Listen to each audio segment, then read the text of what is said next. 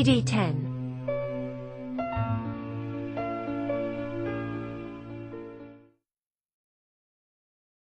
In the summer of 1919, Paris basked in the warm optimism of the Versailles Peace Conference. In the evenings, I helped Hannah undress, peeled off yet another new gossamer gown in pale green, or pink, or white. Teddy was a man who liked his brandy straight and his women pure, while she told me of the places they had visited, the things she had seen. They climbed the Eiffel Tower, strolled the Champs-Élysées, dined in famous restaurants. But it was something more and less that appealed to Hannah. "The sketches, Grace," she said one night as I unwrapped her. "Who'd have thought I so adored sketches?" Sketches, artifacts, people, smells. She was hungry for every new experience. She had years to make up for, years she considered had been wasted, marking time, waiting for her life to begin. There were so many people to speak to, wealthy folk they met in restaurants, politicians fresh from devising the treaty, buskers she encountered on the street. Teddy was not blind to her reactions, her tendency to exaggerate, her inclination toward wild enthusiasm, but he put her high spirits down to youth. It was a condition, enchanting and bewildering in equal parts, which she would outgrow in good time. Not that he wished her to, not then. At that stage he was still enamoured. He promised her a trip to Italy the following year to see Pompeii, the Uffizi, the Colosseum. There was little then he wouldn't promise. For she was a mirror in which he saw himself no longer the son of his father, solid, conventional, dull, but the husband of a charming, unpredictable woman. For her part, Hannah did not speak much of Teddy. He was an adjunct, an accessory whose attendance made possible the adventure she was on. Oh, she liked him well enough. She found him amusing at times, though often when he least intended, well-meaning, and not unpleasant company. His interests were rather less varied than her own, his intellect less keen, but she learned to stroke his ego when required and seek intellectual stimulation elsewhere. And if she wasn't in love, what did it matter? She didn't notice the absence, not then. Who needed love when there was so much else in the offing? One morning, toward the end of the honeymoon, Teddy woke with a migraine. He would have others in the time I knew him. They did not come often, but were severe when they did, the legacy of a childhood illness. He could do little but lie very still in a darkened, silent room and drink small amounts of water.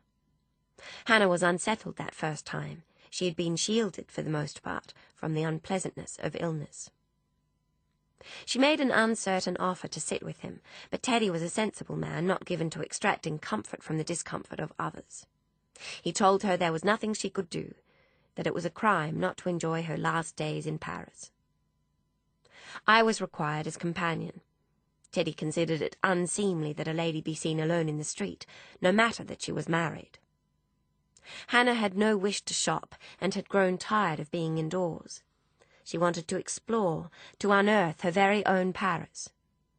We went outside and began to walk. She used no map, just turned in any direction that took her fancy. "Come on, Grace," she said time and again. "Let's see what's down this one." Eventually, we reached an alleyway, darker and thinner than those that had come before. A narrow path between two rows of buildings that leaned together, the tops embracing to enclose those below. Music drifted along the pathway, threading out into the square. There was a smell, vaguely familiar, of something edible, or perhaps something dead. And there was movement, people, voices. Hannah stood at the entrance, deciding, then started down the alley. I had little choice but to follow. It was an artists' community. I know that now. Having lived through the 60s, having visited Haight-Ashbury and Carnaby Street, I can easily identify bohemian dishabille, the trappings of artistic poverty. But at that time it was all new. The only other place I had ever been was Saffron, where there was nothing artful about poverty. We wove down the alley, past little stalls and open doors, sheets strung to create divisions and spaces. smoke drifting up from sticks releasing a dusty, musky smell. A child with huge eyes, limpid gold, peered, expressionless, from between shutters. A man sitting on golden red cushions played a clarinet, though I didn't know its name then, the long black stick with shiny rings and keys. In my mind, I called it the snake. It made music as the man's fingers pressed all over it, music I couldn't place, that made me feel vaguely uncomfortable, seemed somehow to describe intimate things, dangerous things. It was jazz, as it turned out, and I was to hear much more of it before the decade was out. There were tables along the alley, and men sat reading or talking or arguing. They drank coffee and mysterious coloured drinks, liquor, I was sure, from strange bottles. They looked up as we passed, interested, uninterested. It was hard to tell. I tried not to meet their eyes, silently willed Hannah to change her mind, turn around, and lead us back into light and safety. But while my nostrils were filling with unwelcome foreign smoke, my ears with foreign music, Hannah seemed to float.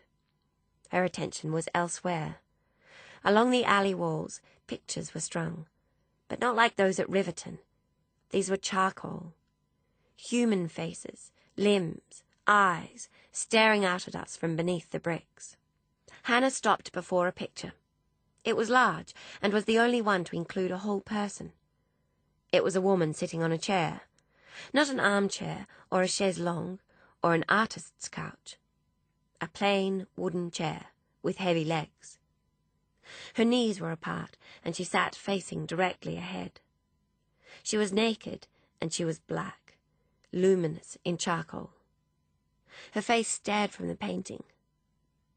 Wide eyes, sharp cheeks, pleated lips.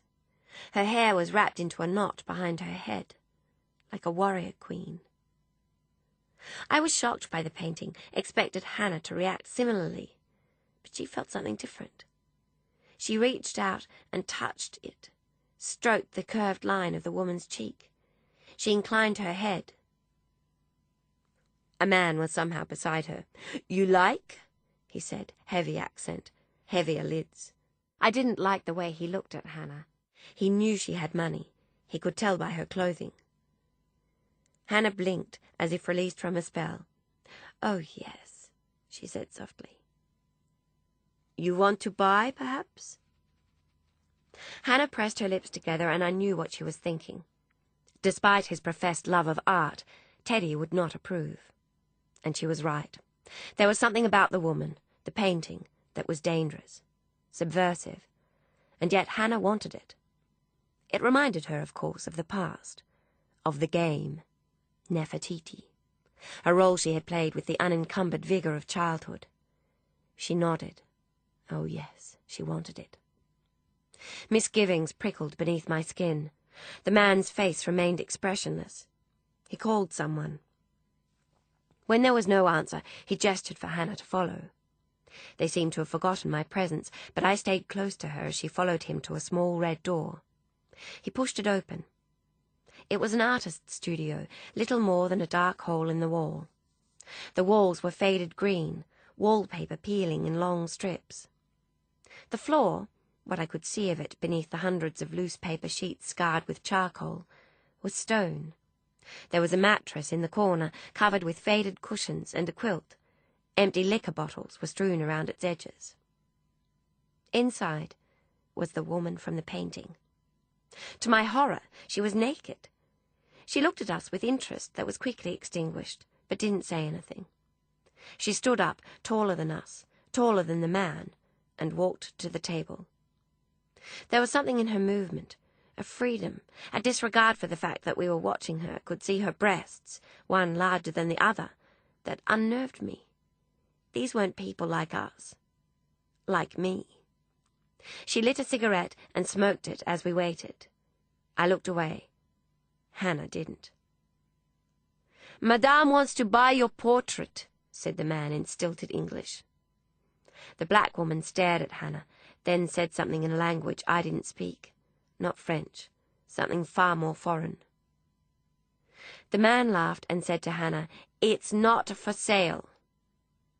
He reached out then and grabbed her chin. Alarm pulsed loudly in my ears. Even Hannah flinched as he held her firmly, turned her head from side to side, then let her go. "Trade only." "Trade?" said Hannah. "Your own image," said the man in his heavy accent. He shrugged. "You take hers, you leave your own." The very thought. A portrait of Hannah, in Lord knew what state of undress, left hanging here in this dismal French alley for all who cared to see. It was unthinkable. "We have to go, ma'am," I said with a firmness that surprised me. "Mr. Luxton, he'll be expecting us." My tone must have surprised Hannah too, for to my relief she nodded. "Yes, you're right, Grace." She walked with me to the door, but as I waited for her to pass through, she turned back to the charcoal man. "Tomorrow," she said faintly. "I'll come back tomorrow." We did not speak on the way back to the car. Hannah walked quickly, her face set.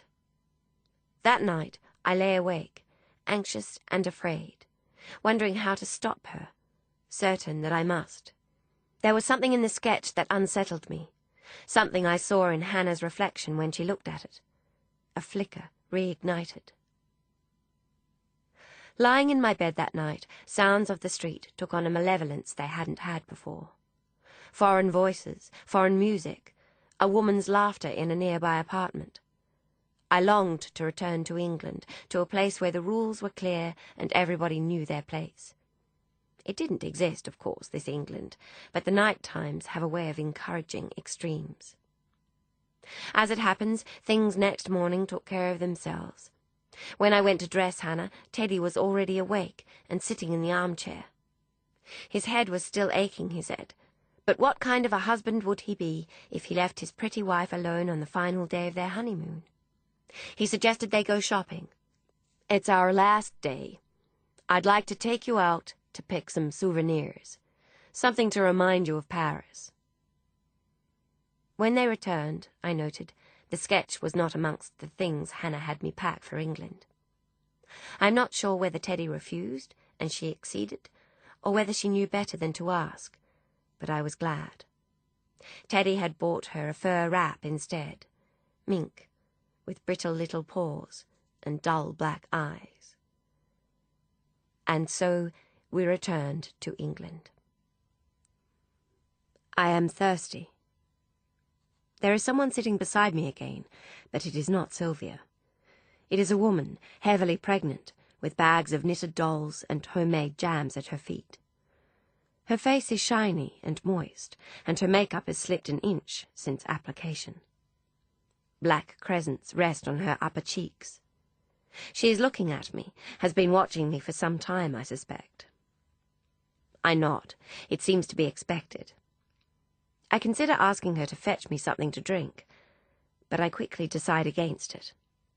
Of the two of us, I think she looks the worse. "Lovely day," she says finally.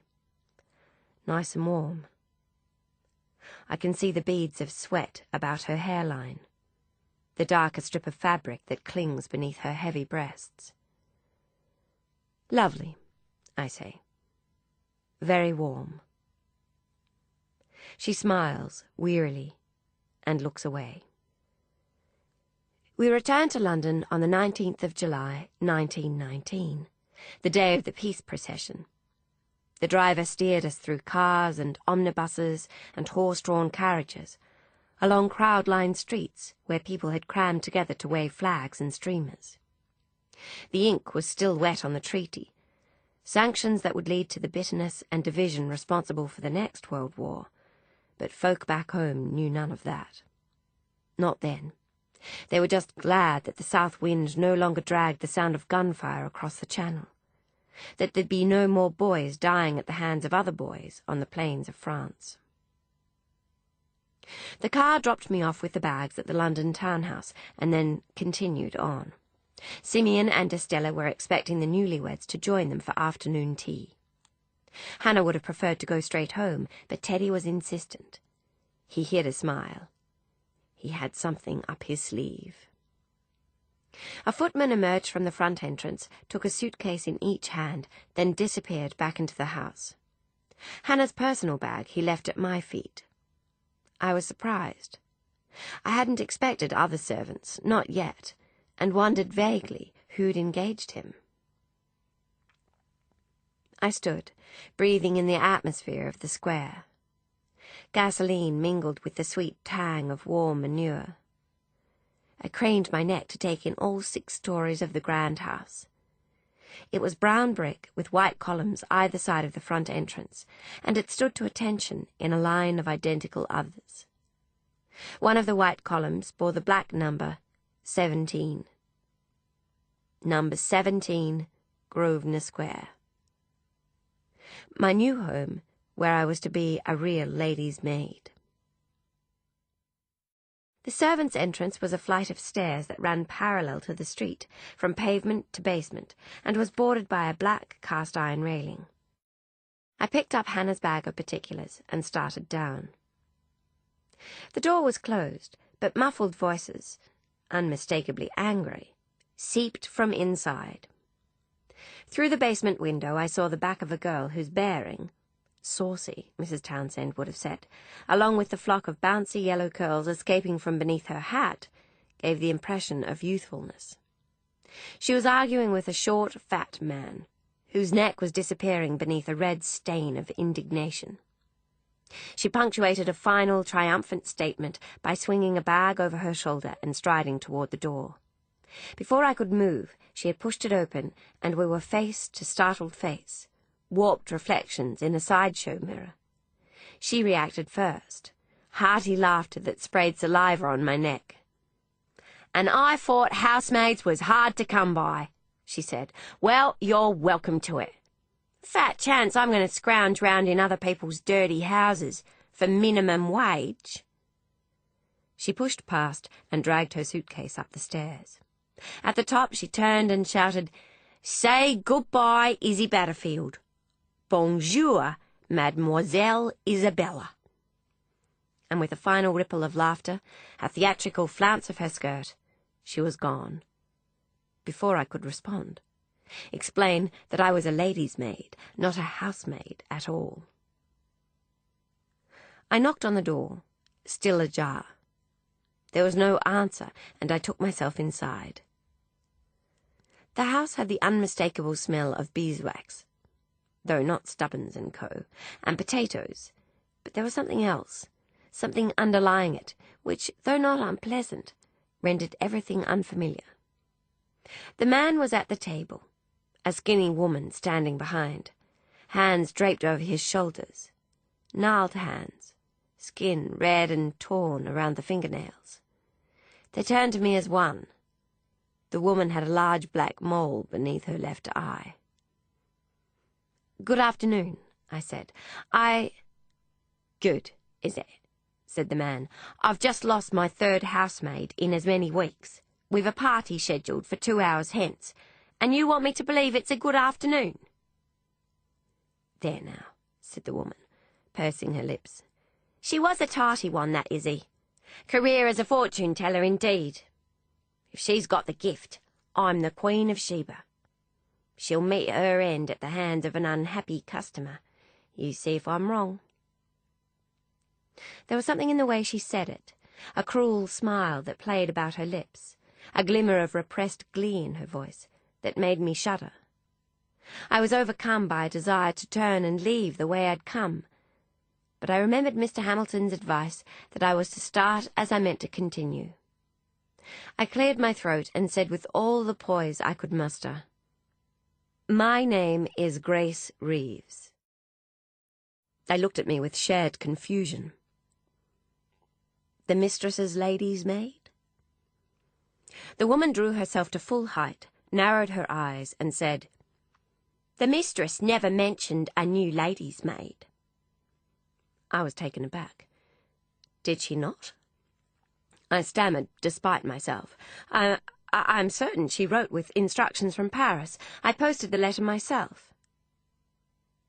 "Paris?" They looked at one another. Then Mr. Boyle seemed to remember something. He nodded several times quickly and shook the woman's hands from his shoulders. "Of course," he said. "We were expecting you. I'm Mr. Boyle, butler here at number 17, and this is Mrs. Tibbet." I nodded, still confused. "Glad to make your acquaintances." Both continued to stare at me in a way that made me wonder if they were one as simple as the other. "I'm rather tired from the journey," I said, enunciating slowly. "Perhaps you would be so kind as to call a housemaid to show me to my room?" Mrs. Tibbet sniffed, so that the skin around her mole quivered, then drew taut. "There are no more housemaids," she said. "Not yet. The mistress, that is, Mrs. Estella Luxton, hasn't been able to find one as will stay put." "Aye," Mr. Boyle said, lips tight, white as his face. "And we've a party scheduled this evening. It'll have to be all hands on deck. Miss Deborah won't stand for imperfection." Miss Deborah? Who is Miss Deborah? I frowned. My mistress, the new Mrs. Luxton, didn't mention a party. "No," Mrs. Tibbet said. "She wouldn't, would she? It's a surprise to welcome Mr. and Mrs. Luxton home from their honeymoon. Miss Deborah and her mother have been planning it for weeks." The party was in full swing by the time Teddy and Hannah's car arrived. Mr. Boyle had given instruction that I was to meet them at the door and show them to the ballroom. It would usually be the butler's duty, he said, but Miss Deborah had given him orders that necessitated his presence elsewhere. I opened the door, and they stepped inside, Teddy beaming, Hannah wary, as might be expected after a visit with Simeon and Estella. "I'd kill for a cup of tea," she said. "Not so soon, darling," said Teddy. He handed me his coat and gave Hannah a rushed kiss on the cheek. She flinched slightly, as she always did. "I've a little surprise first," he said, hurrying away, smiling and rubbing his hands together. Hannah watched him go, then lifted her gaze to take in the entrance hall. Its freshly painted yellow walls, the rather ugly modern chandelier that hung above the stairs, the potted palm trees bent over beneath strings of fairy lights. "Grace," she said, eyebrow cocked, "what on earth is going on?" I shrugged apologetically, was about to explain, when Teddy reappeared and took her arm. "This way, darling," he said, leading her in the direction of the ballroom. The door opened, and Hannah's eyes widened when she saw it was full of people she didn't know. Then a burst of light, and as my gaze swept up toward the glowing chandelier, I sensed movement on the staircase behind. There were appreciative gasps. Halfway down the stairs stood a slim woman with dark hair curled about her tight, bony face. It was not a pretty face, but there was something striking about it, an illusion of beauty I would learn to recognize as a mark of the chronically chic. She was tall and thin, and standing in a way I had not yet seen, hunched forward so that her silk dress seemed almost to fall from her shoulders, drip down her curved spine. The posture was at once masterful and effortless, nonchalant and contrived. Draped across her arms was a pale fur I took at first for a warmer, until it yapped, and I realized she held a tiny, fluffy dog, as white as Mrs. Townsend's best apron. I didn't recognize the woman, but I knew at once who she must be. She paused momentarily before gliding down the final stairs and across the floor, the sea of guests parting as if by choreography. "Deb," Teddy said when she was near, a broad smile dimpling his easy, handsome face. He took her hands, leaned forward to kiss a proffered cheek. The woman stretched her lips into a smile. "Welcome home, Tiddles." Her words were breezy, her New York accent flat and loud. She had a way of speaking that eschewed intonation. It was a leveller, making the ordinary seem extraordinary, and vice versa. What a fabulous house, and I've assembled some of London's brightest young things to help you warm it." She waved her long fingers at a well-dressed woman whose eye she caught over Hannah's shoulder. "Are you surprised, darling?" Teddy said, turning to Hannah. "Mother and I cooked it up between us, and darling Deb just lives to organize parties." "Surprised," said Hannah, her eyes briefly finding mine. "That doesn't begin to describe it." Deborah smiled, that wolfish smile, so particularly hers, and laid a hand on Hannah's wrist. A long, pale hand that gave the impression of wax gone cold. "We meet at last," she said. "I just know we're going to be the best of friends." 1920 started badly. Teddy had lost the election. It was not his fault. The timing was wrong. The situation was misread, mishandled. It was the fault of the working classes and their nasty little newspaper presses. Filthy campaigns waged against their betters. They were trumped up after the war. They expected too much. They would become like the Irish if they were not careful, or the Russians. Never matter. There would be another opportunity. They'd find him a safer seat. This time next year, Simeon promised, if he dropped the foolish ideas that confused Conservative voters, Teddy would be in Parliament. Estella thought Hannah should have a baby. It would be good for Teddy, good for his constituents to see him as a family man. They were married, she was fond of saying, and sooner or later in every marriage a man came to expect an heir. Teddy went to work with his father. Everybody agreed it was for the best. After the election defeat, he had taken on the look of someone who'd survived a trauma, a shock, like Alfred used to look, back in the days straight after the war. Men like Teddy were not used to losing, but it wasn't the Luxton way to mope. Teddy's parents began spending a lot of time at number 17, where Simeon told frequent stories about his own father, the journey to the top not being one for weaklings and failures. Teddy and Hannah's trip to Italy was postponed. It didn't look good for Teddy to be fleeing the country, Simeon said. The impression of success breeds success. Besides, Pompeii wasn't going anywhere. Meanwhile, I was doing my best to settle into London life. My new duties I learned quickly. Mr. Hamilton had given me countless briefings before I left Riverton, from straightforward responsibilities like maintaining Hannah's wardrobe to the more particular, like maintaining her good character. And in these, I felt assured. In my new domestic sphere, however, I was at sea, cast adrift on a lonely sea of unfamiliarity. For if they weren't exactly perfidious, Mrs. Tibbet and Mr. Boyle were certainly not straightforward. They had a way of being together, an intense and apparent pleasure in each other's company, which was utterly excluding. Moreover, Mrs. Tibbet in particular seemed to derive great comfort from such exclusion. Hers was a happiness fed by the discontent of others, and when such was not forthcoming, she felt no compunction in manufacturing misfortune for some unwitting soul.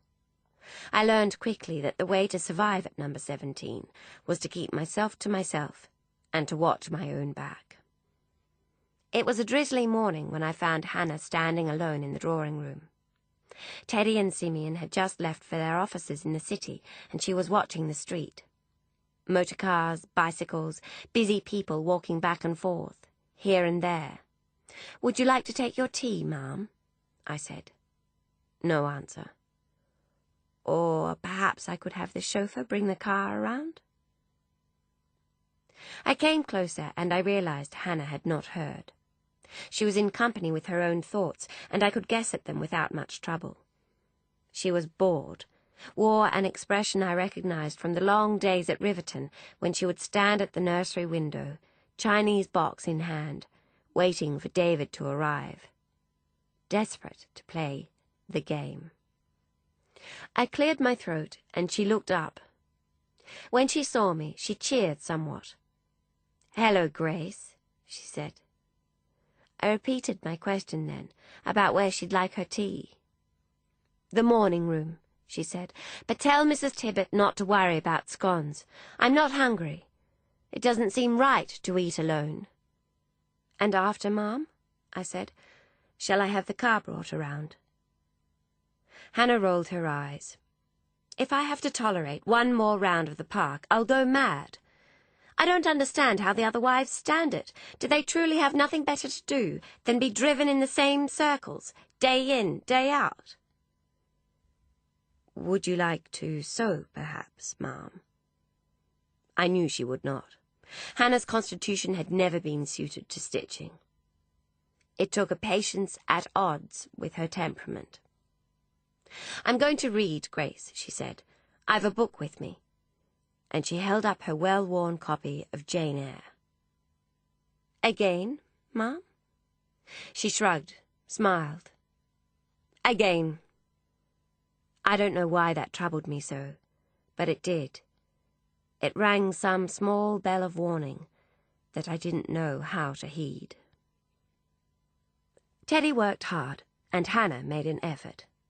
She attended his parties, made chit-chat with the wives of business associates and the mothers of politicians. The talk amongst the men was always the same, of money, business, the threat of the underclasses. Simeon, like all men of his type, was profoundly suspicious of those he termed bohemians. Teddy, despite his best intentions, was falling into line. Hannah would have preferred to talk real politics with the men. Sometimes, when she and Teddy had retired for the night to their adjoining suites and I was brushing out her hair, Hannah would ask him what so-and-so had said about the declaration of martial law in Ireland, and Teddy would look at her with weary amusement and tell her not to worry her pretty head. That's what he was for. "But I want to know," Hannah would say. "I'm interested." And Teddy would shake his head. "Politics is a man's game." "Let me play," Hannah would say. "You are playing," he would answer. "We're on a team, you and I. It's your job to look after the wives." "But it's boring.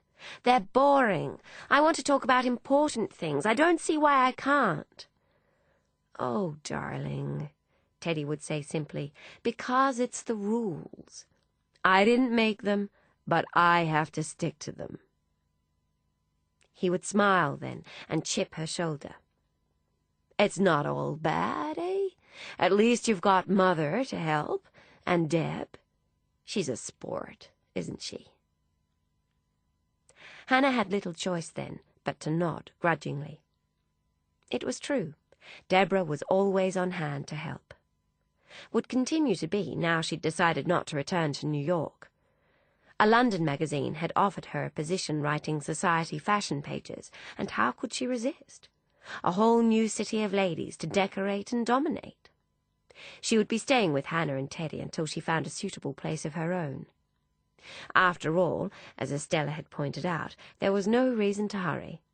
Number 17 was a large home with plenty of rooms to spare, especially while there were no children.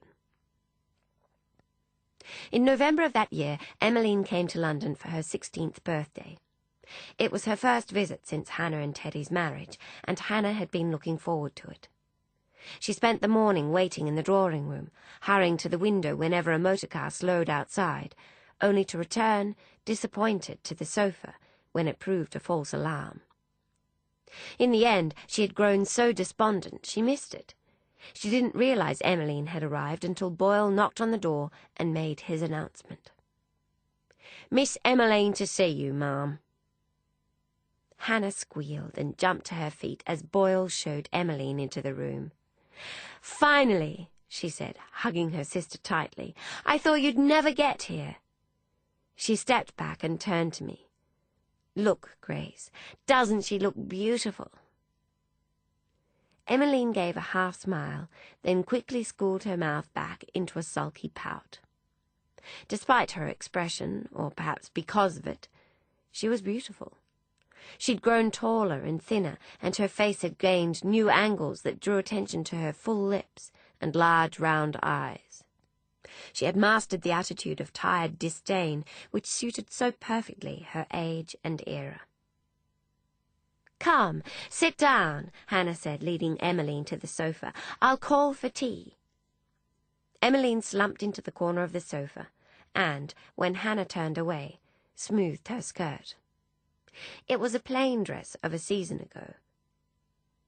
Someone had attempted to refashion it into the newer, looser style, but it still wore the telltale marks of its original architecture. When Hannah turned back from the service bell, Emmeline stopped fussing and cast an exaggeratedly nonchalant gaze round the room. Hannah laughed. "Oh, it's the latest thing. Elsie de Wolfe chose everything. It's hideous, isn't it?" Emmeline raised her eyebrows and nodded slowly. Hannah sat next to Emmeline. "It's so good to see you," she said. "We can do anything you like this week. Tea and walnut cake at Gunter's. We can see a show." Emmeline shrugged, but her fingers, I could see, were working again at her skirt. "We could visit the museum," said Hannah, "or take a look at Selfridge's." She hesitated. Emmeline was nodding half-heartedly. Hannah laughed uncertainly. "Listen to me going on," she said. "You've only just got here, and I'm already planning the week. I've hardly let you get a word in. Haven't even asked you how you are." Emmeline looked at Hannah. "I like your dress," she said finally, then tightened her lips as if she'd broken some resolution. It was Hannah's turn to shrug. "Oh, I've a wardrobe full of them," she said. "Teddy brings them home when he's been abroad. He believes a new dress makes up for missing the trip itself. Why would a woman go abroad except to buy dresses? So I've a wardrobe full, and nowhere to—" She caught herself, realizing, and bit back a smile. "Far too many dresses for me ever to wear." She eyed Emmeline casually. "I don't suppose you'd like to take a look? See if there's anything you'd like? You'd be doing me a favour, helping me to clear some space." Emmeline looked up quickly, unable to mask her excitement. "I suppose I could, if it would be a help." Hannah let Emmeline add 10 Parisian dresses to her luggage, and I was set to making better alterations to the clothing she had brought with her. I suffered a wave of homesickness for Riverton as I unpicked Nancy's perfunctory stitches. I hoped she wouldn't take my revisions as personal affronts. Things between the sisters improved after that. Emmeline's slump of disaffection vanished, and by the end of the week things were much as they'd always been. They'd relaxed back into an easy friendship, each as relieved as the other by the return to the status quo. I was relieved as well. Hannah had been entirely too glum of late. I hoped the elevation of spirits would outlast the visit. On Emmeline's final day, she and Hannah sat either end of the morning-room sofa, waiting for the car from Riverton. Deborah, on her way to an editorial meeting, was at the writing desk, back turned, sketching a hurried note of condolence for a bereaved friend. Emmeline reclined luxuriously and gave a wistful little sigh. "I could take tea at Gunter's every day and never grow tired of walnut cake." "You would once you lost that slim little waist," said Deborah, dragging her scratchy pen nib across the writing paper. "A minute on the lips and all that." Emmeline fluttered her eyelids at Hannah, who tried not to laugh. "Are you sure you don't want me to stay?" said Emmeline. "It really would be no trouble." "I doubt Pa would agree." "Pooh," said Emmeline. "He wouldn't care a whit." She inclined her head. "I could live quite comfortably in the coat closet, you know. You wouldn't even know I was here." Hannah appeared to give this due consideration. "You'll be quite bored without me, you know," said Emmeline. "I know," said Hannah, swooning. "How will I ever find things to sustain me?" Emmeline laughed and tossed a cushion at Hannah. Hannah caught it and sat straightening the tassels for a moment. Eyes still on the cushion, she said, "About Pa, Emmy. How is he?" Her strained relations with Pa, I knew, were a constant source of regret for Hannah.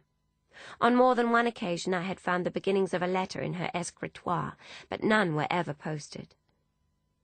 "He's Pa," said Emmeline, shrugging. "Same as always." "Oh," said Hannah disconsolately. "Good. I hadn't heard from him." "No," said Emmeline, yawning. "Well, you know what Pa's like once he sets his mind." "Yes," said Hannah.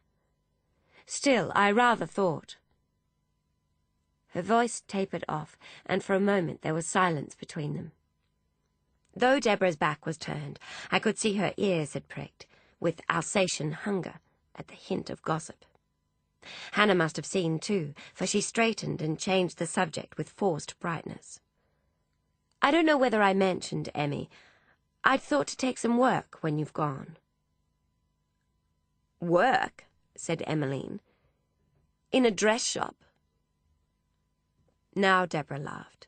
She sealed her envelope and swung around on her chair. She stopped laughing when she saw Hannah's face. "You're serious?" "Oh, Hannah's usually serious," said Emmeline. "When we were on Oxford Street the other day," said Hannah to Emmeline, "and you were having your hair done, I saw a small press, Blaxland's, with a sign in the window. They were looking for editors." She raised her shoulders. "I love to read. I'm interested in politics. My grammar and spelling are better than average." "But don't be ridiculous, darling," said Deborah, handing her letter to me. "See, it makes this morning's mail." She turned to Hannah. "They'll never take you." "They already have," said Hannah. "I applied on the spot. The owner said he needed somebody urgently." Deborah inhaled sharply, schooled her lips into a dilute smile. "But surely you must see it's out of the question." "What question?" said Emmeline, feigning earnestness. "The question of rightness," said Deborah. "I didn't realize there was a question of rightness," said Emmeline. She started to laugh. "What's the answer?" Deborah inhaled, her nostrils sucking together. "Blaxland's," she said thinly to Hannah. "Aren't they the publishers responsible for all those nasty little red pamphlets the soldiers are handing out on street corners?" Her eyes narrowed. "My brother would have a fit." "I don't think so," said Hannah. "Teddy's often expressed sympathy for the unemployed." Deborah's eyes flashed wider. The surprise of a predator interested briefly by its prey. "You've misheard, darling," she said. "Tiddles knows better than to alienate his future constituents. Besides—" She stood triumphantly before the hearth mirror, stabbed a pin into her hat. "Sympathy or not, I don't imagine he'd be too pleased to learn you'd joined forces with the very people who printed those filthy articles that lost him the election." Hannah's face fell. She hadn't realized. She glanced at Emmeline, who shrugged her shoulders, sympathetically. Deborah, observing their reactions in the mirror, swallowed a smile and turned to face Hannah, tut-tutting disappointedly. "Darling, how dreadfully disloyal." Hannah exhaled slowly. Deborah shook her head. "It'll kill poor old Tiddles when he finds out. Kill him." "Then don't tell him," said Hannah. "You know me. I'm the soul of discretion," she said. "But you're forgetting the hundreds of other people without my scruples. They'll be only too happy to report back when they see your name, his name, on that propaganda." "I'll tell them I can't take the position," said Hannah quietly. She set the cushion aside. "But I intend to look for something else, something more suitable." "Dearest child," said Deborah, laughing. "Put it out of your mind. There are no suitable jobs for you. I mean, how would it look? Teddy's wife working. What would people say?" "You work," said Emmeline, slyly lowering her eyelids. "Oh, but that's different, darling," said Deborah without skipping a beat. "I haven't met my Teddy yet. I'd give it all up in a flash for the right man." "I need to do something," said Hannah, "something other than sitting around here all day waiting to see if anyone calls." "Well, of course," said Deborah, scooping her purse from the writing desk. "No one likes to be idle." She arched an eyebrow. "Though I'd have thought there was a lot more to do around here than sit and wait. A household doesn't run itself, you know." "No," said Hannah, "and I would happily take over some of the running." "Best stick to things you do well," said Deborah, slinking toward the door. "That's what I always say." She paused, holding the door open, then turned, a slow smile spreading across her face. "I know," she said. "It's a wonder I didn't think of it earlier." She pursed her lips. "I'll have a word to Mother. You can join her conservative ladies group. They've been looking for volunteers for the upcoming gala. You can help write place cards and paint decorations. Explore your artistic side." Hannah and Emmeline exchanged a glance as Boyle came to the door. "The car is here for Miss Emmeline," he said. "Can I call you a taxi, Miss Deborah?" "Don't bother yourself, Boyle," said Deborah chirpily. "I feel like some fresh air." Boyle nodded and left to supervise the stowing of Emmeline's bags in the motor car. "What a stroke of genius," Deborah said, smiling broadly at Hannah. "Teddy will be so pleased. You and Mother are spending all that time together." She inclined her head and lowered her voice. "And this way, he'll never need know about that other unfortunate business." Down the rabbit hole. I won't wait for Sylvia. I am done waiting. I will find my own cup of tea. A loud, tinny, thumping music comes from the speakers on the makeshift stage, and a group of 6 young girls are dancing. They are dressed in black and red lycra, little more than swimsuits, and black boots that come all the way to their knees. The heels are high, and I wonder how they manage to dance in them at all. Then I remember the dances of my youth. The Hammersmith Palladian, the original Dixieland Jazz Band, Emmeline doing the Charleston. I claw my fingers around the armrest, lean so that my elbow digs into my ribs, and push myself upwards, hugging the rail. I hover for a moment, then transfer my weight to my cane, wait for the landscape to stop still. Blessed heat. I poke my cane gingerly at the ground. The recent rain has left it soft, and I am wary of becoming bogged. I use the indentations made by other people's footsteps. It is a slow process, but I go surely. Hear your future. Read your palm. I cannot abide fortune-tellers. I was once told I had a short lifeline, did not properly shake the vague sense of foreboding until I was midway through my 60s. I pick my way onwards, will not look. I am resigned to my future. It is the past that troubles. Hannah saw the fortune-teller in early 1921. It was a Wednesday morning. Hannah's at-homes were always Wednesday mornings.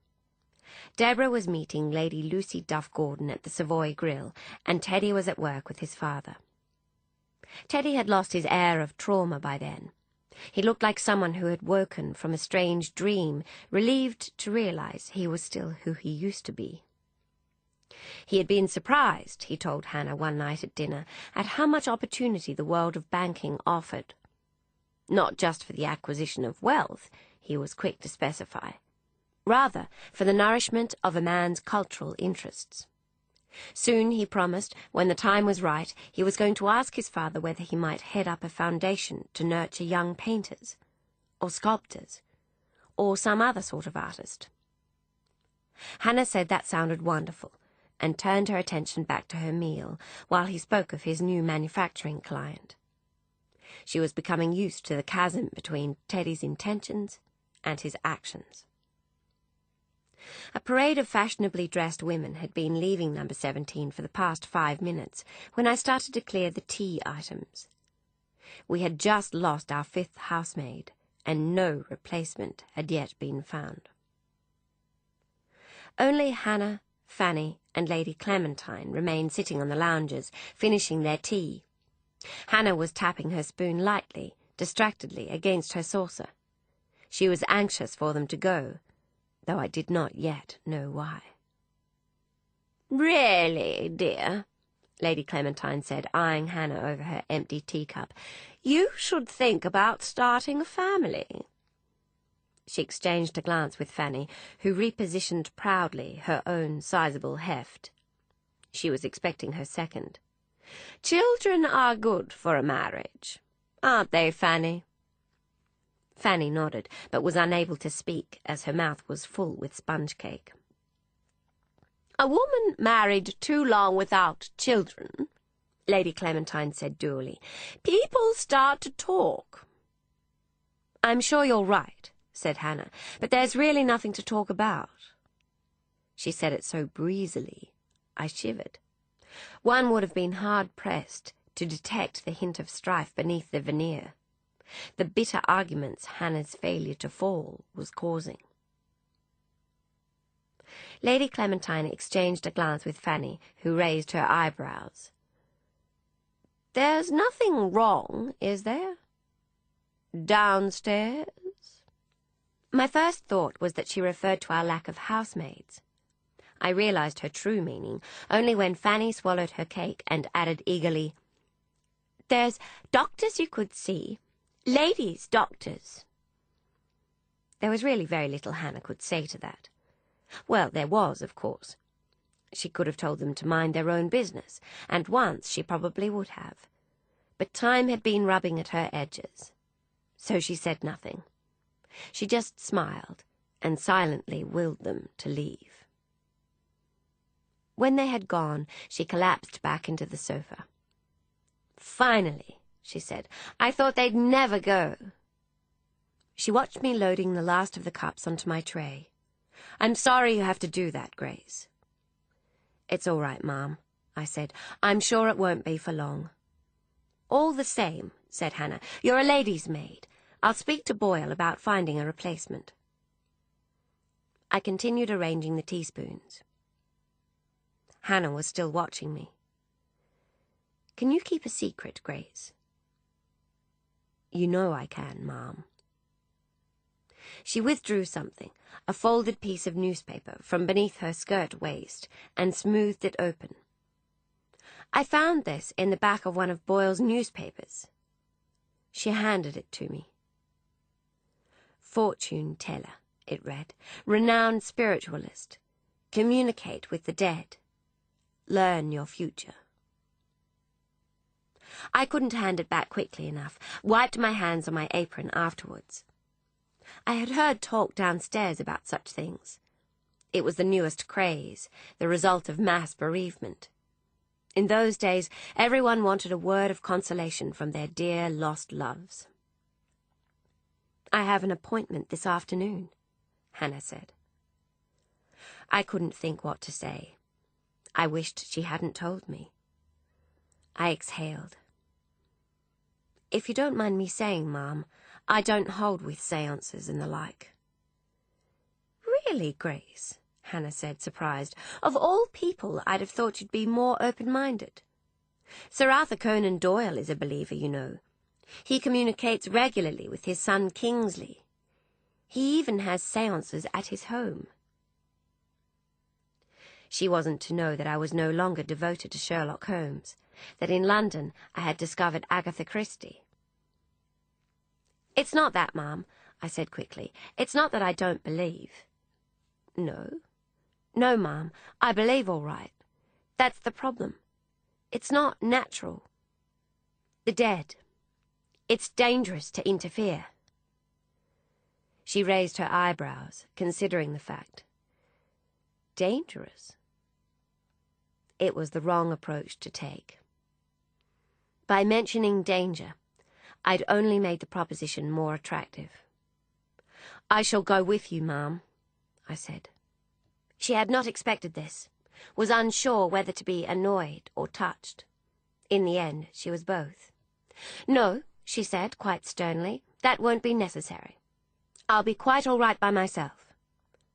Then her voice softened. "It's your afternoon off, isn't it? Surely you have something lovely planned, something preferable to accompanying me." I didn't answer. The plans I had were secret. After numerous letters backwards and forwards, Alfred had finally suggested he visit me in London. The months away from Riverton had left me lonelier than I'd expected.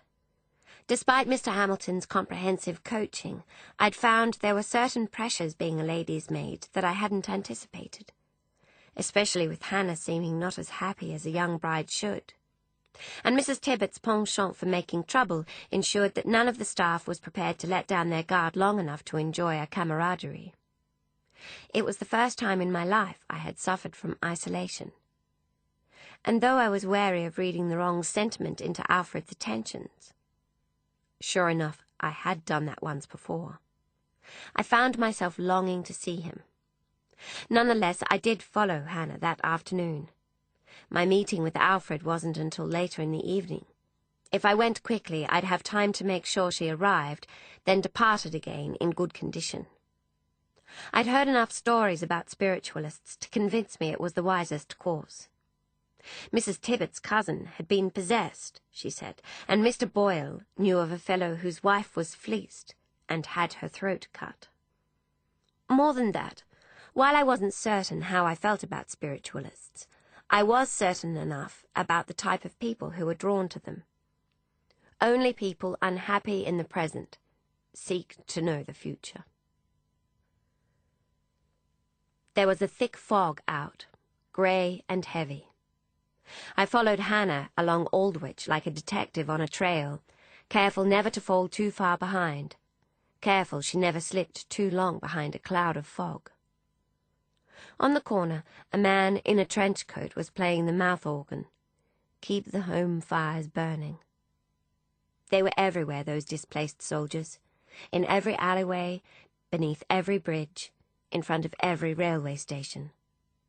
Hannah fossicked in her purse for a coin and dropped it in the man's cup before continuing on her way. We turned into Keene Street, and Hannah stopped in front of an elegant Edwardian villa. It looked respectable enough, but as Mother was fond of saying, appearances could be deceptive. I watched as she checked the advertisement again and pressed a finger to the numbered doorbell. The door opened quickly, and, without a glance behind, she disappeared inside. I stood out front, wondering which level she was being led to. The third, I felt sure. There was something about the lamp glow that yellowed the frilled edges of the drawn curtains. I sat and waited near a one-legged man selling tin monkeys that ran up and down a piece of twine. I waited over an hour. By the time she reappeared, the cement step on which I sat had frozen my legs, and I was unable to stand quickly enough. I crouched, praying she wouldn't see me. She didn't. She wasn't looking. She was standing on the top step in a daze. Her expression was blank, startled even, and she seemed glued to the spot. My first thought was that the spiritualist had put a hex on her, held up one of those fob watches they showed in photographs, and hypnotized her. My foot was all pins and needles, so I couldn't rush over. I was about to call out when she took a deep breath, shook herself, and started off quickly in the direction of home. I was late meeting Alfred that foggy evening, not by much, but enough that he looked worried before he saw me, hurt when he did. Grace. We greeted each other clumsily. He held out his hand to take mine at the same time I reached for his. There was a clumsy moment where wrist hit against wrist, and he grabbed my elbow by mistake. I smiled nervously, reclaimed my own hand, and tucked it under my scarf. "Sorry I'm late, Alfred," I said. "I was running an errand for the mistress." "Doesn't she know it's your afternoon off?" said Alfred. He was taller than I'd remembered, and his face more lined, but still I thought him very nice to look at. "Yes, but you should have told her what she could do with her errand." His scorn did not surprise me. Alfred's frustrations with service were growing. In his letters from Riverton, distance had exposed something I hadn't seen before. There was a thread of dissatisfaction that ran through his descriptions of his daily life. And lately his inquiries about London, reportage of Riverton, were peppered with quotes from books he'd been reading about classes and workers and trade unions. "You're not a slave," he said. "You could have told her no." "I know. I didn't think it would. The errand took longer than I thought." "Oh, well," he said, face softening so that he looked like himself again. "Not your fault.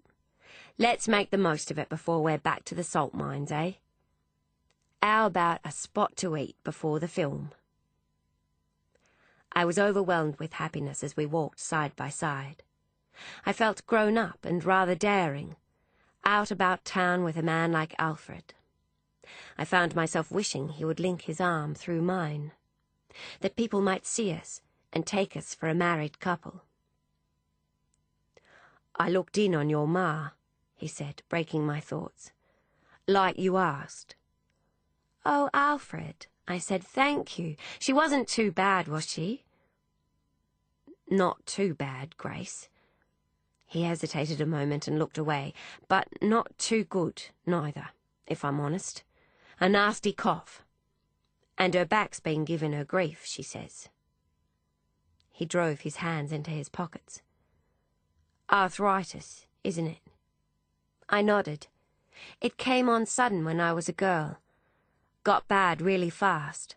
Winter's the worst." "I had an aunt the same. Turned her old before her time." He shook his head. "Rotten luck." We walked in silence away.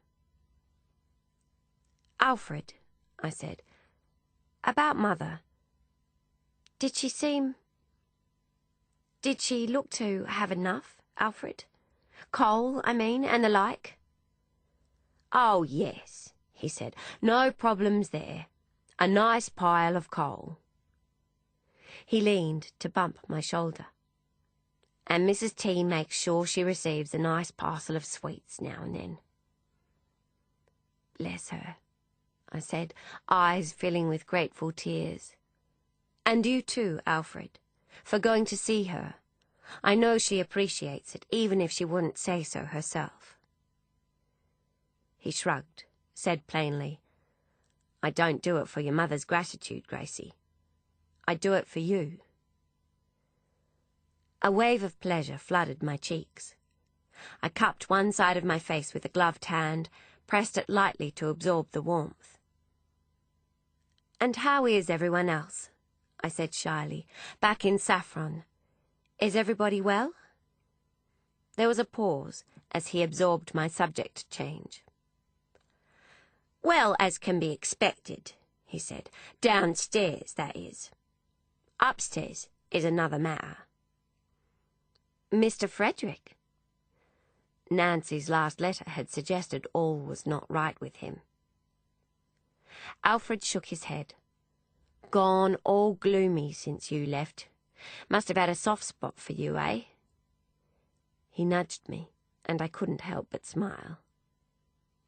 "He misses Hannah," I said. Not that he'd admit it. "She's as bad." I told him about the aborted letters I'd found. Draft after draft cast aside, but never sent. He whistled and shook his head. "And they say we're supposed to learn from our betters. Ask me, they could learn a thing or two from us." I continued walking, wondering at Mr. Frederick's malaise. Do you think if he and Hannah were to make it up between them? Alfred shrugged. Don't know if it's that simple, to be honest. Oh, he misses Hannah, all right, no doubt about that, but there's more to it than that. I looked at him. It's his motor cars, too. It's like he's got no purpose now the factory's gone. He spends all his time wandering the estate. He takes his gun and says he's looking for poachers. Dudley says it's all in his mind, that there are no poachers really. But still, he goes on looking. He squinted into the fog. I can understand that well enough. A man needs to feel utilised. Is Emmeline any consolation? He shrugged, turning into quite a little miss, if you ask me. She's got the run of the place with the master as he is. He doesn't seem to mind what she does. Barely notices she's there most times. He kicked a small stone and watched as it bounced along, disappeared into the gutter. No, it's not the same place anymore. Not since you left. I was savouring this comment when he said, "Oh," and dipped his hand into his pocket. "Speaking of Riverton, you'll never guess who I just saw, just now when I was waiting for you." "Who?" "Miss Starling. Lucy Starling. Mr. Frederick's secretary, as was." A prickle of envy. His familiar use of her first name. Lucy. A slippery, mysterious name that rustled like silk. Miss Starling? Here in London? Lives here now, she says. A flat on Hartley Street, just round the corner. But what's she doing here? Working. After Mr. Frederick's factory closed down, she had to find another job, and there's lots more of those in London. He handed me a piece of paper. White, warm, the corner folded where it had lain against the inside of his pocket. I took down her address, told her I'd give it to you. He looked at me, smiled in a way that made my cheeks red all over again.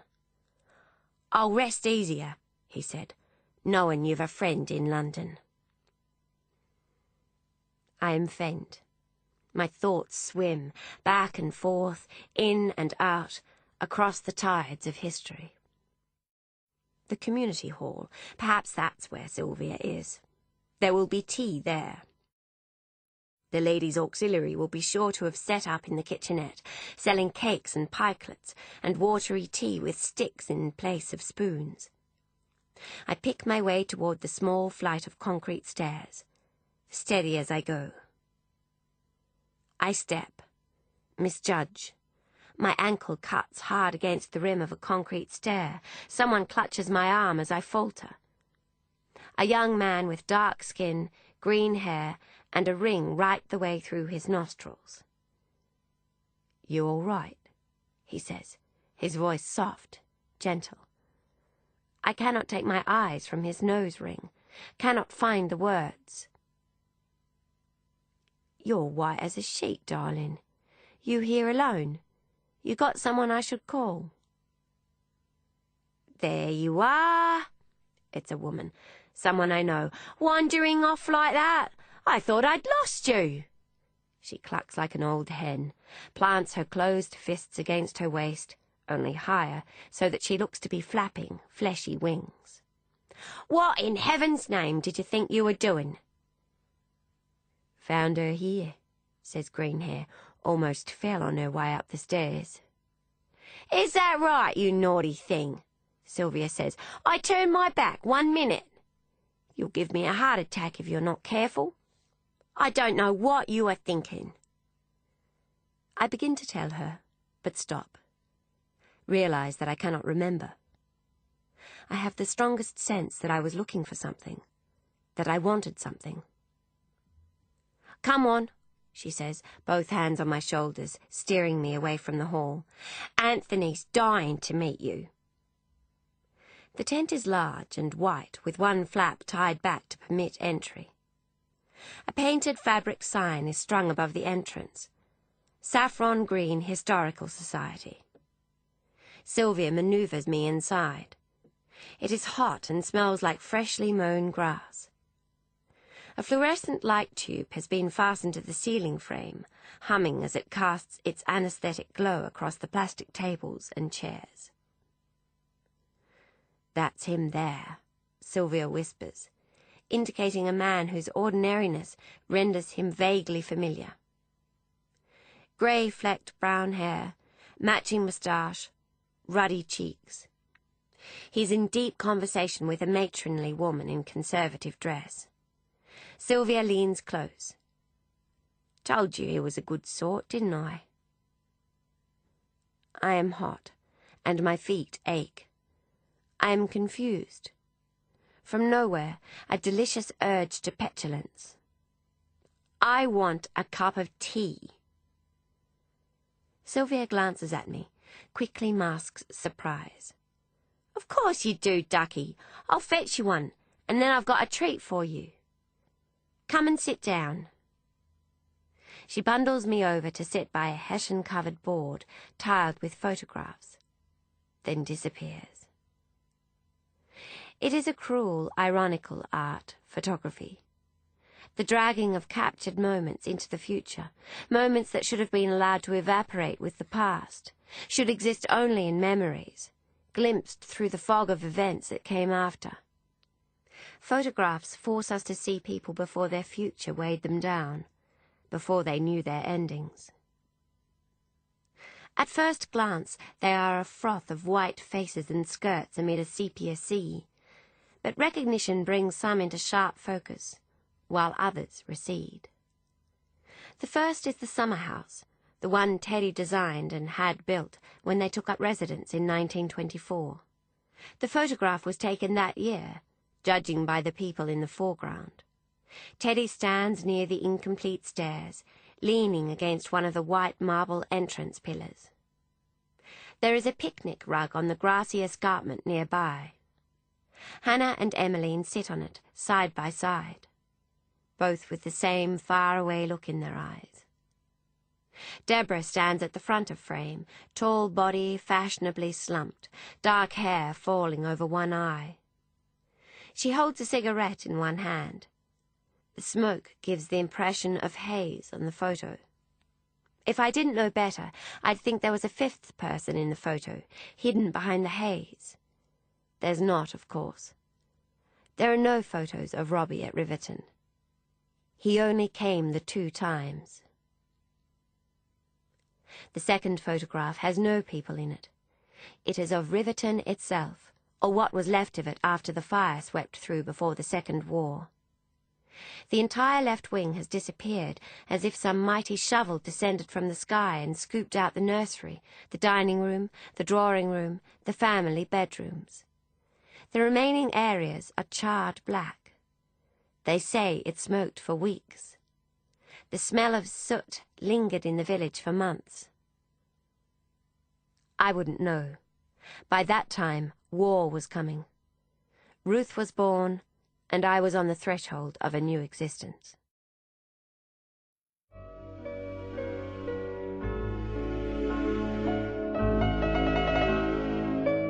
This is the end of CD 10. The book continues on CD 11.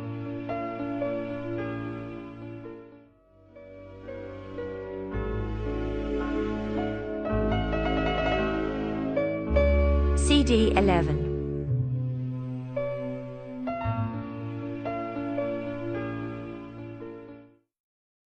The third photograph I have avoided recognizing, avoided assigning its place in history. The people I identify easily, the fact that they are dressed for a party.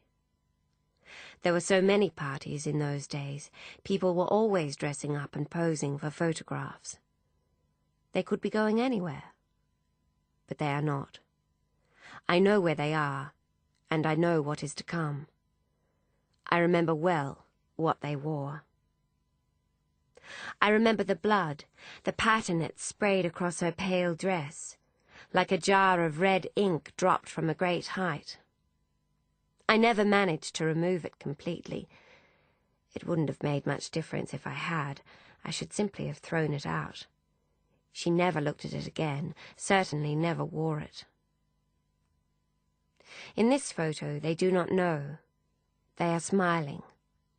Hannah and Emmeline and Teddy, smiling at the camera. It is before. I look at Hannah's face, searching for some hint, some knowledge of impending doom. I don't find it, of course. If anything, it is anticipation I see in her eyes, though perhaps I only imagine it because I know it was there. There is someone behind me, a woman. She leans across to look at the same photograph. "Priceless, aren't they?" she says. "All those silly outfits they used to wear. A different world." Only I perceive the shadow across their faces. Knowledge of what's to come spreads cold across my skin. No, it is not knowledge I feel.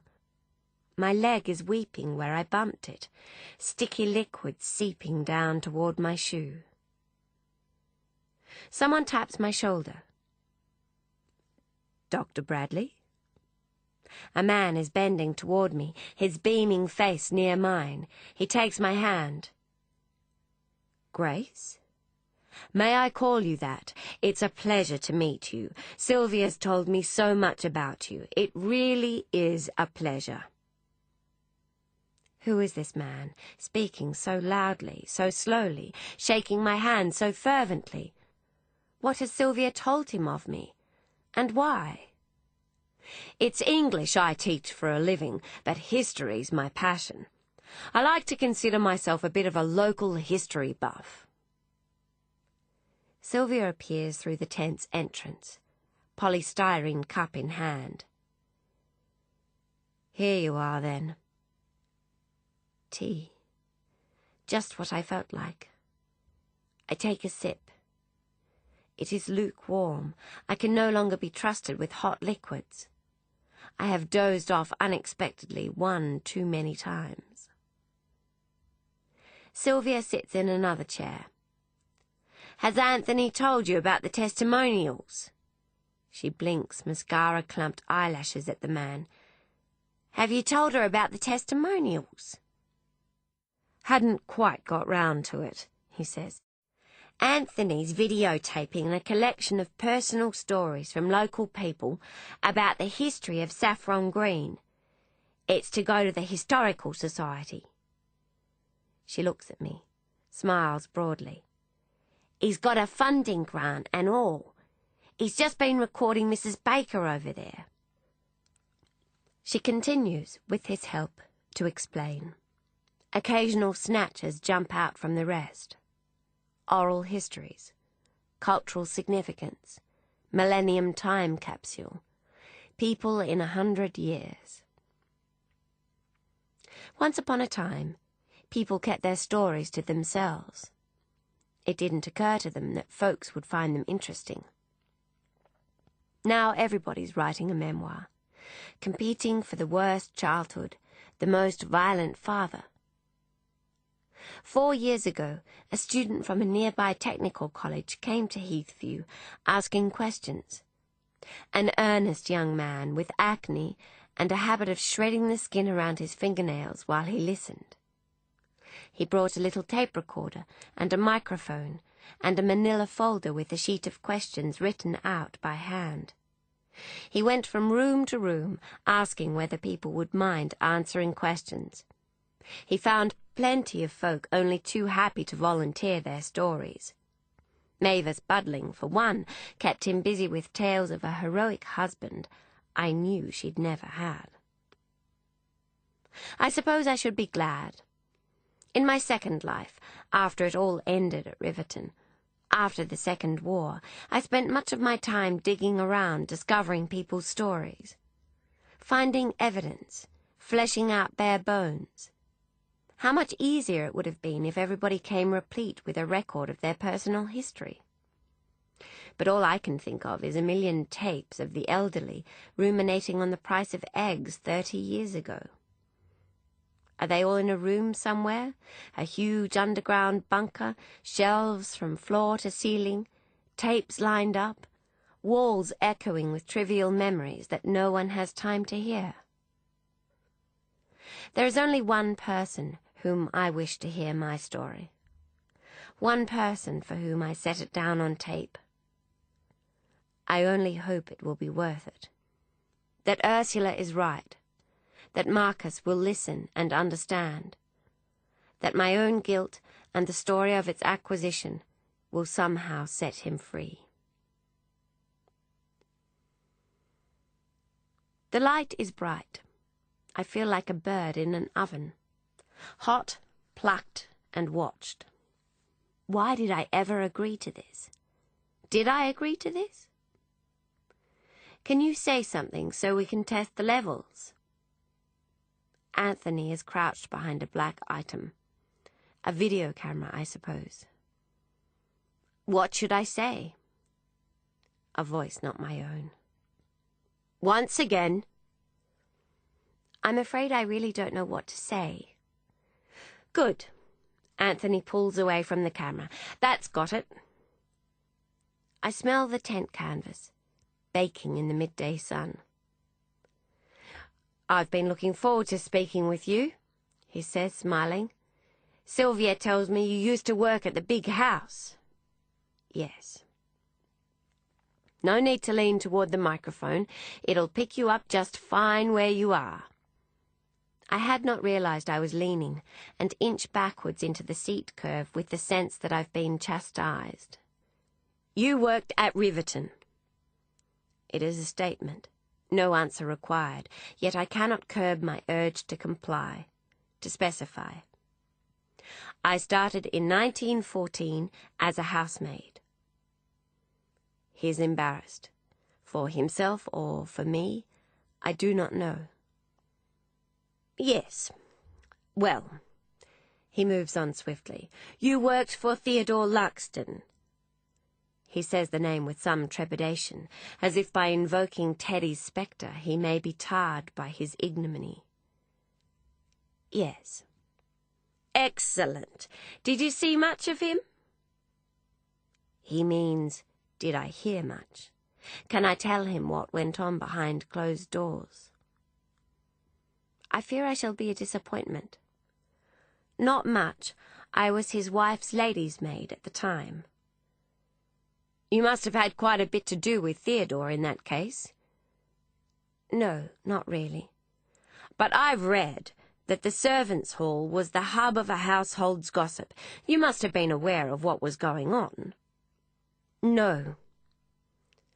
A lot of it came out later, of course. I read about it, along with everybody else, in the newspapers. Visits to Germany, meetings with Hitler. I never believed the worst charges. They were guilty of little more than an admiration for Hitler's galvanization of the working classes, his ability to grow industry. Never mind that it was off the backs of slave labor. Few people knew that then. History was yet to prove him a madman. The meeting in 1936 with the German ambassador?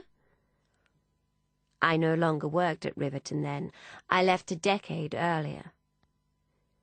He stops. He is disappointed, as I knew he would be. His line of questioning has been unfairly cut. Then some of his excitement is restored. 1926? 1925. Then you must have been there when that fellow, that poet, what's his name, killed himself. The light is making me warm. I am tired. My heart flutters a little, or something inside my heart flutters. An artery worn so thin that a flap has come loose, is waving about, lost in the current of my blood. Yes, I hear myself say. It is some consolation. All right. We can talk about that instead? I can hear my heart now. It is pumping wetly, reluctantly. Grace? She's very pale. My head is light, so very tired. Dr. Bradley? Grace! Grace! Whooshing like wind through a tunnel, an angry wind that drags behind it a summer storm, rushing toward me, faster and faster. It is my past, and it is coming for me. It is everywhere, in my ears, behind my eyes, pushing my ribs. Call a doctor, someone call an ambulance. Release. Disintegration. A million tiny particles falling through the funnel of time. Grace? She's all right. You'll be all right, Grace. You hear? Horses' hooves on cobble roads. Motor cars with foreign names. Delivery boys on bicycles. Nannies parading perambulators.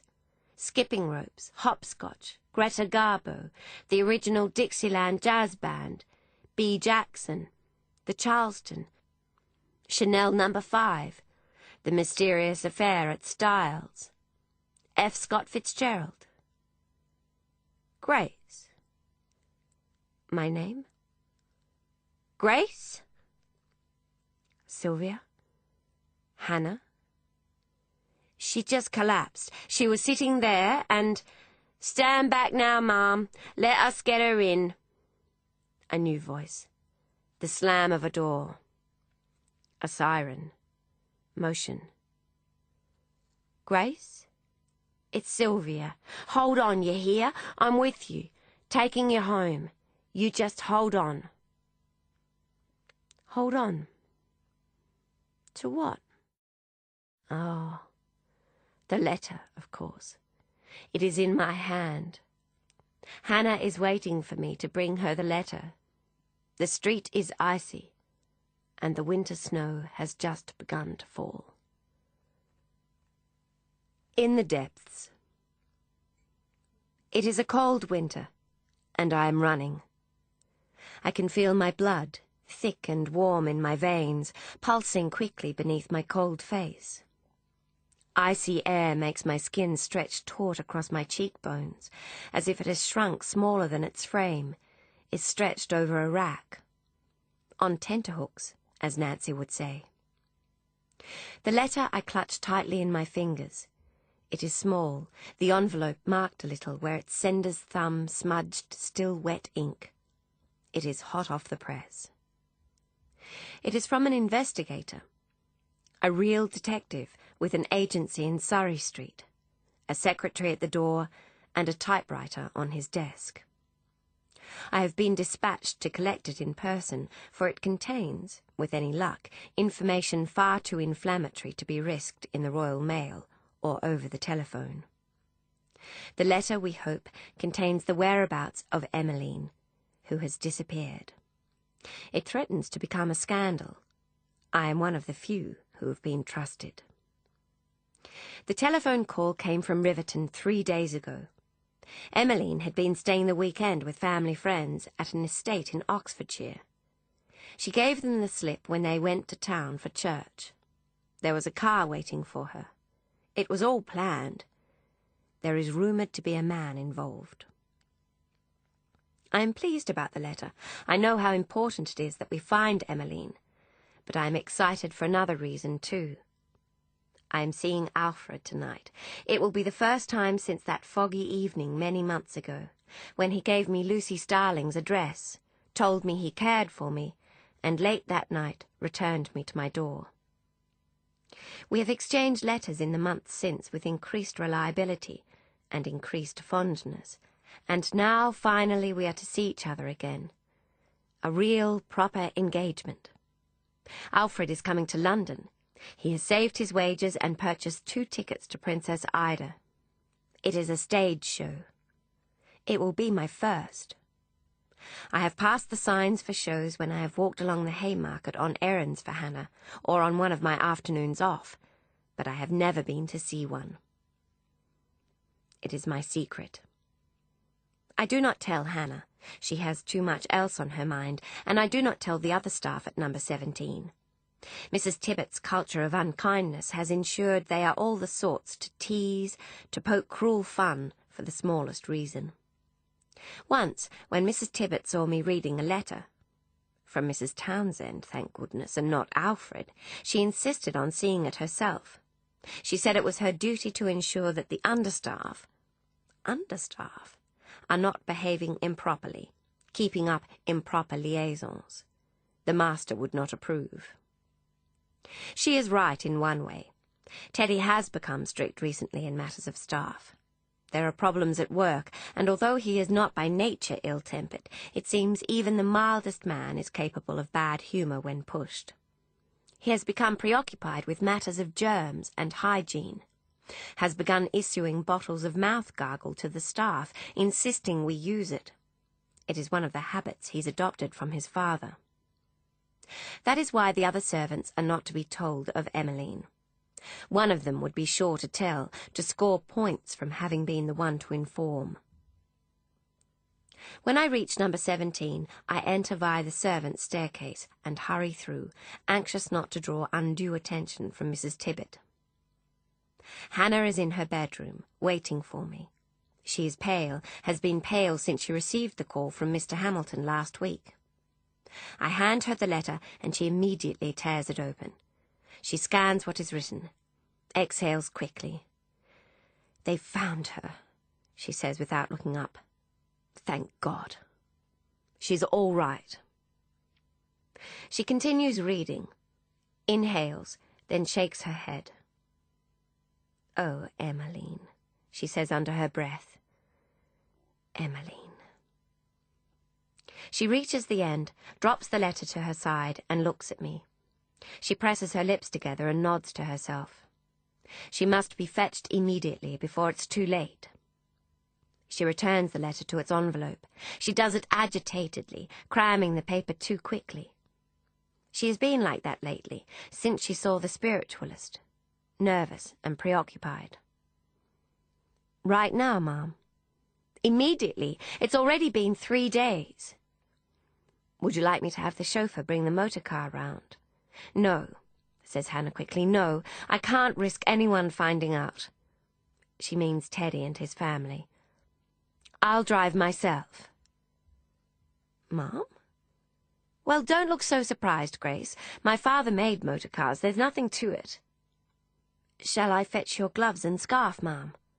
She nods. "And some for yourself." "For myself, Ma'am?" "You're coming, aren't you?" says Hannah, looking up with wide eyes. "We stand more chance of rescuing her that way." "We." One of the sweetest words. Of course I go with her. She needs my help. I will still be back for Alfred. He is a filmmaker, a Frenchman, and he is twice her age. Worse yet, he is already married. Hannah tells me this as we drive. We are going to his film studio in North London. The investigator says this is where Emmeline has been staying. When we arrive at the address, Hannah stops the car and we both sit for a moment, looking through the window. It is a part of London neither of us has seen before. The houses are short and narrow and made of dark brick. There are people in the street, gambling, it turns out. Teddy's Rolls-Royce is conspicuously shiny. Hannah takes out the investigator's letter and checks the address again. She turns to me and raises her eyebrows. Nods. It is little more than a house. Hannah knocks at the door and a woman answers. She has blonde hair wrapped around curlers and is dressed in a silk wrap, cream in colour, but dirty. "Good morning," says Hannah. "My name is Hannah Luxton. Mrs. Hannah Luxton." The woman shifts her weight so that a knee appears through the gap in her gown. She widens her eyes. "Sure, honey," she says, in an accent similar to Deborah's Texan friend. "Whatever you like. You hear about the audition?" Hannah blinks. "I'm here about my sister. Emmeline Hartford." The woman frowns. "A little shorter than me? says Hannah. Light hair, blue eyes. She pulls a photograph from her purse, hands it to the woman. Oh, yeah, she says, handing the photograph back. That's baby, all right. Hannah exhales with relief. Is she here? Is she all right? Sure, the woman says. Thank goodness, Hannah says. Well then, I'd like to see her. Sorry, sugar, no can do. Baby's in the middle of shooting. Shooting? She's in the middle of shooting a scene. Philippe don't like to be disturbed once filming started. The woman shifts her weight, and the left knee replaces the right, peeking through where her gown parts. She tilts her head to the side. You all can wait inside if you like. Hannah looks at me. I raise my shoulders helplessly, and we follow the woman into the house. We are shown through the hall, up the stairs, and into a small room with an unmade double bed in its centre. The room's curtains are drawn, so there is no natural light. In its place, 3 lamps have been turned on, each shade draped with a red silk scarf. Against one wall is a chair, and on the chair is a piece of luggage we recognize as Emmeline's. On one of the bedside tables is a man's pipe set. Oh, Emmeline, says Hannah, and is unable to continue. Would you like a glass of water, ma'am? I say. She nods automatically. Yes. I don't fancy going back downstairs to find a kitchen. The woman who showed us in has disappeared, and I don't know what might lurk behind closed doors. Instead, I find a tiny bathroom down the hall. The bench top is covered with brushes and makeup pencils, powders and false eyelashes. The only cup I can see is a heavy mug with a grimy collection of concentric rings inside. I try to wash it clean, but the stains are resistant. I return to Hannah empty-handed. I'm sorry, Ma'am. She looks at me, takes a deep breath. Grace, she says, I don't want to shock you, but I believe Emmeline might be living with a man. Yes, Ma'am, I say, careful not to reveal my own horror in case it inflames hers. It would appear so. The door bursts open and we swing around. Emmeline is standing in the entrance. I am stunned. Her blonde hair is curled up high on top, cupping her cheeks, and long black lashes make her eyes impossibly large. Her lips are painted in bright red, and she is wearing a silk robe like the woman downstairs. Grown-up affectations all, and yet she looks younger somehow. It is her face, I realize. Her expression. She lacks the artifice of adulthood. She is genuinely shocked to see us and unable to conceal it. "What are you doing here?" she says. "Thank goodness," Hannah says, breathing a sigh of relief, rushing to Emmeline. "What are you doing here?" Emmeline says again. By now she has regained her poise. Droopy lids have replaced wide eyes, and the little round O of her lips has become a pout. "We've come for you," says Hannah. "Hurry up and dress so we can leave." Emmeline struts slowly to the dressing table, sinks onto the stool. She shakes a cigarette from its crumpled packet, pouts when it catches, then lights it. After she's exhaled a stream of smoke, she says, "I'm not going anywhere. You can't make me." Hannah seizes her arm and pulls her to her feet. "You are, and I can. We're going home." "This is my home now," says Emmeline, shaking her arm free. "I'm an actress. I'm going to be a film star. Philippe says I have the look." "I'm sure he does," says Hannah grimly. "Grace, gather Emmeline's bags while I help her dress." Hannah releases Emmeline's robe and we both gasp. Underneath is a negligee, see-through. Pink nipples peek from beneath black lace. "Emmeline," says Hannah as I turn away quickly to the suitcase. "What kind of film have you been making?" "A love story," says Emmeline, wrapping the robe around her middle again and dragging on her cigarette. Hannah's hands cover her mouth, and she glances at me.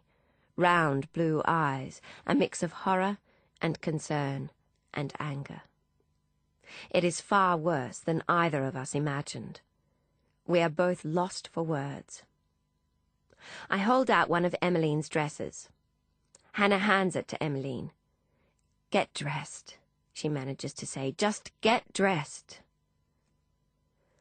There is a noise outside, heavy feet on the stairs, and suddenly a man is at the door. A short, mustachioed man, stout and swarthy, with an air of slow arrogance. He has the look of a well-fed and well-sunned lizard, and wears a suit with a mottled waistcoat, gold and bronze, which mirrors the decayed opulence of the house. A cigar smokes greyly from between purple lips.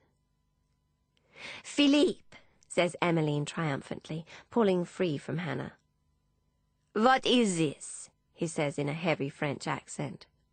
The cigar, apparently, is no impediment to speech. "What do you think you are doing?" he says to Hannah, striding to Emmeline's side, placing a proprietorial hand on her arm. "Taking her home," Hannah says. "And who," says Philippe, eyeing Hannah up and down, "are you?" "Her sister." This seems to please him. He sits on the end of the bed, pulls Emmeline down next to him, never taking his eyes from Hannah. "What's a rush?" he says, smiling around his cigar. "Perhaps big sister will join baby in some shots, huh?" Hannah inhales quickly, then regains her composure. "Certainly not. We are both leaving this minute." "I'm not," says Emmeline. Philippe shrugs in the way only Frenchmen can. "It seems she does not wish to go." "She hasn't a choice," says Hannah. She looks at me. "Have you finished packing, Grace?" "Almost, Ma'am." Only then does Philippe notice me. "A third sister?" He raises an appraising eyebrow, and I squirm beneath the unwarranted attention, as uncomfortable as if I were naked. Emmeline laughs. "Oh, Philippe, don't tease. That's only Grace, Hannah's maid." Though I am flattered at his mistake, I am grateful when Emmeline tugs at his sleeve and he turns his gaze away. "Tell her," Emmeline says to Philippe, "tell her about us." She smiles at Hannah with the unchecked enthusiasm of a 17-year-old. "We've eloped. We're going to be married." "And what does your wife think of that, monsieur?" says Hannah. "He doesn't have a wife," says Emmeline. "Not yet." "Shame on you, monsieur," says Hannah, voice quivering. "My sister is only 17. As if spring-loaded, Philippe's arm pulls away from Emmeline's shoulders. "17's old enough to be in love," says Emmeline. "We'll marry when I'm 18, won't we, Philly?" Philippe smiles an awkward smile, wipes his hands on his trouser legs, and stands. "Won't we?" says Emmeline, voice raising a tone. "Like we talked about. Tell her." Hannah tosses the dress into Emmeline's lap. "Yes, monsieur. Do tell." One of the lamps flickers and the light extinguishes. Philippe shrugs. His cigar sags from his lower lip. "Stop it, Hannah," says Emmeline, voice trembling. "You're going to ruin everything." "I'm taking my sister home," says Hannah, "and if you make this any more difficult than it already is, my husband will ensure you never make another film. He has friends in the police and the government. I'm sure they'd be very interested to know about the films you're making." Philippe is very helpful after that. He collects some more of Emmeline's things from the bathroom and packs them in her bag, though not with as much care as I would like. He carries her bags to the car, and while Emmeline is crying and telling him how much she loves him and begging him to tell Hannah that they're to be married, he stays very quiet. Finally, he looks at Hannah, frightened by the things Emmeline is saying and just what kind of trouble Hannah's husband could make for him, and he says, "I do not know what she talks about. She is crazy. She told me she was 21. Emmeline cries all the way home. Hot, angry tears. I doubt she hears a word of Hannah's lecture about responsibility and reputation and running away not being the answer. "He loves me," is all she says when Hannah reaches the end. There are tears streaming down her face, and her eyes are red. "We're going to be married." Hannah sighs. "Stop, Emmeline, please." "We're in love. Philippe will come and find me." "I doubt that," says Hannah. "Why did you have to come and ruin things?" "Ruin things?" Hannah says. "I rescued you. You're lucky we got there before you got yourself into real trouble. He's already married. He lied to you so you'd make his disgusting films." Emmeline stares at Hannah, her bottom lip trembling. "You just can't stand it that I'm happy," Emmeline says, "that I'm in love, that something wonderful has finally happened to me. Someone loves me the best." Hannah doesn't answer. We have reached number 17, and the chauffeur is coming to park the car. Emmeline crosses her arms and sniffles. "Well, you might have ruined this film, but I'm still going to be an actress. Philippe will wait for me, and the other films will still be shown." "There are others?" Hannah looks at me in the rear vision mirror, and I know what she is thinking. Teddy will have to be told.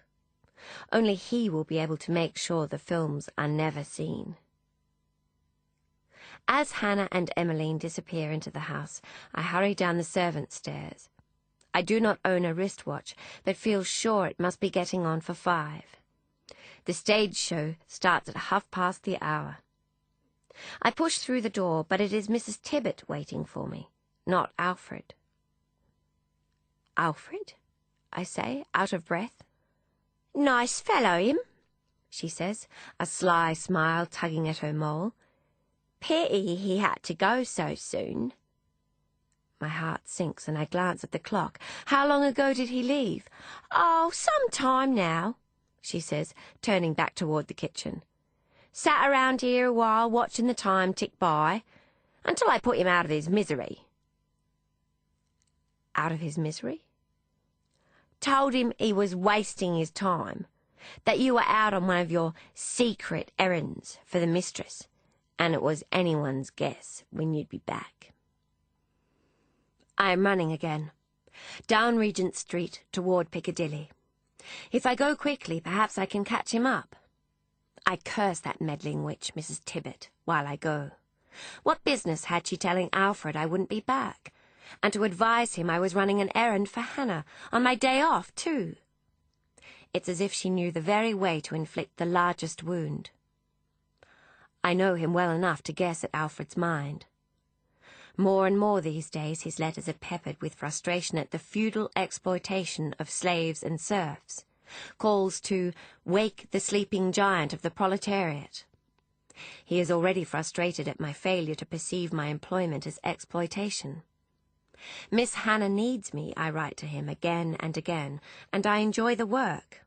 How can that be viewed as exploitation?"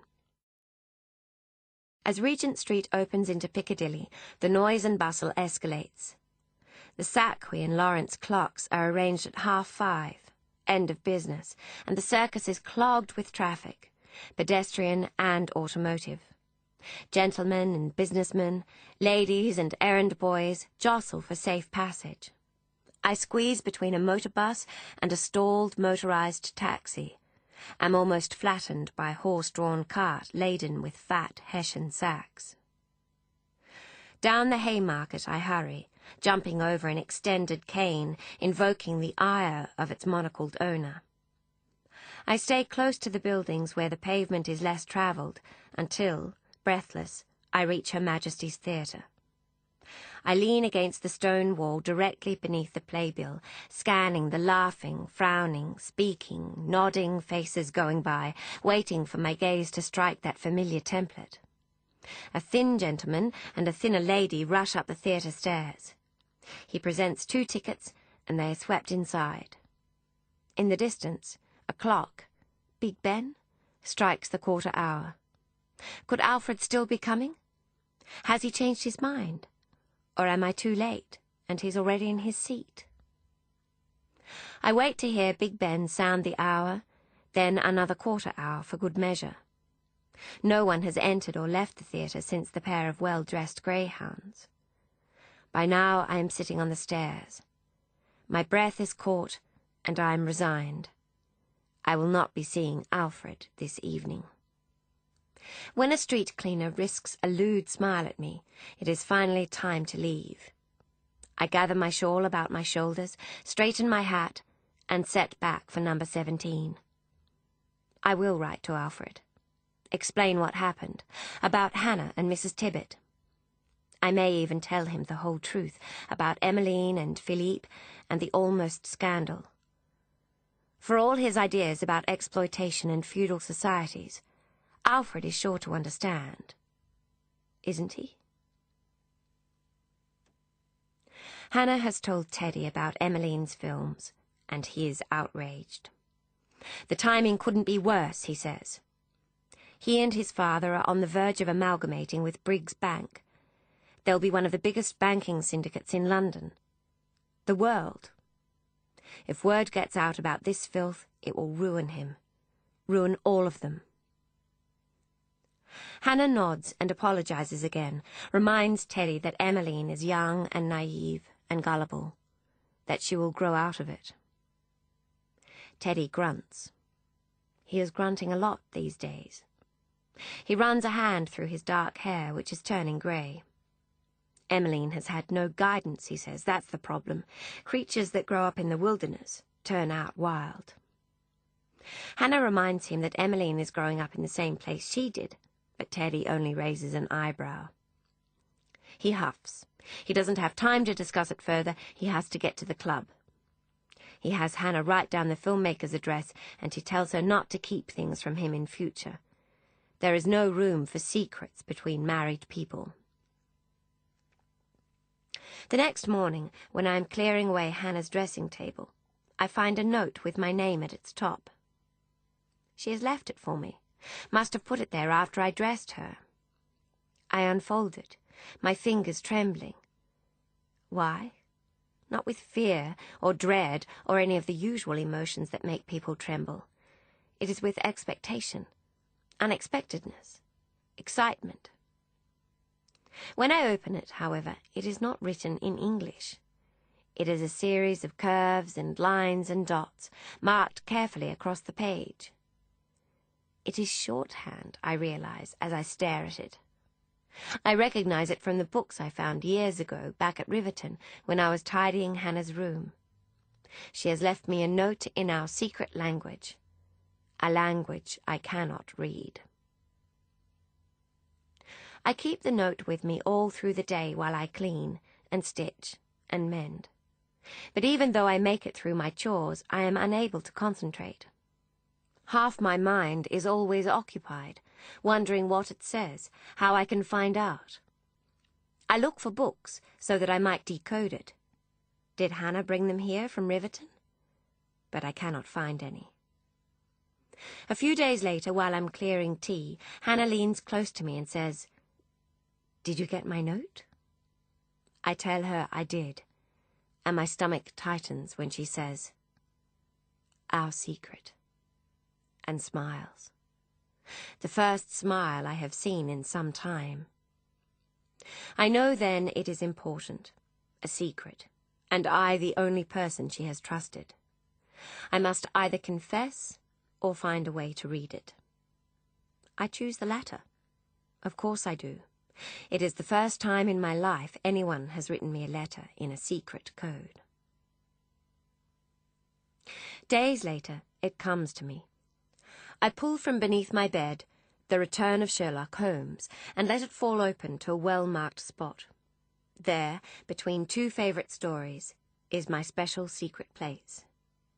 From amongst Alfred's letters, I pluck a small scrap of notepaper, kept for over a year. I am lucky I still have it. Kept not because it contains her address, but because it is written in his hand. I used to take it out regularly, look at it, smell it, replay the day he gave it to me, but have not done so in months, not since he started to write his regular, more affectionate letters. I remove it from its safekeeping. Lucy Starling's address. I have never visited her before, have never needed to. My position keeps me busy, and what little spare time I have is spent reading or writing to Alfred. Besides, something else has stopped me contacting her. A small flame of envy, ridiculous but potent, sparked when Alfred spoke her first name so casually that evening in the fog. As I reach the flat, I'm racked with doubt. Am I doing the right thing? Does she still live here? Should I have worn my second, better dress? I ring the doorbell, and an old lady answers. I am relieved and disappointed. I'm sorry, I say. I was looking for someone else. Yes, says the old lady. An old friend. Name? Miss Starling, I say. Not that it's any of her business. Lucy Starling. I have nodded farewell, and am turning to leave when she says, somewhat slyly, "First floor. Second door on the left." The landlady, as she turns out to be, watches me as I disappear up the red-carpeted stairs. I can no longer see her, yet I feel her eyes on me. Perhaps I don't. Perhaps I have read too many mystery novels. I go carefully along the hall. It is dark. The only window above the stairwell is grimy with dust from the road. Second on the left. I knock on the door. There is rustling behind it, and I know she is home. I take a breath. The door opens. It is her, just as I remember. She looks at me a moment. Yes? Blinks. Do I know you? The landlady is still watching. She has climbed up the first few stairs to keep me in her sights. I glance quickly at her, then back at Miss Starling. My name is Grace. Grace Reeves. I knew you at Riverton Manor. Realization lights her face. Grace, of course. How lovely to see you. The in-between voice that used to set her apart amongst the staff at Riverton. She smiles, stands aside and gestures for me to come in. I have not thought this far ahead. The idea of visiting at all came to me rather suddenly. Miss Starling is standing in a little sitting room, waiting for me to sit, so that she may do so. She offers a cup of tea, and it seems impolite to refuse. When she disappears into what I presume is a kitchenette, I allow my gaze to tiptoe over the room. It is lighter than the hall, and her windows, I notice, like the flat itself, are scrupulously clean. She has made the best of a modest situation. She returns with a tray, teapot, sugar bowl, 2 cups. What a lovely surprise, she says. In her gaze is the question she is too polite to ask. I've come to ask a favour, I say. She nods. What is it? You know shorthand? Of course, she says, frowning a little. Pitman's and Greg's. It is the last opportunity I have to back out, to leave. I could tell her I made a mistake, put back my teacup and head for the door, hurry down the stairs into the street, and never return. But then I would never know. And I must. Would you read something for me? I hear myself say. Tell me what it says? Of course. I hand her the note, hold my breath, hoping I have made the right decision. Her pale eyes scan, line by line, excruciatingly slowly it seems. Finally, she clears her throat. It says, "Thank you for your help in the unfortunate film affair. How would I have got on without you? T was none too pleased. I'm sure you can imagine. I haven't told him everything, certainly not about our visit to that dreadful place. He doesn't take kindly to secrets. I know I can count on you, my trusted Grace, more like a sister than a maid." She looks up at me. "Does that make sense to you?" I nod. I am unable to speak. More like a sister. A sister. I'm suddenly in two places at once, here in Lucy Starling's modest sitting room, and far and long ago in the Riverton nursery, gazing longingly from the bookcase at two girls with matching hair and matching bows. Matching secrets. Miss Starling returns the note, but makes no further comment on its contents. I realize suddenly that it may have raised suspicions with its talk of unfortunate affairs and keeping secrets. "It's part of a game," I say quickly, then slower, luxuriating in the falsehood. "A game we sometimes play." "How nice," says Miss Starling, smiling unconcernedly. She is a secretary, and is used to learning and forgetting the confidences of others. We finish our tea chatting about London and the old days at Riverton. I am surprised to hear that Miss Starling was always nervous when she had to come downstairs, that she found Mr. Hamilton more imposing than Mr. Frederick. We both laugh when I tell her we were as nervous as she. "Of me?" she says, patting the corners of her eyes with a handkerchief. "Of all the funny things." When I stand to leave, she asks me to come again, and I tell her I will. I mean it, too. I wonder why I have not done so sooner. She is a kind person, and neither of us has other contacts in London. She walks me to the door, and we say goodbye. As I turn to leave, I see something on her reading table. Lean closer to make sure. A theatre programme. I'd have thought nothing of it, only the name is familiar. "Princess Ida," I say. "Yes." Her own gaze drops to the table. "I went last week." "Oh?" "It was enormous fun," she says. "You really must go if you have the chance." "Yes," I say. "I had planned to." "Now that I think of it," she says, "it's really quite a coincidence you should come today." "A coincidence?" Coldness spreading beneath my skin. "You'll never guess who I went to the theatre with." "Oh, but I fear I will." "Alfred Steeple. You remember Alfred, from Riverton?" "Yes," I seem to say. It was really quite unexpected. He had a spare ticket. Someone cancelled on him at the last minute. He said he was all set to go alone, and then he remembered I was in London. We ran into each other over a year ago, and he still remembered my address. So we went together. It was a shame to waste a ticket. You know what they cost these days. Do I imagine the pink that spreads under her pale, freckled cheeks, makes her seem gauche and girlish, despite being at least 10 years older than I? Somehow I manage to nod goodbye as she closes the door behind me. In the distance, a car horn sounds. Alfred, my Alfred, took another woman to the theatre, laughed with her, bought her supper, walked her home. I start down the stairs.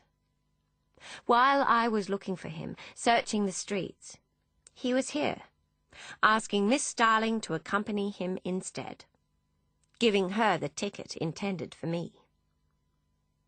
I stop, lean against the wall, close my eyes and clench my fists. I cannot rid my mind of this image, the two of them, arm in arm, smiling as they relive the evening's events. just as I had dreamt Alfred and I would. It is unbearable. A noise close by. I open my eyes. The landlady is standing at the bottom of the stairs, gnarled hand resting on the banister, spectacled eyes trained on me, and on her unkind face an expression of inexplicable satisfaction. Of course he went with her, her expression says. What would he want with the likes of you when he could have someone like Lucy Starling? You've got too big for your boots, aimed too high. You should have listened to your mother and minded your place. I want to slap her cruel face. I hurry down the remaining stairs, brush past the old woman, and into the street. And I vow never to see Miss Lucy Starling again. Hannah and Teddy are arguing about the war. It seems everyone across London is arguing about the war these days. Enough time has passed, and, though the grief has not gone, will never go, distance is allowing people a more critical eye. Hannah is making poppies out of red tissue paper and black wire, and I am helping, but my mind is not on my work. I am still afflicted with thoughts of Alfred and Lucy Starling. I am bewildered and I am cross, but most of all I am hurt that he could transfer his affections so easily. I have written him another letter, but I am yet to hear back. In the meantime, I feel strangely empty.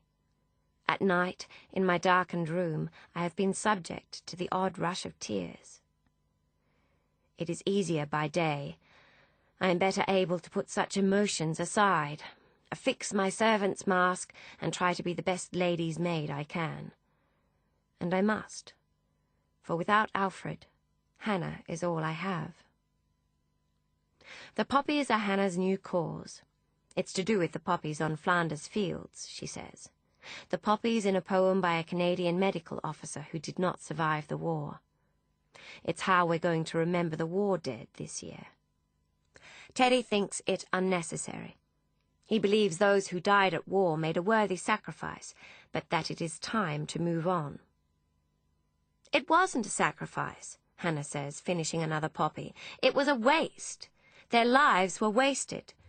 Those who died and those who came back, the living dead who sit on the street corners with bottles of liquor and beggars' hats. Sacrifice, waste, same thing, says Teddy.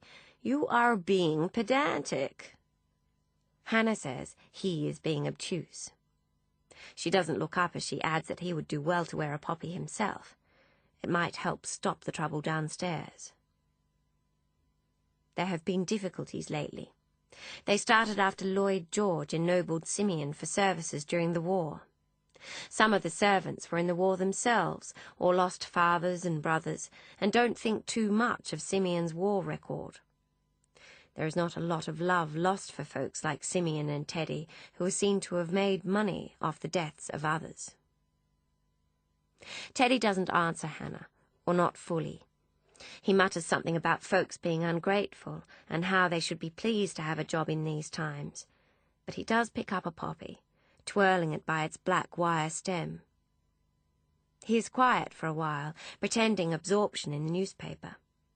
Hannah and I continue to twist red tissue paper to bind the petals onto stems. Teddy folds his newspaper and tosses it onto the table beside.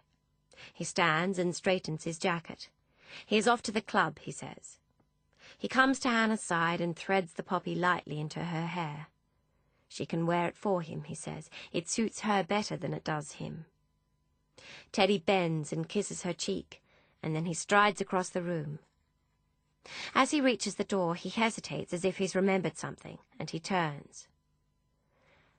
There is one sure way to lay the war to rest, he says, and that's to replace the lives that were lost with new ones. It is Hannah's turn not to answer. She stiffens, but not so that anyone would notice who wasn't looking for the reaction. She does not look at me. Her fingers reach up and slip Teddy's poppy from her hair. Hannah has still not fallen. It is a continuing bone of contention between them, made worse by Estella's increasingly stern encouragement. She and I do not discuss it, and I do not know her feelings on the matter. In the beginning, I wondered whether she was somehow preventing herself falling with some remedy or another, but I have seen nothing to support that. Perhaps she is just one of those women not disposed to falling. The lucky ones, my mother used to say. In the autumn of 1921, an attempt is made on me. A friend of Estella's, Lady Pemberton Brown, corners me at a country weekend and offers me a position. She begins by admiring my needlepoint, then tells me that a good lady's maid is hard to find these days, and she would very much like me to come and work for her. I am flattered. It is the first time my services have been sought. The Pemberton Browns live at Glenfield Hall and are one of the oldest and grandest families in all of England. Mr. Hamilton used to tell us stories about Glenfield, the household against which every other English butler compared his own. I thank her for her kind words, but tell her I couldn't possibly leave my current position. She tells me to think about it, says she will come and see me again the next day in case I change my mind. And she does, all smiles and flattery.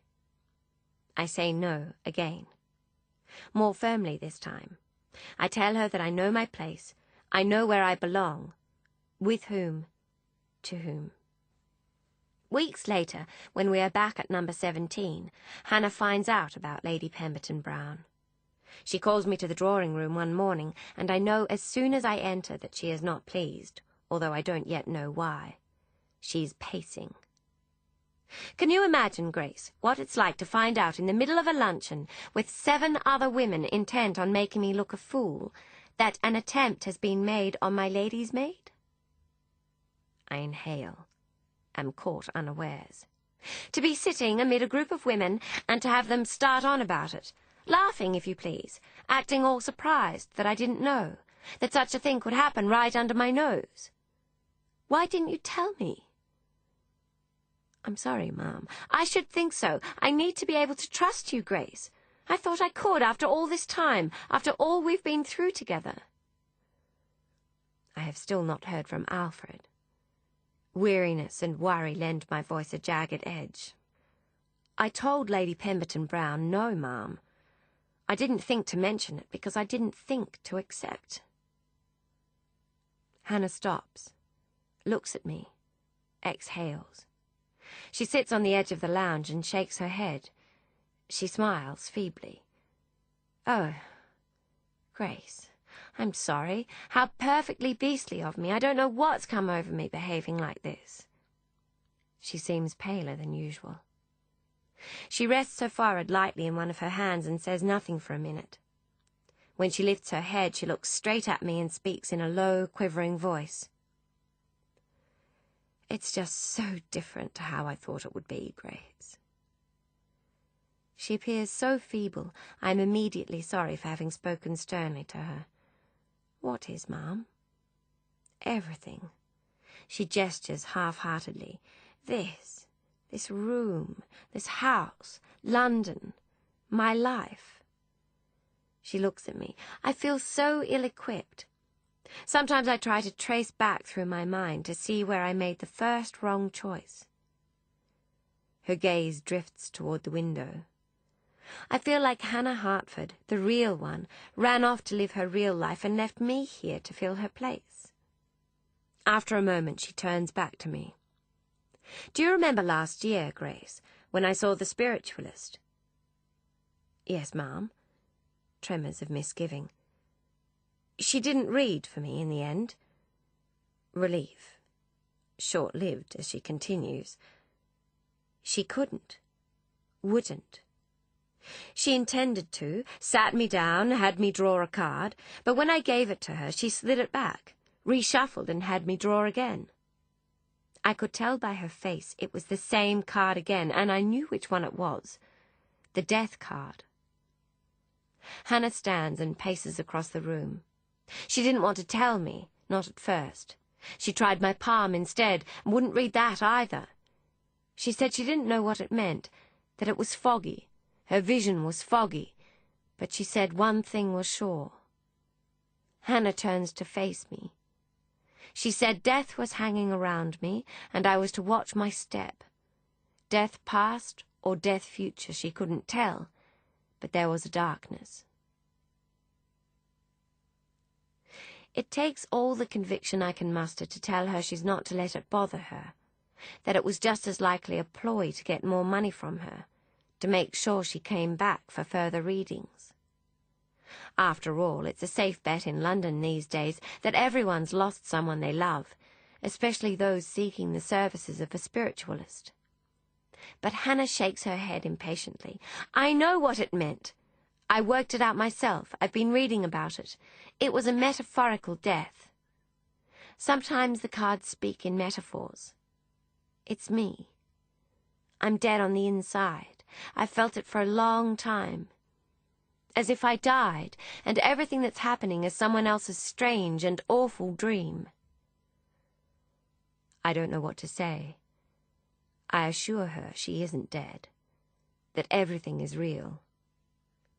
She smiles sadly. Ah, then, that's worse. If this is real life, I have nothing. For once, I know the perfect thing to say. More like a sister than a maid. You have me, Mom. She meets my eyes then and takes my hand, seizes it, almost roughly. Don't leave me, Grace. Please, don't leave me. I won't, Mom, I say, touched by her solemnity. I never will. Promise? I promise. And I kept my word, for better and for worse. Resurrection. Darkness, stillness, shadowy figures. This is not London. This is not the morning room at number 17 Grosvenor Square. Hannah is vanished. For now. Welcome home. A voice in the dark, someone leaning over me. I blink, and again, slowly. I know the voice. It is Sylvia, and I am suddenly old, tired. Even my eyelids are perished, dysfunctional, like a faded pair of Roman blinds with worn-out cords. You've been asleep for a long time. You gave us quite a scare. How'd you feel? Displaced? Left over? Out of time? Would you like a glass of water? I must nod, because a straw is in my mouth. I sip. Lukewarm water. Familiar. I am unaccountably sad. No, not unaccountably. I am sad because the scales have tipped, and I know what's coming. It is Saturday again. A week has passed since the spring fair, since my episode, as it is now known. I am in my room, in my bed.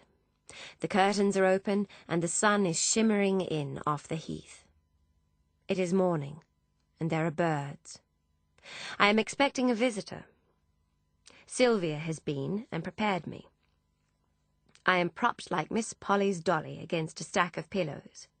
The top sheet she has folded over neatly to form a wide, smooth strip beneath my hands. She is determined to make me presentable. Bless her, she has even brushed out my hair. There is a knock. Ursula leans her head around the door, checks that I am awake, smiles. Her hair is pulled back today to reveal her face. It is a small, round face to which I am unaccountably drawn. She is beside the bed now, head inclined, looking down at me. Those large, dark eyes, eyes that belong in an oil painting. "How are you?" she says, as everybody says. "Much better. Thank you for coming." She shakes her head rapidly from side to side. "Don't be silly," her gesture says. "I'd have come earlier. I didn't know until yesterday when I called." "It's as well you didn't. I've been in rather large demand. My daughter has been installed since it happened. I gave her quite a scare." "I know. I saw her in the foyer." She smiles conspiratorially. "She told me not to excite you." "God forbid." She sits on the chair near my pillows, rests her carry-bag on the floor beside. "The film," I say. "Tell me how your film is coming along." "It's almost ready," she says. "The final edit's done, and we've almost finished the post-sound and the soundtrack." "Soundtrack," I say. "Of course they are to have a soundtrack. Tragedy should always play out against music." "What sort?" "There are a few songs from the 20s, she says, dance songs mainly, and some piano. Sad, beautiful, romantic piano, Tori Amos style." I must look blank, for she continues, scrabbling for musicians more my vintage.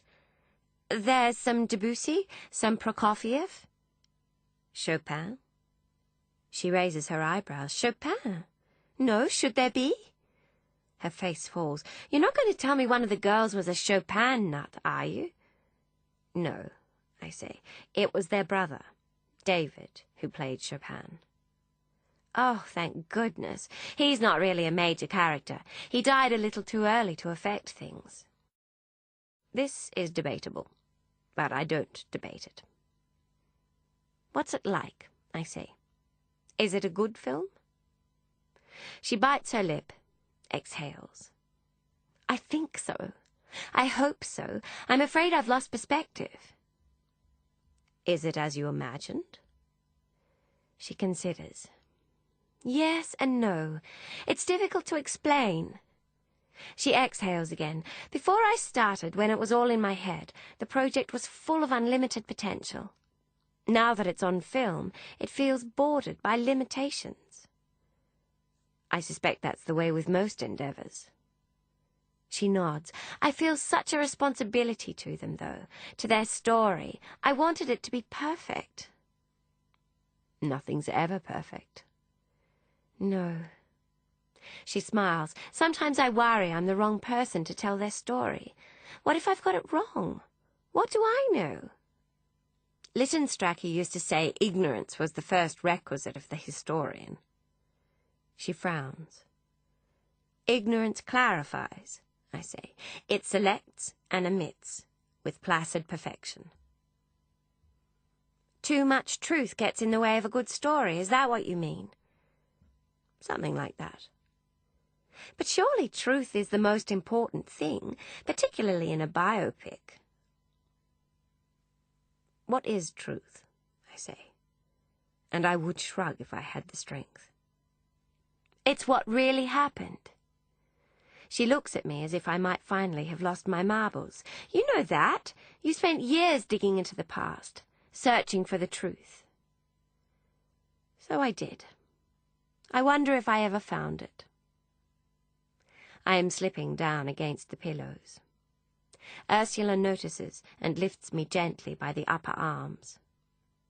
I continue before she can debate me any further on semantics.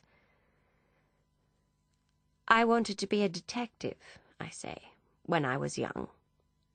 "Really? A police detective? What changed your mind?" "Policemen make me nervous." She grins. "That would have been a problem." "I became an archaeologist instead. They're not so dissimilar when you think about it. The victims have just been dead longer." "Yes," I say. "It was Agatha Christie who first gave me the idea. Or one of her characters. He said to Hercule Poirot, 'You would have made a good archaeologist, Mr. Poirot. You have the gift of recreating the past.' I read it during the war. The Second War. I'd sworn off mystery stories by then, but one of the other nurses had it, and old habits die hard." She smiles, then starts suddenly. "Oh, that reminds me. I brought something for you." She reaches into her carry-bag and pulls out a small rectangular box.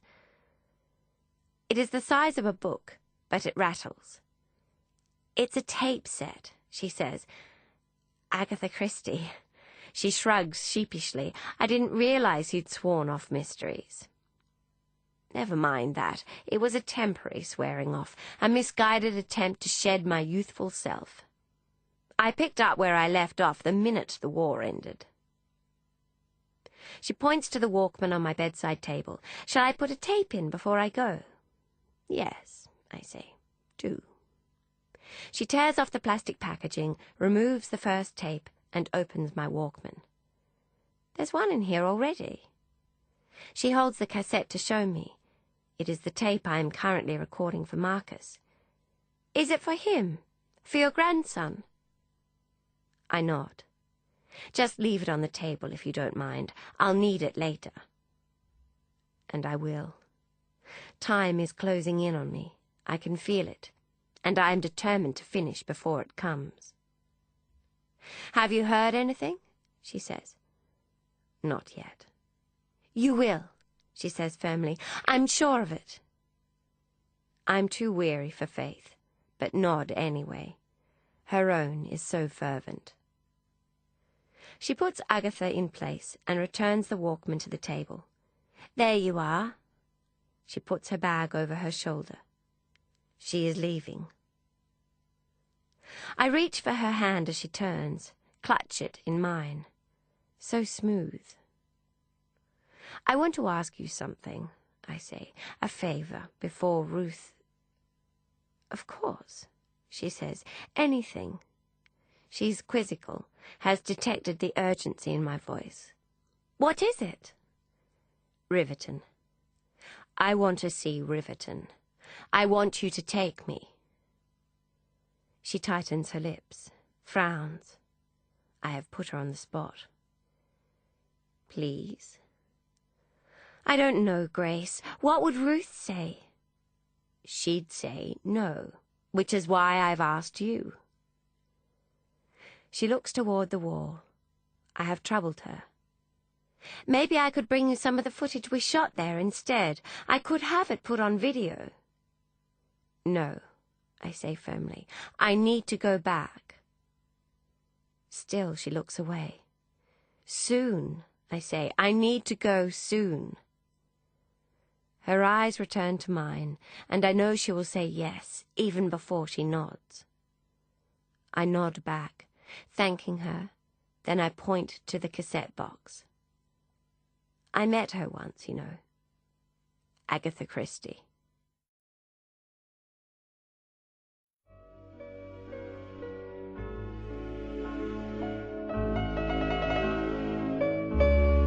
This is the end of CD 11. The book continues on CD 12.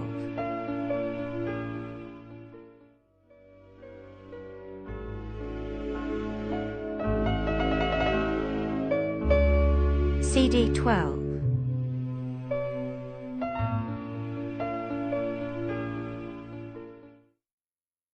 It was late in 1922. Teddy and Hannah were hosting a dinner at number 17. Teddy and his father had some business with Archibald Christie, something to do with an invention he was interested in developing. They entertained so often in those early years of the decade.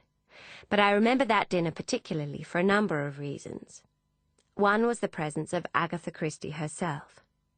She had only published one book at that time, The Mysterious Affair at Styles, but already Hercule Poirot had replaced Sherlock Holmes in my imagination. The latter was a childhood friend, the former a part of my new world. Emmeline was there too. She'd been in London for a month. She was 18 and had made her debut from number 17. There was no talk of finding her a husband, as there had been with Hannah. Only 4 years had passed since the ball at Riverton, and yet the times had changed. Girls had changed. They had liberated themselves from their corsets, only to throw themselves at the tyranny of the diet plan. They were all coltish legs, bound chests, and smooth scalps. They no longer whispered behind their hands and hid behind shy glances. They joked and drank, smoked and swore with the boys. Waistlines had slipped, Fabrics were thin, and morals were thinner. Maybe that accounts for the unusual dinner conversation that night, or perhaps it was Mrs. Christie's presence that had them speaking along such lines, not to mention the spate of recent newspaper articles on the subject. "They'll both be hanged," said Teddy brightly. "Edith Thompson and Freddie Bywaters. Just like that other fellow who killed his wife. Earlier this year, in Wales. What was his name? Army fellow, wasn't he, Colonel?" "Major Herbert Rouse," said Colonel Christie. Emmeline shuddered theatrically. "Imagine killing your very own wife, someone you're supposed to love." "Most murders are done by people who purport to love each other," said Mrs. Christie crisply. "People are becoming more violent on the whole," said Teddy, lighting a cigar.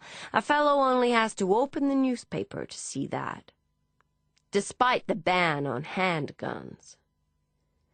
"This is England, Mr. Luxton," said Colonel Christie, "home of the fox hunt. Obtaining firearms isn't difficult." "I have a friend who always carries a handgun," Emmeline said airily. "You do not," said Hannah, shaking her head. She looked at Mrs. Christie. "My sister has seen too many American films, I'm afraid." "I do," said Emmeline. "This fellow I pal around with, who shall remain nameless, said it was as easy as buying a packet of cigarettes. He offered to get me one any time I like." "Harry Bentley, I'll wager," said Teddy. "Harry?" said Emmeline, flashing wide eyes rimmed with black lashes. "Harry wouldn't hurt a fly. His brother Tom, perhaps." "You know too many of the wrong people," said Teddy. "Need I remind you that handguns are illegal, not to mention dangerous?" Emmeline shrugged. "I've known how to shoot since I was a girl. All the ladies in our family can shoot. Grandmama would have disowned us if we couldn't. Just ask Hannah. She tried to dodge the hunt one year. Told Grandmama she didn't believe it was right to kill defenseless animals. Grandmama had something to say about that, didn't she, Hannah?" Hannah raised her eyebrows and took a sip of red wine as Emmeline continued. She said, "Nonsense. You're a Hartford. Shooting's in your blood." "Be that as it may," said Teddy, "there will be no handguns in this house. I can imagine what my constituents would make of my possessing illegal firearms." Emmeline rolled her eyes as Hannah said, "future constituents." "Do relax, Teddy," said Emmeline. "You won't have to worry about firearms if you go on like that. You'll give yourself a heart attack." "I didn't say I was going to get a handgun. I was just saying that a girl can't be too careful these days, what with husbands killing wives and wives killing husbands. Don't you agree, Mrs. Christie?" Mrs. Christie had been watching the exchange with wry amusement. "I'm afraid I don't much care for firearms," she said. "Poisons are more my thing." "That must be disquieting, Archie," said Teddy, with a rare show of humour. "A wife with a penchant for poison." Archibald Christie smiled thinly. "Just one of my wife's delightful little hobbies." Husband and wife regarded one another across the table. "No more delightful than your own sordid little hobbies," said Mrs. Christie, "and a lot less needy." Late in the evening, after the Christies had left, I pulled my copy of The Mysterious Affair at Styles from under my bed. It had been a gift from Alfred, and I was so absorbed with rereading his inscription that I barely registered the telephone ringing. Mr. Boyle must have answered the call and transferred it upstairs to Hannah. I thought nothing of it. It was only when Mr. Boyle knocked on my door and announced the mistress would see me that I thought to worry. Hannah was still dressed in her oyster-coloured silk, like liquid. Her pale hair was pressed in waves about her face, and a strand of diamonds was pinned around the crown of her head. She was standing with her back to me, and turned as I entered the room. "Grace," she said, taking my hands in hers. The gesture worried me. It was too personal. Something had happened. "Mom?" "Sit down, please." She led me to sit by her on the lounge, and then she looked at me, blue eyes round with concern. "Mom?" "That was your aunt on the telephone." And I knew. "Mother," I said. "I'm so sorry, Grace." She shook her head gently. "She took a fall. There was nothing the doctor could do." Hannah arranged my transport back to Saffron Green. Next afternoon the car was brought round from the mews, and I was packed into the back seat. It was very kind of her, and much more than I expected. I was quite prepared to take the train. "Nonsense," Hannah said. She was only sorry Teddy's upcoming client dinner prohibited her from accompanying me. I watched out the motor car window as the driver turned down one street and then another, and London became less grand, more sprawling and decrepit, and eventually disappeared behind us. The countryside fled by, and the further east we drove, the colder it became. Sleet peppered the windows, turning the landscape bleary. Winter had bleached the world of vitality. Snow-dusted meadows bled into the mauve sky, gradually giving way to the ancient wildwood of Essex, all grey-brown and lichen-green. We left the main road and followed the lane to Saffron through the cold and lonely fen. Silvery reeds quivered in frozen streams, and grandfather's beard clung like lace to naked trees. I counted the bends, and, for some reason, held my breath, releasing it only after we had passed the Riverton turn-off. The driver continued into the village and delivered me to the grey stone cottage in Market Street, wedged silently, as it had always been, between its two sisters. The driver held the door for me and set my small suitcase on the wet pavement. "There you are, then," he said. I thanked him, and he nodded. "I'll collect you in 5 days," he said, "like the mistress told me." I watched the motor car disappear down the lane, turn into Saffron High Street, and I felt a great urge to call him back, to beg him not to leave me here. But it was too late for that. I stood in the dim dusk, looking up at the house where I had spent the first 14 years of my life, the place where Mother had lived and died. And I felt nothing. I'd felt nothing since Hannah told me. All the way on the journey back to Saffron I had tried to remember. My mother, my past, myself. Where do the memories of childhood go? There must be so many. Experiences that are new and brightly coloured. Perhaps children are so caught up in the moment they have neither time nor inclination to record images for later. The streetlights came on, hazy yellow in the cold air, and sleet began again to fall. My cheeks were already numb, and I saw the flecks in the lamplight before I felt them. I collected my suitcase, took out my key, and was climbing the stairs when the door flew open. My Aunt Dee, Mother's sister, stood in the doorway. She held a lamp which cast shadows on her face, making it appear older and surely more twisted than it really was. "There you are," she said. "Come inside, then." She took me into the sitting room first. She was using my old bed, she said, so I would have the sofa. I put my suitcase against the wall, and she huffed defensively. "I've made soup for supper. Might not be what you're used to in your grand London house, but it's always been good enough for the likes of me and mine." "Soup would be lovely," I said. We ate silently at Mother's table. Aunt sat at the head with the warmth of the stove behind her, and I sat at Mother's seat near the window.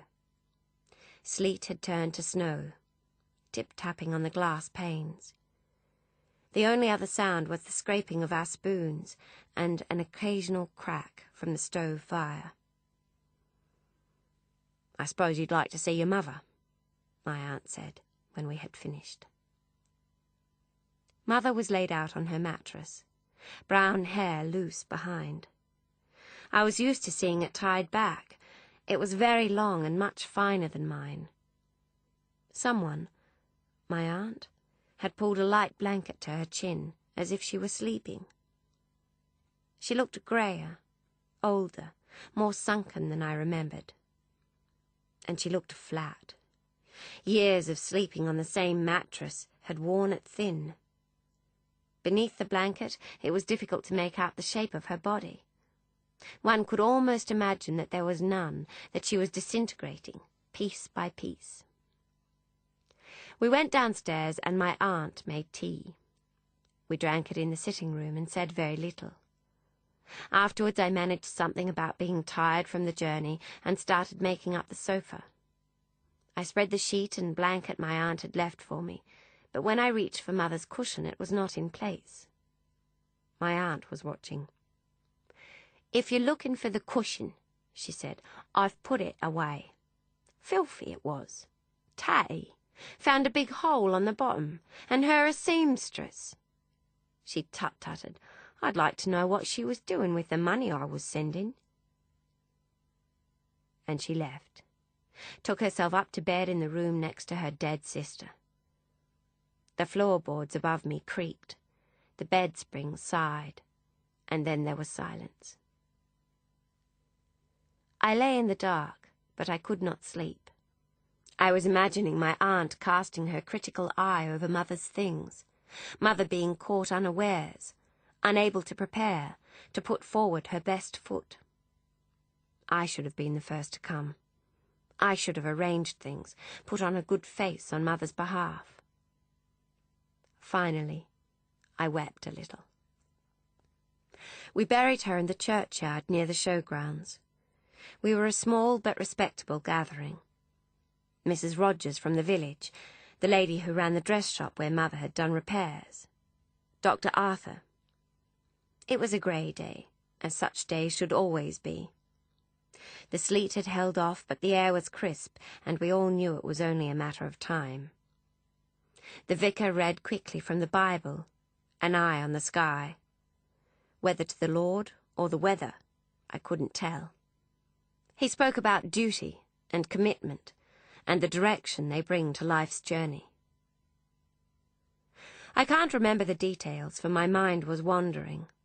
I was still trying to remember Mother from when I was a girl. Funny. Now that I am old, the memories come unbidden. Mother showing me how to clean the windows so they didn't smear. Mother boiling Christmas ham, hair lank with steam. Mother grimacing at something Mrs. Rogers had told her about Mr. Rogers. But not then. I could see only the grey, sunken face of the night before. An icy wind rushed toward me and whipped my skirts against my stockinged legs. I looked up to the darkening skies and noticed the figure on the hill by the old oak tree. It was a man, a gentleman, I could tell that well enough. He was dressed in a long black coat and a stiff, shiny hat. He carried a cane, or perhaps it was an umbrella, wrapped tightly. I didn't think much of it at first. I presumed he was a mourner visiting another grave. If it seemed strange that a gentleman who must surely have his own estate, his own family cemetery, should be mourning amongst the town's graves, I didn't think it then. As the vicar sprinkled the first handful of dirt on Mother's coffin, I glanced up to the tree again. The gentleman was still there, watching us, I realized. The snow started to fall then, and the man looked upwards, so that his face was in the light. It was Mr. Frederick. But he was changed.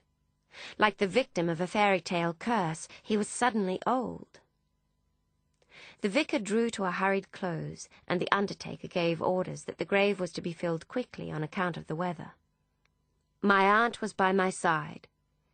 "He's got a nerve," she said, and at first I thought she meant the undertaker, or else the vicar. But when I followed her gaze, she was looking at Mr. Frederick. I wondered how she knew who he was. I supposed Mother had pointed him out at one time or another when Aunt was visiting. What a nerve, showing his face here. She shook her head, tightened her lips.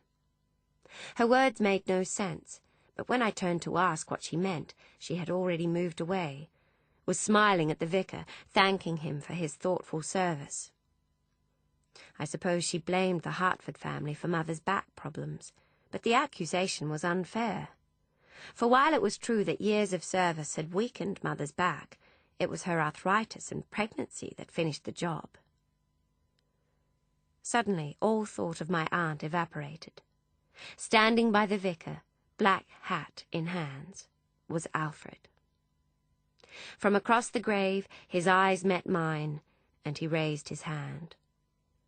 I hesitated, nodded jerkily so that my teeth chattered. He started walking, came toward me. I watched, as if to look away could cause him to disappear. Then he was at my side. "How are you holding up?" I nodded again. It was all I could seem to do. In my mind, whirlpools of words spun too quickly for me to grasp. Weeks of waiting for his letter, of hurt, confusion, sadness, of lying awake composing imaginary scripts of explanation and reunion. And now, finally... "Are you all right?" he said stiffly, bringing a tentative hand toward mine, then thinking better of it, returning it to the brim of his hat. "Yes," I managed to say, hand heavy where he hadn't touched it. "Thank you for coming." "Course I came." "You didn't have to go to any trouble." "No trouble, Grace," he said, feeding his hat brim through his fingers. These last words floated lonely between us. My name, familiar and brittle on his lips. I let my attention drift to Mother's grave, watched the undertaker hastily working. Alfred followed my gaze. "I'm sorry about your ma," he said. "I know," I said quickly. "I know you are." "She was a hard worker." "Yes," I said. "I saw her only last week." I glanced at him. "Did you?" "Brought her some coal Mr. Hamilton said could be spared." "Did you, Alfred?" I said appreciatively. "Been cold of a night, it has. Didn't like to think of your ma going cold." I was filled with gratitude. It had been my guilty fear that Mother's passing had been brought about through lack of warmth. A hand clamped firmly on my wrist. My aunt was beside me. "That's over and done then," she said, "and a fine service too. Can't see she'd have anything to complain about." Defensive, though I hadn't disagreed. "Nothing more I could have done, I'm sure." Alfred was watching us. "Alfred," I said, "this is my Aunt Dee, Mother's sister." My aunt narrowed her eyes as she stared at Alfred, a groundless suspicion that was native to her. Charmed, I'm sure. She turned back to me. "Come on then, miss," she said, affixing her hat and tightening her scarf. "Landlord's coming first thing tomorrow, and that house needs to be spotless." I glanced at Alfred, cursed the wall of uncertainty still stretched between us. "Well," I said, I suppose I'd best be—" "Actually," said Alfred quickly, "I was hoping... That is, Mrs. Townsend thought you might like to come back up to the house for tea." He glanced at my aunt, who scowled in return. "What would she be wanting with all that?" Alfred shrugged, rocked back and forth on his heels. His eyes were on me. "Have a visit with the other staff. A bit of a natter, for old time's sake." "I don't think so," said my aunt. "Yes," I said firmly, finding my tongue. "I'd like that." "Good," said Alfred, relief in his voice. "Well," said my aunt. "Have it your way. I'm sure I don't mind." She sniffed. "Just don't be long. You needn't think I'm doing all the scrubbing myself." Alfred and I walked through the village, side by side, soft flakes of snow, too light to fall, suspended on the breeze. For a time we travelled without speaking, footsteps muffled by the damp dirt road, bells ringing as shoppers went in and out of doors, occasional motor cars whirring down the lane. As we neared the bridge road, we began to speak of Mother. I recounted the day of the button in the string bag, the long-ago Punch and Judy visit, told him of my narrow escape from the Foundling Hospital. Alfred nodded. "Brave of your ma, if you ask me. Can't have been easy, her all on her own."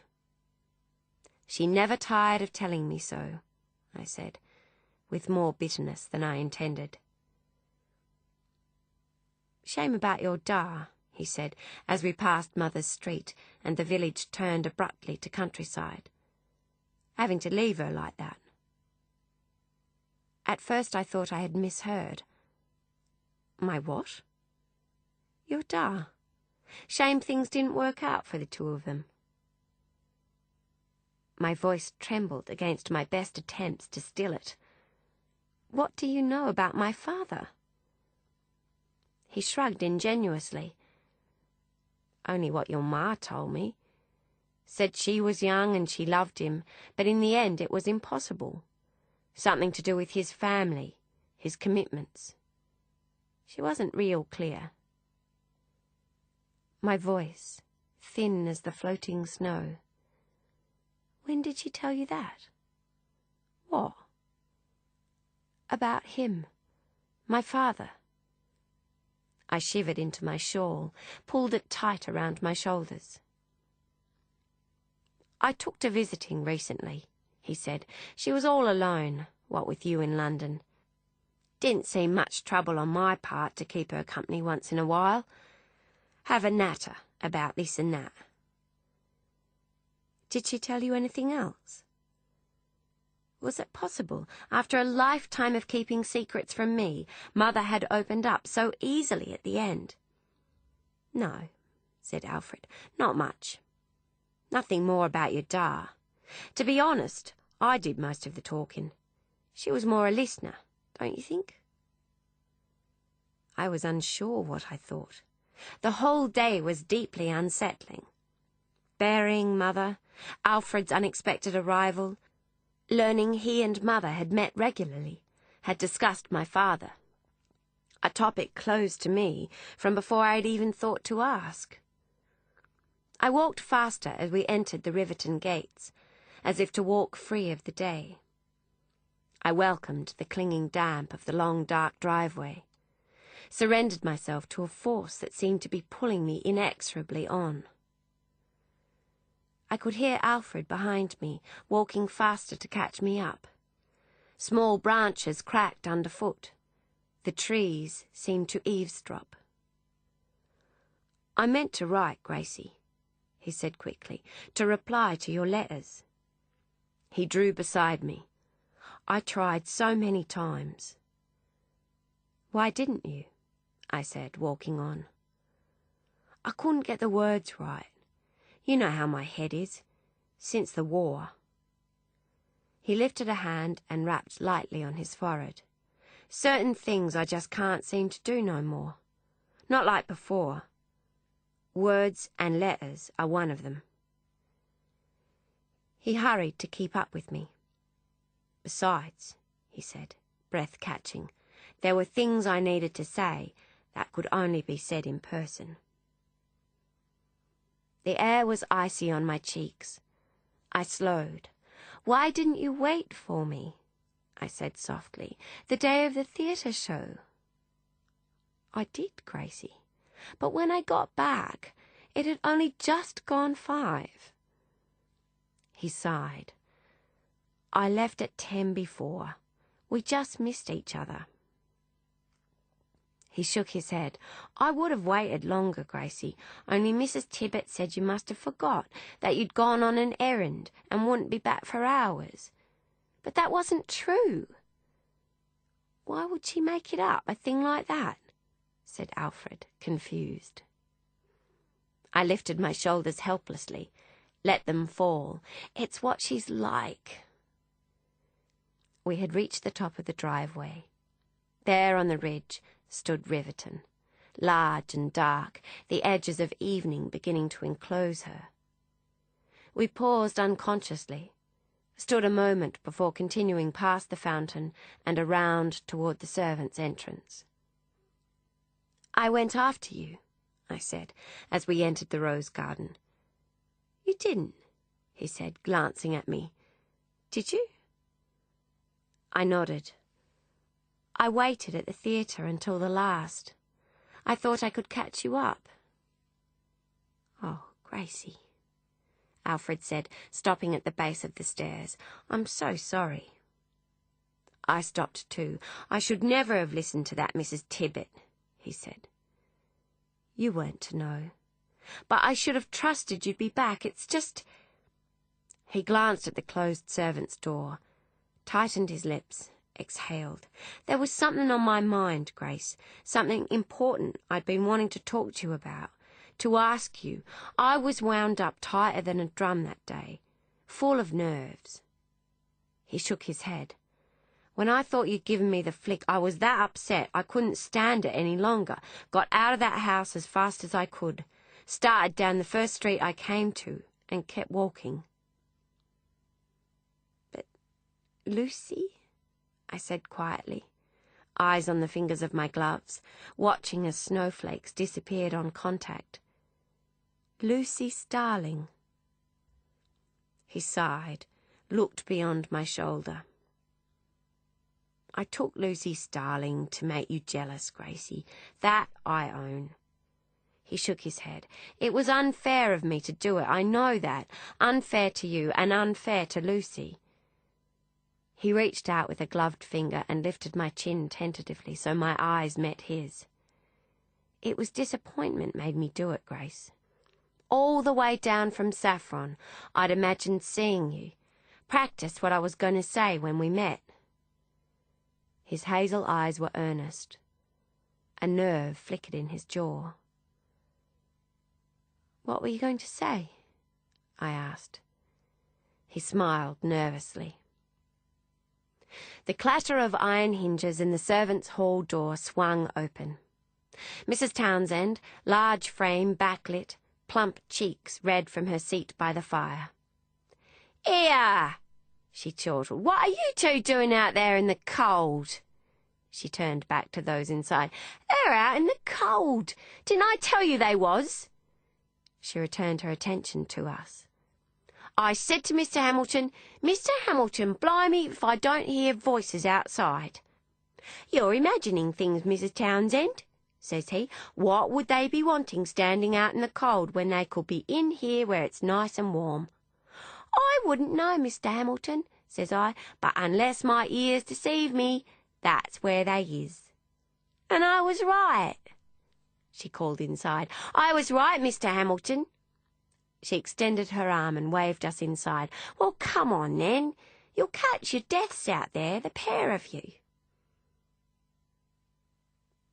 The choice. I had forgotten how dim it was downstairs at Riverton, how low the ceiling rafters, and how cold the marble floor.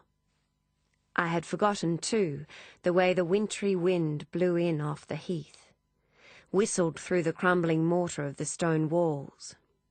Not like number 17, where we had the latest insulation and heating.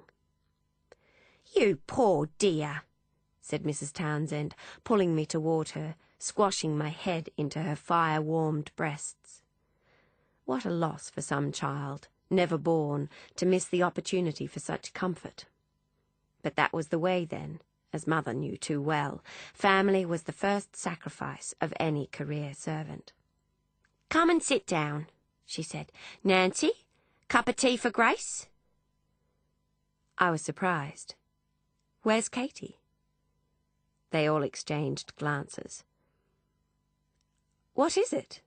I said. Nothing dreadful, surely. Alfred would have said. "Up and married, didn't she?" said Nancy with a sniff, before flouncing off into the kitchen. My jaw dropped.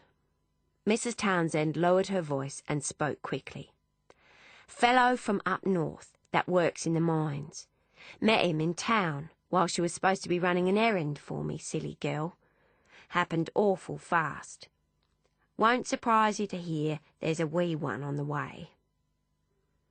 She straightened her apron, pleased with the effect her news was having on me, and glanced toward the kitchen. "Try not to mention it round Nancy, though. She's green as a gardener's thumb, however much she insists she ain't." I nodded, stunned. Little Katie married? A mother-to-be? As I tried to make sense of the remarkable news, Mrs. Townsend continued to fuss, insisting I take the seat nearest the fire, that I was too thin and too pale, and would need some of her Christmas pudding to set me to rights. When she disappeared to collect me a serve, I felt the weight of attention upon me. I pushed Katie from my mind and inquired after things at Riverton. They all fell silent, looked at one another, before Mr. Hamilton finally said, "Well now, young Grace, things are not quite as you might remember from your time." I asked what he meant, and he straightened his jacket. "It's a lot quieter these days, a slower pace." "A ghost town, more like," said Alfred, who was fidgeting over by the door. He'd seemed agitated since we came inside. "Him upstairs wandering about the estate like the living dead." "Alfred," Mr. Hamilton reprimanded, though with less vigour than I would have expected, "you're exaggerating." "I am not," said Alfred. "Come on, Mr. Hamilton. Grace is one of us. She can wear the truth." He glanced at me. "It's like I told you in London. After Miss Hannah left like that, his lordship was never the same." "He was upset, all right, but it weren't just Miss Hannah leaving. The two of them on such bad terms," said Nancy. "It was losing his factory like that, and his mother." She leaned toward me. "If you could only see upstairs. We all do our best, but it isn't easy. He won't let us have tradesmen in for repairs. Says the sound of hammers banging and ladders dragging across the floor drives him to distraction. We've had to close up even more of the rooms. Said he wouldn't be entertaining again, so it was no use us wasting time and energy maintaining them. Once he caught me trying to dust the library and he just about had my neck." She glanced at Mr. Hamilton and continued, "We don't even do the books anymore." "It's because there's no mistress to run the house," said Mrs. Townsend, returning with a plate of pudding, licking a smear of cream from her finger. "It's always the way when there's no mistress." "He spends most of his time traipsing over the estate, chasing phantom poachers," Nancy continued, "and when he is inside, he's down in the gun room cleaning his rifles. It's frightening, if you ask me." "Now, Nancy," said Mr. Hamilton, somewhat defeated, "it is not our place to question the master." He removed his glasses to rub his eyes. "Yes, Mr. Hamilton," she said. Then she looked at me, said quickly, "You should see him, though, Grace. You wouldn't recognize him. He's grown old so quick." "I have seen him," I said then. "Where?" said Mr. Hamilton with some alarm. He replaced his glasses. "Not out in the grounds, I hope. He wasn't wandering too near the lake." "Oh, no, Mr. Hamilton," I said, "nothing like that. I saw him in the village, in the cemetery, at Mother's funeral." "He was at the funeral?" said Nancy, eyes wide. "He was up on the hill nearby," I said, "but he was watching well enough." Mr. Hamilton looked for corroboration. Alfred raised his shoulders, shook his head. "I didn't notice." "Well, he was there," I said firmly. "I know what I saw." "I expect he was just taking a stroll," said Mr. Hamilton without conviction. "Taking some air." "He wasn't doing much walking," I said doubtfully. "He was just standing there, sort of lost, looking down on the grave." Mr. Hamilton exchanged a glance with Mrs. Townsend. "Aye, well, he always was fond of your mother, when she worked here." "Fond?" said Mrs. Townsend, raising her eyebrows. "Is that what you call it?" I looked between them. There was something in their expressions I couldn't understand, a knowingness to which I wasn't privy. "And what of you, Grace?" said Mr. Hamilton suddenly, eyes snapping away from Mrs. Townsend's. "Enough of us. Tell us about London. How is young Mrs. Luxton?"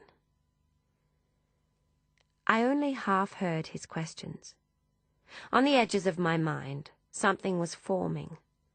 Whisperings and glances and insinuations that had long fluttered singularly were now coming together, forming a picture, almost.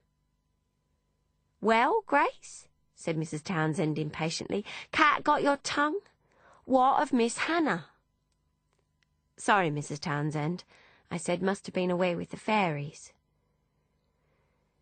They were all watching me eagerly, so I told them Hannah was well. It seemed the proper thing to do. Where would I have begun to tell them otherwise? About the arguments with Teddy, the visit to the spiritualist, the frightening talk of being dead already. I spoke instead of the beautiful house and Hannah's clothes and the glittering guests they entertained. "And what of your duties?" Mr. Hamilton said, straightening. "Quite a different pace in London. Lots of entertaining? I suppose you're part of a large staff?" I told him that the staff was large, but not so proficient as here at Riverton, and he seemed pleased. And I told them about the attempt Lady Pemberton Brown had made on me. "I trust you told her what was what," said Mr. Hamilton, "politely but firmly, as I've always instructed." "Yes, Mr. Hamilton," I said, "of course I did." "That's the girl," he said, beaming like a proud father. "Glenfield Hall, eh? You must be making quite a name for yourself if the likes of Glenfield Hall were trying to poach you. Still, you did the right thing.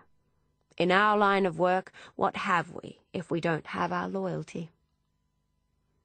We all nodded agreement. All except Alfred, I noticed. Mr. Hamilton noticed too. "I suppose Alfred's told you his plans?" he said, raising a silvery eyebrow. "What plans?" I looked at Alfred. "I was trying to tell you," he said, biting back a smile as he came to sit by me. "I'm leaving, Grace. No more yes-sirring for me." My first thought was that he was leaving England again, right when we had begun to make amends. He laughed at my expression. "I'm not going far. I'm just leaving service. A mate of mine from the war, we're setting up in business together." "Alfred." I didn't know what to say. I was relieved, but I was also worried for him. To leave service? The security of Riverton? What kind of business? "Electrical. My mate's awful good with his hands. He's going to teach me how to install bells and the like. In the meantime, I'm going to take on managing the shop. Going to work hard and save money, Gracie. I've already got some put away. One day, I'm going to have my very own business. I'm going to be my own man. You'll see." Afterwards, Alfred walked me back to the village. Cold night was falling fast, and we went quickly to save from freezing. Though I was pleased with Alfred's company, relieved that we had mended our differences, I said little. My mind was busy, stitching together fragments of knowledge, trying to make sense of the patchwork result. Alfred, for his part, seemed content to walk in silence. As it turned out, his mind was racing too, though along another line entirely. I was thinking of Mother. about the bitterness that always simmered beneath her surface. Her conviction, expectation almost, that hers was a life of ill fortune. That was the mother I remembered. And yet, for some time now, I had begun to realize she was not always so. Mrs. Townsend remembered her affectionately. Mr. Frederick, interminably difficult to please, had been fond of her. But what had happened to transform the young serving maid with her secret smile? The answer, I was beginning to suspect, was the key to unlocking many of Mother's mysteries. And its solution was nearby. It lurked like an elusive fish in my mind's reeds. I knew it was there, could sense it, glimpse its vague shape, but every time I got close, reached to grasp its shadowy form, it slipped away. That it had something to do with my birth was certain. Mother had been open on that front, and I was sure my ghost of a father figured somewhere, the man she spoke of with Alfred but never with me, the man she'd loved but couldn't be with.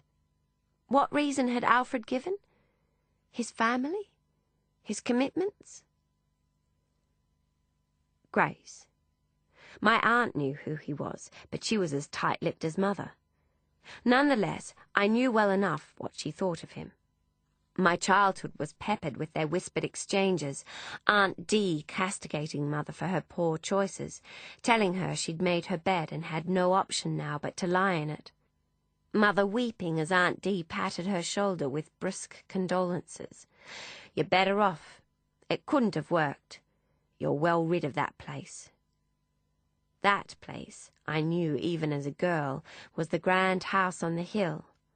And I knew also that Aunt Dee's contempt for my father was equalled only by her disdain for Riverton. The two great catastrophes in Mother's life, she was fond of saying. Grace? A disdain that extended to Mr. Frederick, it would seem. "He's got a nerve," she'd said when she spied him at the funeral, "showing his face now." I wondered how my aunt knew who he was, and what Mr. Frederick could possibly have done to make her scowl so. I wondered, too, what he had been doing there. Fondness for an employee was one thing, but for his lordship to appear at the town cemetery, to watch as one of his long-ago serving maids was buried. Grace. In the distance, through the tangle of my thoughts, Alfred was speaking. I glanced at him distractedly. "There's something I've been meaning to ask all day," he said. "I'm afraid if I don't ask now, I'll lose my nerve." And Mother had been fond of Frederick too. "Poor, poor Frederick," she had said when his father and brother passed. Not poor Lady Violet or poor Jemima. Her sympathy had extended directly and exclusively to Frederick. But that was understandable, wasn't it? Mr. Frederick would have been a young man when Mother worked at the house. It was natural her sympathy would lie with the family member closest to her in age, just as my sympathy lay with Hannah. Besides, Mother had seemed just as fond of Frederick's wife, Penelope. "Frederick wouldn't marry again," she'd said when I told her Fanny sought his hand. Her certainty, her despondency when I insisted it was so. Surely these could only be explained by her closeness to her former mistress. "I don't have a way with words, Gracie. You know that as well as I," Alfred was saying, "so I'm going to come right out with it. You know I'm going into business soon." I was nodding. Somehow I was nodding, but my mind was elsewhere. The elusive fish was close. I could see the glimmer of its slippery scales weaving through the reeds, out of the shadows. But that's just the first step.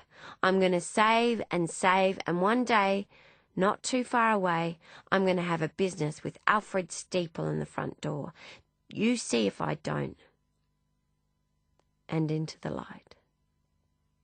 Was it possible Mother's upset was not the result of affection for her former mistress at all, but because the man she had cared for, still cared for, might be planning to marry again? That Mother and Mr. Frederick? That all those years ago when she was in service at Riverton? I've waited and waited, Grace, because I wanted to have something to offer you, something more than what I am now. But surely not. It would have been a scandal. People would have known. I would have known. Wouldn't I? Memories, snatches of conversation floated back. Was that what Lady Violet meant when she spoke to Lady Clementine of that despicable business? Had people known? Had scandal erupted in Saffron 22 years ago, when a local woman was sent from the manor in disgrace, pregnant by the son of her mistress? But if so, why had Lady Violet welcomed me onto her staff? Surely I'd have served as an unwelcome reminder of what had gone before. Unless my employment was some sort of recompense, the price for Mother's silence.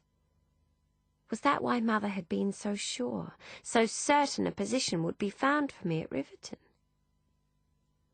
And then, quite simply, I knew. The fish swam into full sunlight, its scales glistening brightly.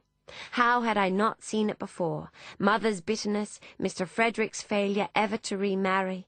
It all made sense. He had loved Mother too. That's why he had come to the funeral.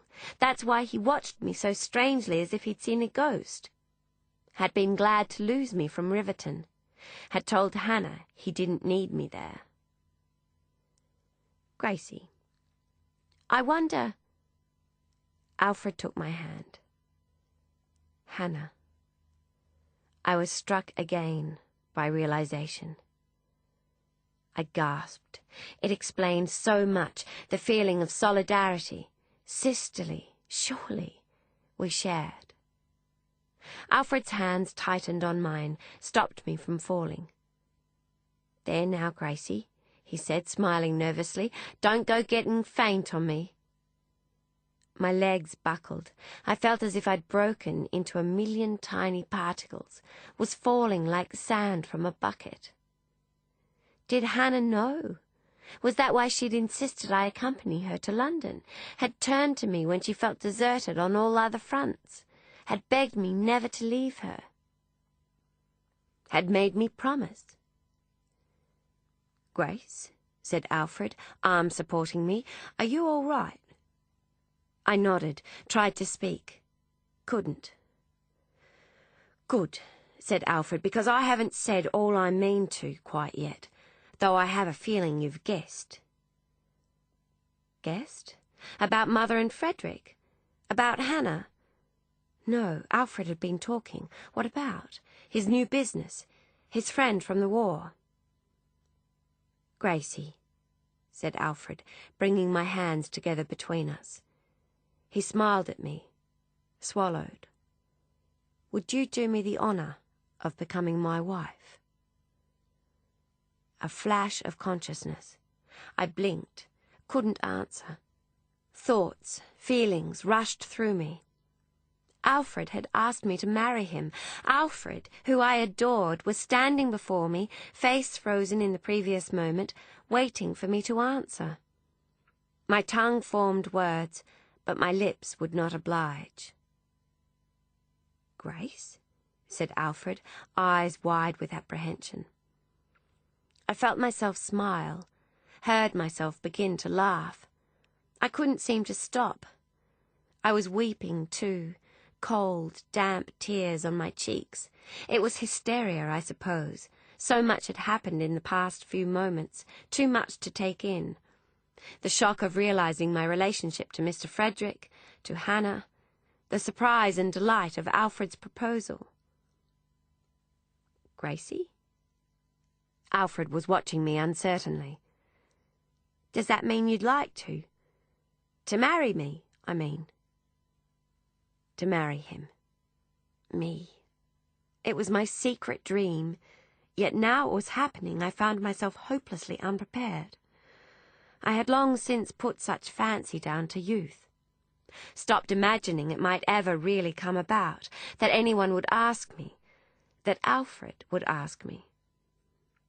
Somehow I nodded, managed to stop myself from laughing, heard myself say, "Yes." Little more than a whisper. I closed my eyes, my head swirled. A little louder. "Yes." Alfred whooped, and I opened my eyes. He was grinning, relief seeming to lighten him. A man and a woman walking down the other street turned to look at us, and Alfred called out to them, "She said yes!" And then he turned back to me, rubbed his lips together, trying to stop smiling so that he could speak. He gripped my upper arms. He was trembling. "I was hoping you'd say that." I nodded again, smiled. So much was happening. "Grace," he said softly, "I was wondering, would it be all right for me to kiss you?"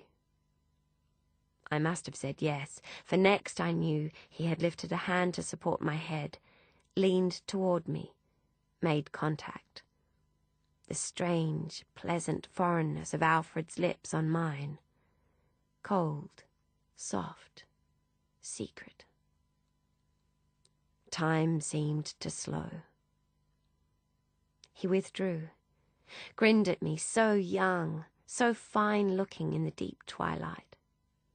Then he linked his arm through mine, the first time he had ever done so, and we started down the street.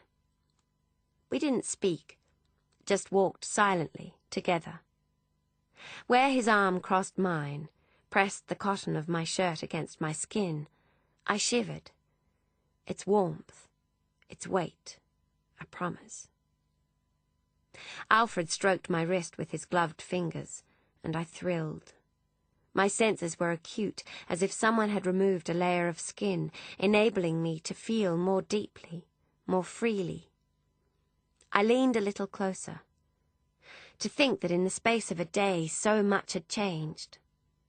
I had gleaned Mother's secret, realized the nature of my bond to Hannah. Alfred had asked me to marry him. I almost told him then, my deductions about Mother and Mr. Frederick, but the words died on my lips. There would be plenty of time later. The idea was still so new. I wanted to savour Mother's secret a little longer, and I wanted to savour my own happiness. So I remained silent, and we continued to walk, arms linked, down Mother's street. Precious, perfect moments that I have replayed countless times throughout my life. Sometimes, in my mind, we reach the house. We go inside and drink a toast to our health, are married soon after, and we live happily the rest of our days until we both reach a great age. But that is not what happened, as well you know. Rewind, replay. We were halfway along the street, outside Mr. Connolly's house, maudlin Irish flute music on the breeze, when Alfred said, "You can give notice as soon as you get back to London." I glanced sharply at him. "Notice? To Mrs. Luxton?" He smiled at me. "You won't need to be dressing her any longer once we're married. We'll move to Ipswich straight after. You can work with me if you like, on the books, or you could take in stitching if you prefer." Give notice? Leave Hannah? "But Alfred," I said simply, "I can't leave my position." "Of course you can," he said. Bemusement tugged at his smile. "I am." "But it's different." I grasped at words of explanation, words that would make him understand. "I'm a lady's maid. Hannah needs me." "She doesn't need you. She needs a drudge to keep her gloves in order." His voice softened. "You're too good for that, Grace. You deserve better, to be your own person." I wanted to explain to him that Hannah would find another maid, certainly, but that I was more than a maid, that we were bonded, tied, since the day in the nursery when we were both 14, when I'd wondered what it might be like to have a sister. when I'd lied to Miss Prince for Hannah, so instinctively it had frightened me. That I had made her a promise. When she begged me not to leave, I'd given her my word. That we were sisters. Secret sisters. Besides, he said, we'll be living in Ipswich. You can hardly keep up work in London, can you? He patted my arm good-naturedly. I looked sideways at his face. So genuine, so sure, empty of ambivalence. And I felt my arguments disintegrating, falling away even as I framed them. There were no words to make him see, to make him understand in a moment what had taken me years to grasp. And I knew then I could never have them both, Alfred and Hannah, that I would have to make a choice. Cold beneath my skin, spreading out like liquid. I unlinked my arm from his, told him I was sorry. I'd made a mistake, I said. A terrible mistake. And then I ran from him. Didn't turn back, though I knew somehow he remained, unmoving, beneath the cold yellow streetlight. That he watched me as I disappeared down the darkened lane, as I waited miserably for my aunt to admit me, and slipped, distraught, into the house. As I closed between us the doorway into what might have been. The trip back to London was excruciating. It was long and cold, and the roads were slippery with snow. But it was the company that made it particularly painful. I was trapped with myself in the motorcar's cabin, engaged in fruitless debate.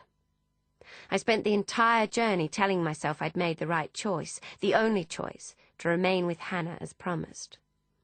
And by the time the motorcar pulled up at number 17, I had myself convinced. I was convinced, too, that Hannah already knew of our bond, that she'd guessed, overheard folk whispering, had even been told. For surely it explained why she'd always turned to me, treated me as confidant. Since the morning I'd bumped into her in the cold alleyway of Mrs. Dove's secretarial school. So now we both knew. And the secret would remain, unspoken, between us. A silent bond of dedication and devotion. I was relieved I hadn't told Alfred. He wouldn't have understood my decision to keep it to myself, would have insisted I tell Hannah, even demanded some sort of recompense. Kind, caring though he was, he wouldn't have perceived the importance of maintaining the status quo. Wouldn't have seen that no one else could know. For what if Teddy were to find out? Or his family? Hannah would suffer. I could be let go. No, it was better this way. There was no choice. It was the only way to proceed. Part 4. Hannah's story. It is time now to speak of things I didn't see, to push Grace and her concerns aside and bring Hannah to the fore. For while I was away, something had happened. I realized as soon as I laid eyes on her. Things were different. Hannah was different. Brighter, secretive, more self-satisfied. What had happened at number 17 I learned gradually, as I did so much of what went on that final year. I had my suspicions, of course, but I neither saw nor heard everything. Only Hannah knew exactly what occurred, and she had never been one for fervent confessions. They were not her style. She had always preferred secrets. But after the terrible events of 1924, when we were shut up together at Riverton, she became more forthcoming. And I was a good listener. This is what she told me. 1. It was the Monday after my mother's death. I had left for Saffron Green, Teddy and Deborah were at work, and Emmeline was lunching with friends. Hannah was alone in the drawing-room. She had intended to write correspondence, but her paper box languished on the lounge. She found she had little spirit for writing copious thank-you letters to the wives of Teddy's clients, and was instead looking out over the street, guessing at the lives of the passers-by. She was so involved in her game, she didn't see him come to the front door, didn't hear him ring the bell. The first she knew was when Boyle knocked on the morning-room door and made his announcement. "A gentleman to see you, ma'am." "A gentleman, Boyle?" she said, watching as a little girl broke free from her nanny and ran into the frosty park. When was the last time she had run? Run so fast she felt the wind like a slap on her face, her heart thumping so large in her chest that she almost couldn't breathe. "Says he has something belonging to you that he'd like to return, ma'am."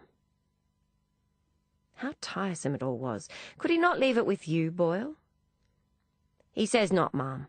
Says he has to deliver it in person." "I really can't think that I'm missing anything." Hannah pulled her eyes reluctantly from the little girl and turned from the window. "I suppose you'd better show him in." Boyle hesitated, seemed to be on the verge of speaking. "Is there something else?" said Hannah. "No, ma'am," he said. "Only that the gentleman... I don't think he's much of a gentleman, ma'am." "Whatever do you mean?" said Hannah. "Only that he doesn't seem entirely respectable." Hannah raised her eyebrows. "He's not in a state of undress, is he?" "No, ma'am. He's dressed well enough." "He's not saying obscene things?" "No, ma'am," said Boyle. "He's polite enough." Hannah gasped. "It's not a Frenchman? Short, with a moustache?" "Oh, no, ma'am." "Then tell me, Boyle, what form does this lack of respectability take?" Boyle frowned. "I couldn't say, ma'am. Just a feeling I got." Hannah gave the appearance of considering Boyle's feeling, but her interest was piqued. "If the gentleman says he has something belonging to me, I had best have it back. If he gives any sign of wanting respectability, Boyle, I'll ring for you directly." "Yes, ma'am," said Boyle with great importance. He bowed and left the room, and Hannah straightened her dress. The door opened again, and Robbie Hunter was standing before her.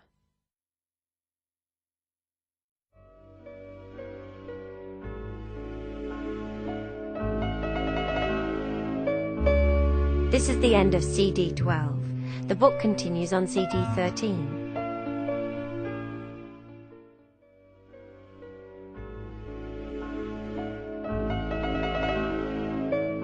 CD 13.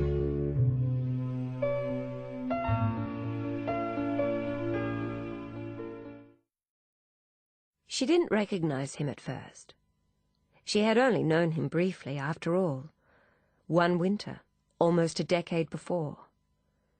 And he had changed. He had been a boy when she knew him at Riverton, with smooth, clear skin, wide brown eyes, and a gentle manner. And he had been still, she remembered. It was one of the things that had infuriated her, his self-possession. The way he came into their lives with no warning goaded her into saying things she oughtn't, and proceeded, with such ease, to woo their brother from them. The man who stood before her in the morning room was tall, dressed in a black suit and a white shirt. It was ordinary enough clothing, but he wore it differently to Teddy and the other businessmen Hannah knew. His face was striking but lean, hollows below his cheekbones and shadows beneath his dark eyes. She could see the lack of respectability to which Boyle referred, and yet she was at just as much of a loss to articulate it. "Good morning," she said. He looked at her, seemed to look right inside her. She'd had men stare before, but something in the focus of his gaze caused her to blush.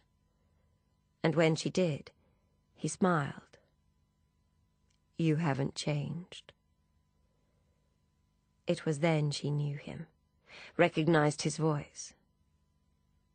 "Mr. Hunter," she said incredulously. She looked him over again, this new knowledge colouring her observation. The same dark hair, the same dark eyes, same sensuous mouth, always slightly amused. She wondered how she'd missed them before. She straightened, stilled herself. "How nice of you to come." The moment the words were out, she regretted their ordinariness and longed to pull them back. He smiled, rather ironically it seemed to Hannah. "Won't you sit down?" She indicated Teddy's armchair, and Robbie sat perfunctorily, like a schoolboy obeying a mundane instruction unworthy of defiance. Once again she had an irksome sense of her own triviality. He was still looking at her. She checked her hair lightly with the palms of both hands, made sure the pins were all in place, smoothed the pale ends against her neck. She smiled politely. "Is there something amiss, Mr. Hunter? Something I need to fix?" "No," he said. "I've carried an image in my mind all this time. You're still the same." "Not the same, Mr. Hunter, I assure you," she said as lightly as she could. "I was 15 when last we met." "Were you really so young?"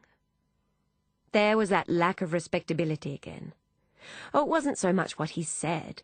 It was a perfectly ordinary question after all. It was something in the way he said it, as if he concealed a double meaning she couldn't grasp. "I'll ring for tea, shall I?" she said, and regretted it immediately. Now he would stay. She stood and pressed the bell button, then hovered by the mantel, straightening objects and collecting herself, until Boyle was at the door. "Mr. Hunter will be joining me for tea," said Hannah. Boyle looked at Robbie suspiciously. "He was a friend to my brother," Hannah added, "in the war." "Ah," said Boyle. "Yes, ma'am. I'll have Mrs. Tibbet fetch up tea for 2. How deferential he was, how conventional his deference made her seem. Robbie was looking around, taking in the morning room. The Art Deco furnishings that Elsie de Wolfe had selected, the latest thing, and Hannah had always tolerated. His gaze drifted from the octagonal mirror above the fire to the golden-brown diamond print curtains. "Modern, isn't it?" Hannah said, striving for flippancy. "I'm never quite sure I like it, but I believe that's the point of modernity." Robbie seemed not to hear. "David spoke of you often," he said. "I feel that I know you. You and Emmeline and Riverton." Hannah sank onto the edge of the lounge at mention of David. She had schooled herself not to think of him, not to open the box of tender memories. And yet here sat the one person with whom she might be able to discuss him. "Yes," she said. "Tell me about David, Mr. Hunter." She steeled herself. Did he... She pressed her lips together, looked at Robbie. "I've often hoped he forgave me." "Forgave you?" "I was such a prig that last winter, before he left. We weren't expecting you. We were used to having David to ourselves. I was rather stubborn, I fear. I spent the entire duration ignoring you, wishing you weren't there." He shrugged. "I didn't notice." Hannah smiled wistfully. "Then it seems I wasted my energy." The door opened and Boyle appeared with the salver of afternoon tea. He laid it on the table by Hannah and stood back. "Mr. Hunter," said Hannah, aware that Boyle was lingering, eyeing Robbie. "Boyle said you had something to return to me." "Yes," Robbie said, reaching into his pocket. Hannah nodded to Boyle, assured him everything was in hand, his presence no longer required. As the door closed, Robbie withdrew a piece of cloth. It was tatty, with threads loose, and Hannah wondered how on earth he thought this might belong to her. As she watched, she realized it was an old piece of ribbon, once white, now brown. He peeled the ribbon open, fingers shaking, and held it toward her. Her breath caught in her throat. Wrapped inside was a tiny book. She reached over and plucked it gingerly from its shroud, turned it over in her hands to look at its cover, though she knew well enough what it would say. Journey across the Rubicon. A wave of reminiscence. Being chased through the Riverton grounds, drunk on the thrill of adventure, whispered secrets in the shadowy nursery. "I gave this to David. For luck." He nodded. Her eyes met his. "Why did you take it?" "I didn't. David would never have given this away." "No, he wouldn't. He didn't. I was only ever its messenger. He wanted it returned. The last thing he said was, 'Take it to Nefertiti.' And I have." Hannah didn't look at him. The name, her own secret name. He didn't know her well enough. She closed her fingers around the little book, dropped the lid on memories of being brave and untamed and full of prospect, lifted her head to meet his gaze. "Let's speak of other things." Robbie nodded slightly and pushed the ribbon back into his pocket. "What do people speak of when they meet again like this?" "They ask each other what they've been doing," said Hannah, tucking the tiny book inside her escritoire. "Where their lives have taken them." "Well then," Robbie said, "what have you been doing, Hannah? I can see well enough where life has taken you." Hannah straightened, poured a cup of tea, and held it out to him. The cup jiggled against its saucer in her hand. "I've married a gentleman called Theodore Luxton. You might have heard of him. He and his father are bankers. They work in the city." Robbie was watching her, but gave no indication that Teddy's name was familiar to him. "I live in London, as you know," Hannah continued, trying to smile. "Such a wonderful city, don't you think? So much to see and do. So many interesting people." Her voice trailed off. Robbie was distracting her, watching her as she spoke with the same disconcerting intensity he'd offered the Picasso all those years ago in the library. "Mr. Hunter," she said with some impatience, "really, I must ask you to stop. It's quite impossible to—" "You're right," he said softly. "You have changed. Your face is sad." She wanted to respond, to tell him he was wrong, that any sadness he perceived was a direct consequence of having her brother's memory resurrected. But there was something in his voice that stopped her, something that made her feel transparent, uncertain, vulnerable, as if he knew her better than she knew herself. She didn't like it, but she knew somehow it would do no good to argue. "Well, Mr. Hunter," she said, standing stiffly, "I must thank you for coming, for finding me, returning the book." Robbie followed her lead, stood. "I said I would." "I'll ring for Boyle to show you out." "Don't trouble him," said Robbie. "I know the way well enough." He opened the door, and Emmeline burst through, a whirl of pink silk and shingled blonde hair. Her cheeks glowed with the joy of being young and well-connected in a city and a time that belonged to the young and well-connected. She collapsed onto the sofa and crossed one long leg over the other. Hannah felt old suddenly, and strangely faded. Like a watercolour left by error in the rain, its colours washed into each other. "Phew, I'm pooped," Emmeline said. "I don't suppose there's any tea left." She looked up and noticed Robbie. "You remember Mr. Hunter, don't you, Emmeline?" said Hannah. Emmeline puzzled for a moment. She leaned forward and rested her chin on the palm of her hand, wide blue eyes blinking as she gazed at his face. "David's friend," said Hannah. "From Riverton." "Robbie Hunter," said Emmeline, smiling slowly, delightedly, hand dropping into her lap. "Of course I do. By my count, you owe me a dress. Perhaps this time you'll resist the urge to tear it from me." At Emmeline's insistence, Robbie stayed for dinner.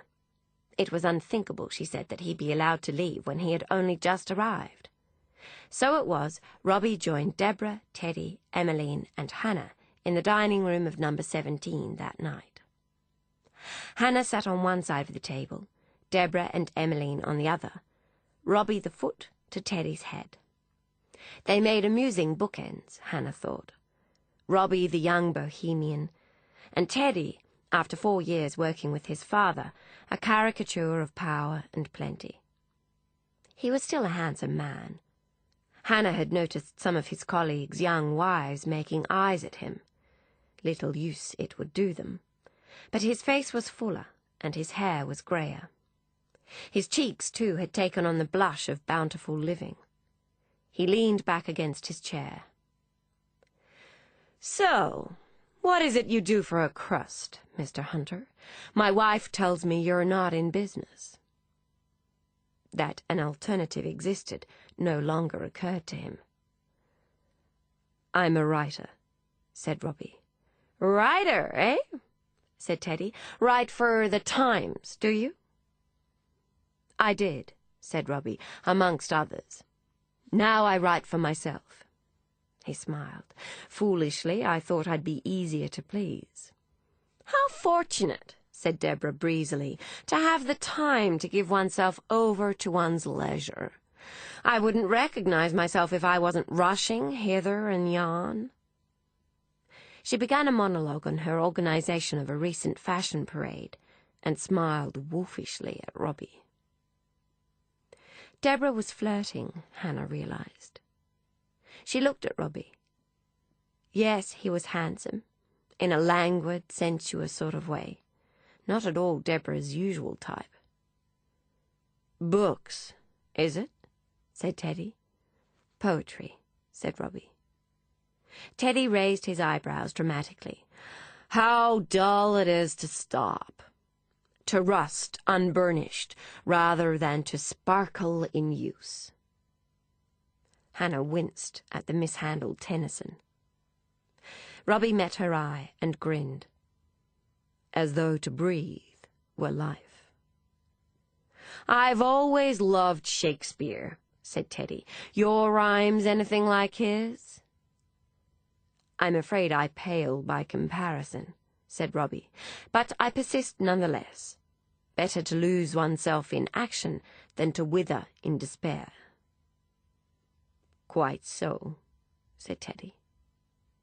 As Hannah watched Robbie, something she had glimpsed came into focus.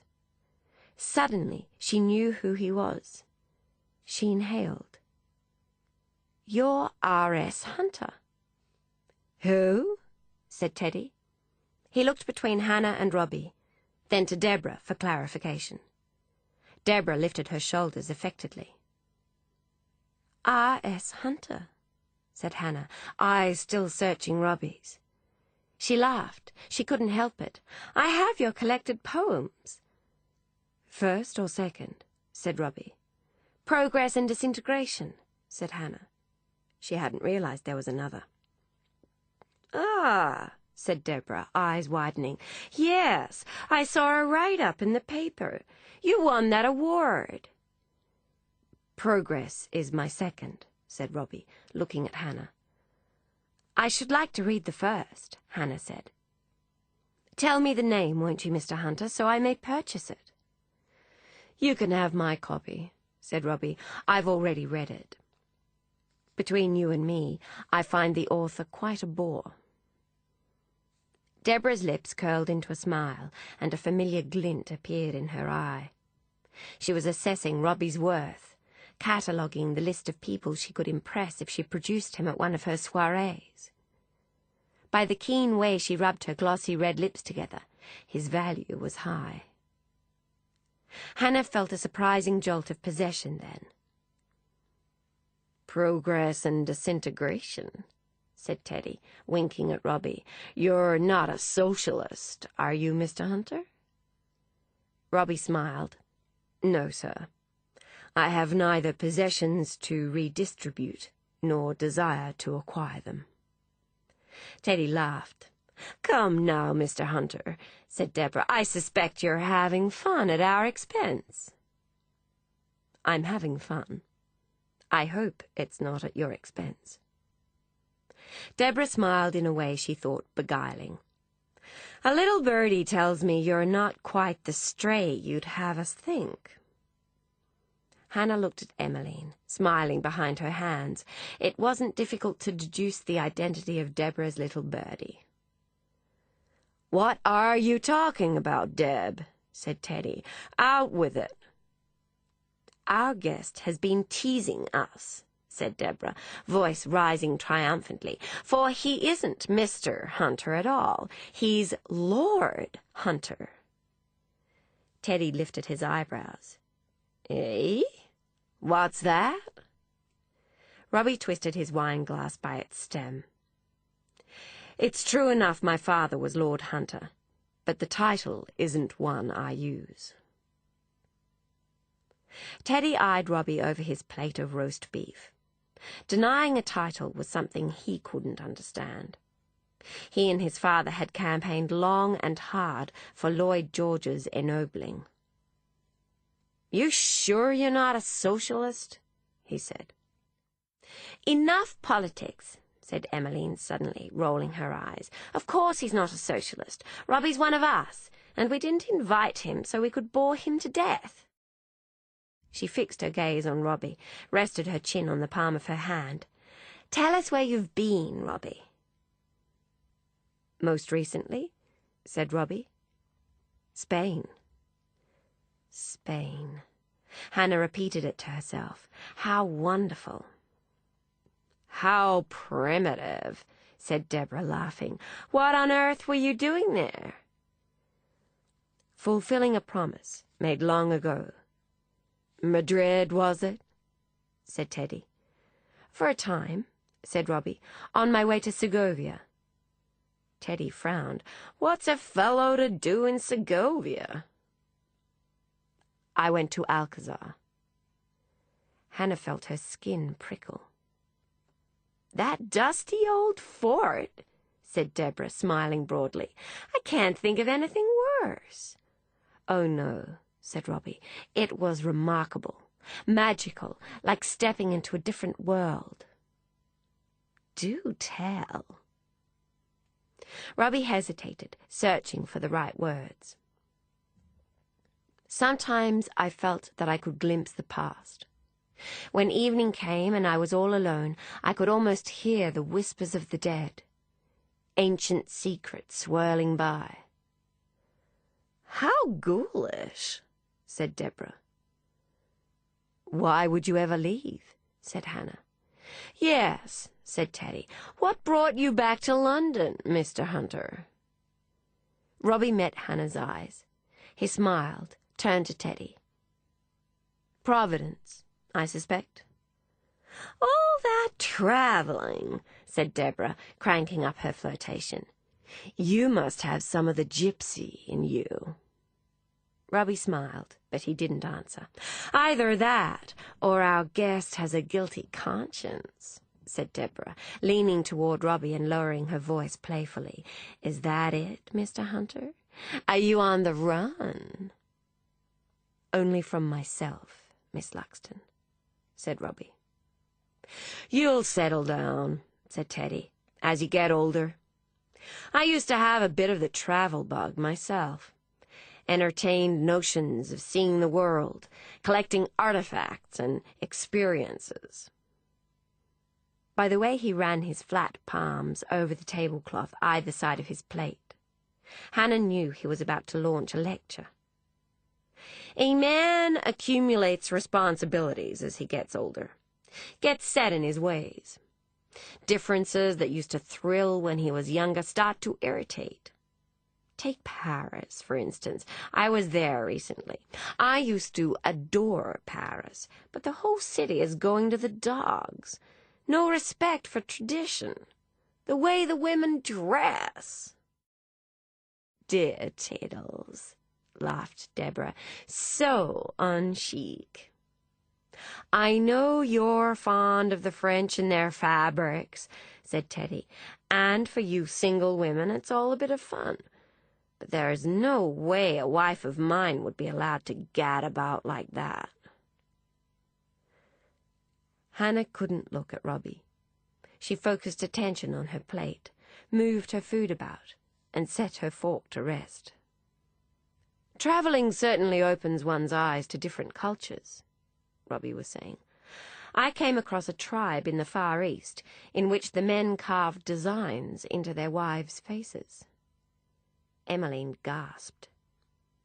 With a knife?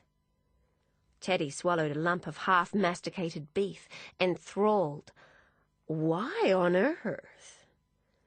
Wives are considered mere objects of enjoyment and display, said Robbie. Husbands think it their God-given right to decorate them as they see fit. Barbarians, said Teddy, shaking his head, signalling to Boyle to refill his wine. And they wonder why they need us to civilize them. Hannah didn't see Robbie again for weeks after that. She thought he'd forgotten his promise to lend her his book of poetry. It was just like him, she suspected, to charm his way into a dinner invitation, make empty promises, then vanish without honouring them. She was not offended, merely disappointed in herself for being taken in. She would think of it no more. Nonetheless, a fortnight later, when she happened to find herself in the H.J. aisle of the little bookstore in Drury Lane, and her eyes happened to alight on a copy of his first poetry collection, she bought it. She had appreciated his poetry, after all, long before she realized him a man of loose promises. Then Pa died, and any lingering thoughts of Robbie Hunter's return were put aside.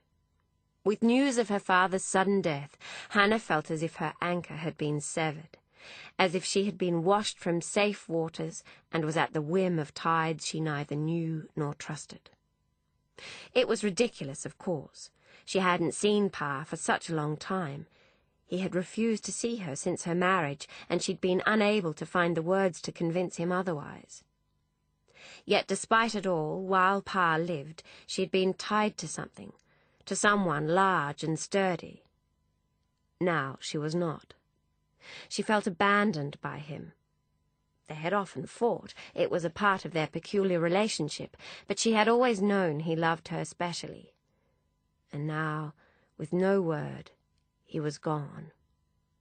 She started to dream at night of dark waters, leaking ships, relentless ocean waves. And in the day, she began to dwell once more upon the spiritualist's vision of darkness and death. Perhaps it would be different when Emmeline moved permanently to number 17, she told herself. For it had been decided after Pa's death that Hannah would serve as guardian of sorts for Emmeline. It was just as well they keep an eye on her, Teddy said, after the unfortunate business with the filmmaker. The more Hannah thought about it, the more she looked forward to the prospect. She would have an ally in the house, someone who understood her. They would sit up late together, talking and laughing, sharing secrets the way they had when they were younger. When Emmeline arrived in London, however, she had other ideas. London had always agreed with Emmeline, and she threw herself further into the social life she adored. She attended costume balls every night, white parties, circus parties, under-the-sea parties. Hannah could never keep count. Emmeline took part in elaborate treasure hunts that involved the pilfering of prizes, from beggars' cups to policemen's hats. She drank too much and smoked too much, and considered the night a failure if she couldn't find a shot of herself in the society pages the next day. Hannah found Emmeline one afternoon entertaining a group of friends in the morning room. They had shifted the furniture to the edges of the walls, and the expensive Berlin rug lay by the fire in a haphazard roll. A girl in flimsy lime chiffon, whom Hannah had never met, sat on the rolled rug smoking lazily, dropping ash, watching as Emmeline tried to teach a baby-faced young man with 2 left feet to foxtrot. "No, no," Emmeline said, laughing. "There are 4 counts, Harry, darling, not 3. Here, take my hands and I'll show you." She restarted the gramophone. "Ready?" Hannah picked her way around the room's rim. She was so distracted by the casualness with which Emmeline and her friends had colonized the room, her room after all, that she had quite forgotten what it was she came for. She made pretence of digging around in the writing bureau as Harry collapsed on the sofa, saying, "Enough! You're going to kill me, Emmy!"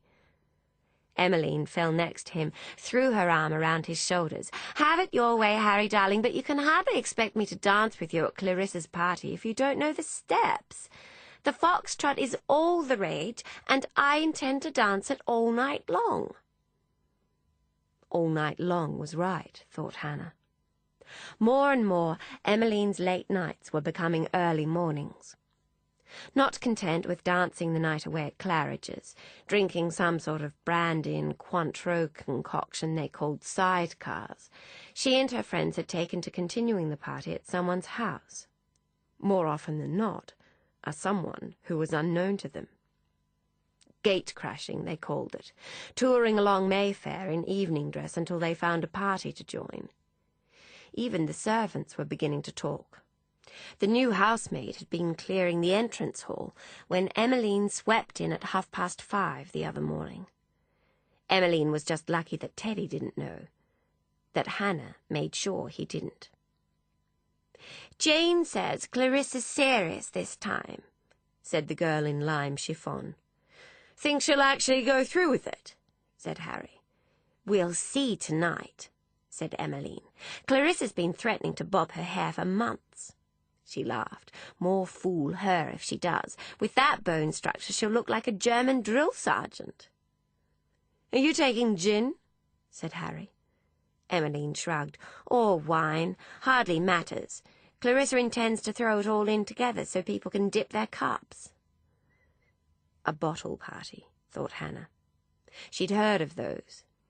Teddy liked to read her reports from the newspaper when they were at the breakfast table. He'd lower the paper to attract her attention, shake his head with weary disapproval and say, "Listen to this. Another of those parties. Mayfair this time."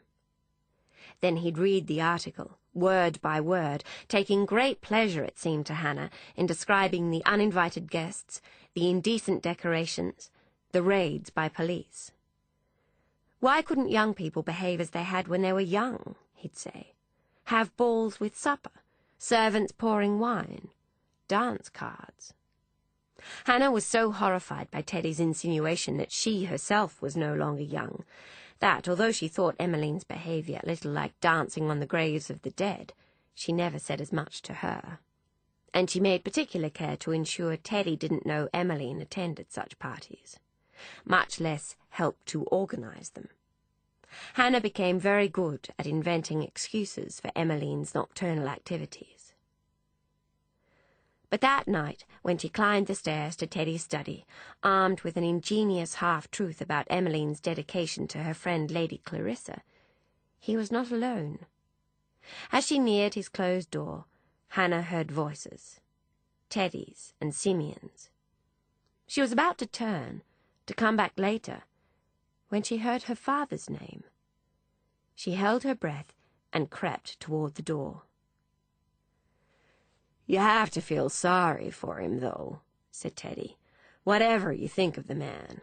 Dying like that, a hunting accident, a country fellow like him." Simeon cleared his throat. "Well, now, Teddy, between you and me, it seems there was more to it than that." A meaningful pause. A lowered voice, words Hannah couldn't make out. Teddy inhaled quickly. "Suicide?" Lies, Hannah thought, breaths grown hot. Terrible lies. "It seems so," said Simeon.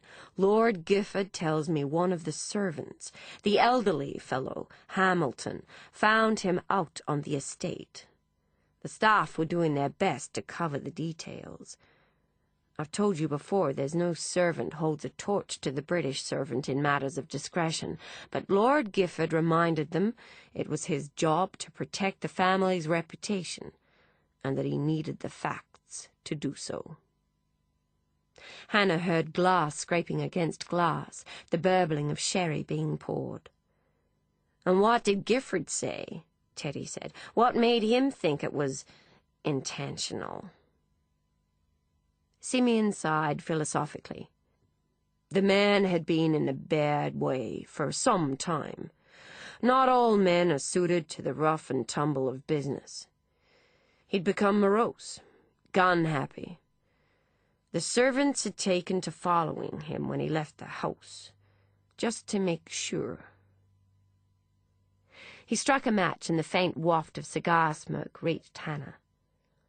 "Let's just say, the way I understand it, this accident was some time coming."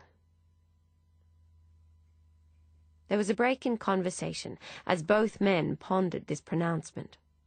Hannah held her breath, listened for footsteps. Having observed the obligatory moment's silence, Simeon continued with renewed energy. "Lord Gifford has worked his magic, though. No one'll ever know the difference.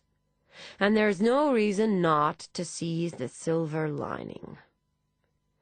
There was a squeak of leather as he rearranged himself in his chair. "I've been thinking. It's about time you took another stab at politics. The business has never been better. You've kept your nose clean, gained a reputation amongst conservatives as a sensible type. Why not seek nomination for the seat of Saffron?" Teddy's voice was shiny with a glimmer of hope. "You mean move out to Riverton?"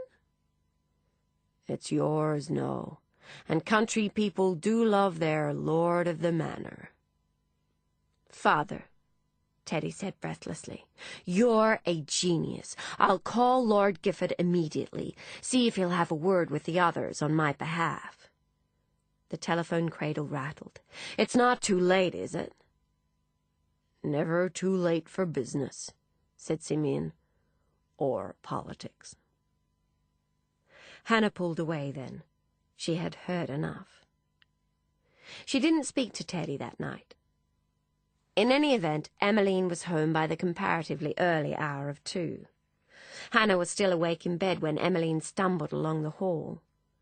She rolled over and closed her eyes tight, tried not to think any more about what Simeon had said, about Pa and the way he had died, his desperate unhappiness, his loneliness, the darkness that had claimed him. And she refused to think of the letters of contrition she'd never quite managed to finish. And in the isolation of her bedroom, with Teddy's contented snores drifting from the room beyond, noises of nighttime London muffled by her window, she fell into dreams of black water, abandoned ships, and lonely foghorns floating back to empty shores. 2. Robbie came back. He gave no explanation for his absence, simply sat down in Teddy's armchair as if no time had passed, and presented Hannah with his first volume of poetry. She was about to tell him she already owned a copy when he drew another book from his coat pocket, small, with a green cover. "For you," he said, handing it to her. Hannah's heart skipped when she saw its title. It was James Joyce's Ulysses, and it was banned everywhere. "But where did you—" "A friend in Paris." Hannah ran her fingertips over the word Ulysses. It was about a married couple she knew and their moribund physical relationship. She had read, or rather Teddy had read her, extracts from the newspaper. He'd called them filth, and she had nodded agreement. In truth, she'd found them strangely affecting. She could imagine what Teddy would have said if she'd told him so. He'd have thought her ill, recommended she see a doctor. And perhaps she was. Yet, though thrilled to have opportunity to read the novel, she wasn't certain how she felt about Robbie bringing it for her. Did he think she was the type of woman for whom such topics were ordinary fare? Worse, was he making a joke? Did he think her a prude? She was about to ask him when he said very simply and very gently, "I'm sorry about your father." And before she could say anything about Ulysses, she realized she was crying. No one thought much of Robbie's visits. Not at first. Certainly there was no suggestion that anything improper was passing between him and Hannah. Hannah would have been the first to deny it if there had. It was known to everyone that Robbie had been a friend to her brother, had been with him at the end. If he seemed a little irregular, less than respectable, as she knew Boyle continued to maintain, it was easily enough put down to the mystery of war. Robbie's visits followed no pattern. His arrival was never planned, but Hannah started looking forward to them, waiting for them. Sometimes she was alone, sometimes Emmeline or Deborah was with her. It didn't matter. For Hannah, Robbie became a lifeline. They spoke of books and travel, far-fetched ideas and faraway places. He seemed to know so much about her already. It was almost like having David back.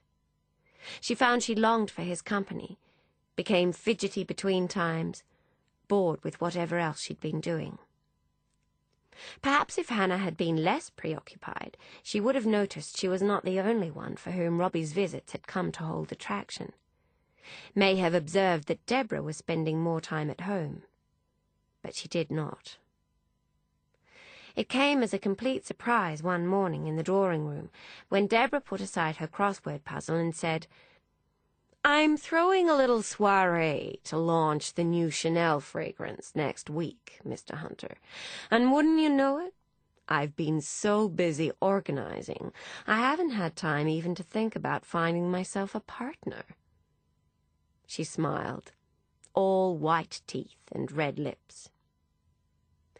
"Doubt you'll have trouble," said Robbie. "Must be heaps of fellows looking for a ride on society's golden wave." "Of course," said Deborah, mistaking Robbie's irony. "All the same, it's such late notice." "Lord Woodall would be sure to take you," said Hannah. "Lord Woodall is abroad," Deborah said quickly. She smiled at Robbie. "And I couldn't possibly go alone." "Going stag is all the rage, according to Emmeline," said Hannah. Deborah appeared not to have heard. She battered her lids at Robbie. "Unless—" She shook her head with a coyness that didn't suit her. "No, of course not." Robbie said nothing. Deborah pursed her lips. "Unless you'd accompany me, Mr. Hunter." Hannah held her breath. "Me?" Robbie said, laughing. "I don't think so." "Why not?" said Deborah. "We'd have a great old time." "I've none of the social graces," said Robbie. "I'd be a fish out of water." "I'm a very strong swimmer," said Deborah. "I'll keep you afloat." "All the same," said Robbie. "No." Not for the first time, Hannah's breath caught in her throat. He had a lack of propriety quite unlike the affected vulgarity of Emmeline's friends. His was genuine, and, Hannah thought, quite stunning. "I urge you to reconsider," said Deborah, a note of determined anxiety screwing tight her voice. "Everybody who's anybody will be there." "I don't enjoy society," said Robbie plainly. He was bored now. Too many people spending too much money to impress those too stupid to know it. Deborah opened her mouth, shut it again. Hannah tried not to smile. "If you're sure," said Deborah. "Quite sure," said Robbie cheerfully. "Thanks all the same." Deborah shook the newspaper onto her lap and gave the appearance of resuming her crossword. Robbie raised his eyebrows at Hannah, then sucked his cheeks in like a fish. Hannah couldn't help herself. She laughed. Deborah looked up sharply and glanced between them. Hannah recognized the expression. Deborah had inherited it, along with her lust for conquest, from Simeon. Her lips thinned around the bitter taste of defeat. "You're a wordsmith, Mr. Hunter," she said coldly. "What's a 7-letter word, starting with B, that means an error in judgment?" At dinner a few nights later, Deborah took revenge for Robbie's blunder. "I noticed Mr. Hunter was here again today," she said, spearing a pastry puff. "He brought a book he thought might interest me," Hannah said. Deborah glanced at Teddy, who was sitting at the head, dissecting his fish. "I just wonder whether Mr. Hunter's visits might be unsettling the staff." Hannah laid down her cutlery. "I can't see why the staff would find Mr. Hunter's visits unsettling." "No," said Deborah, drawing herself up. "I rather feared you wouldn't. You've never really been one for taking responsibility where the household is concerned." She spoke slowly, enunciating each word. "Servants are like children, Hannah dear. They like a good routine, find it almost impossible to function without. It's up to us, their betters, to provide them one." She leaned her head to the side. "Now, as you know, Mr. Hunter's visits are unpredictable. By his own admission, he doesn't know the first thing about polite society. He doesn't even telephone ahead so you can give notice. Mrs. Tibbet gets herself into quite a flap trying to provide morning tea for 2 when she's only been prepared for 1. It's really not fair. Don't you agree, Teddy?" "What's that?" He looked up from his fish head. "I was just saying," Deborah said, "how regrettable it is that the staff has been unsettled lately." "Staff? Unsettled?" said Teddy. It was, of course, his pet fear, inherited from his father, that the servant class would one day revolt. "I'll speak to Mr. Hunter," said Hannah quickly. "Ask him to telephone ahead in future." Deborah appeared to consider this. "No," she said, shaking her head. "I'm afraid it's too little, too late. I think perhaps it would be best if he were to cease visiting at all." "Bit extreme, don't you think, Deb?" Teddy said, and Hannah felt a wave of warm affection for him. "Mr. Hunter's always struck me as harmless enough. Bohemian, I'll grant you, but harmless. If he calls ahead, surely the staff—" "There are other issues to consider," Deborah snapped. "We wouldn't want anyone getting the wrong idea, would we, Teddy?" "Wrong idea?" Teddy said, frowning. He began to laugh. "Oh, Deb, you can't mean that anyone would think Hannah and Mr. Hunter, that my wife, and a fellow like him—" Hannah closed her eyes lightly. "Of course I don't," Deborah said sharply. "But people love to talk, and talk isn't good for business or politics." "Politics?" Teddy said. "Mother said you're having another go," said Deborah. "How can people trust you to keep your electorate in check if they suspect you're having trouble keeping your wife in check?" She delivered herself a triumphant forkful of food, avoiding the sides of her lipsticked mouth. Teddy looked troubled. "I hadn't thought of it like that." "And neither should you," Hannah said quietly. "Mr. Hunter was my brother's good friend. He visits so that we might speak of David." "I know that, old girl," said Teddy with an apologetic smile. He shrugged helplessly. "All the same, Deb has a point. You understand, don't you? We can't have people getting the wrong end of the stick." Deborah stuck to Hannah like glue after that. Having suffered Robbie's rejection, she wanted to be sure he received the directive. More importantly, that he realized from whom it came. Thus, the next time Robbie visited, he once again found Deborah on the drawing-room sofa with Hannah. "Good morning, Mr. Hunter," Deborah said, smiling broadly while she plucked knots from the fur of her Maltese, Bunty. "How lovely to see you. I trust you're well?" Robbie nodded. "You?" "Oh, fighting fit," said Deborah. Robbie smiled at Hannah. "What did you think?" Hannah pressed her lips together. The proof copy of The Wasteland was sitting beside her. She handed it to him. "I loved it, Mr. Hunter. It moved me immeasurably." He smiled. "I knew it would." Hannah glanced toward Deborah, who widened her eyes pointedly. "Mr. Hunter," said Hannah, tightening her lips, "there's something I need to discuss with you." She pointed to Teddy's seat.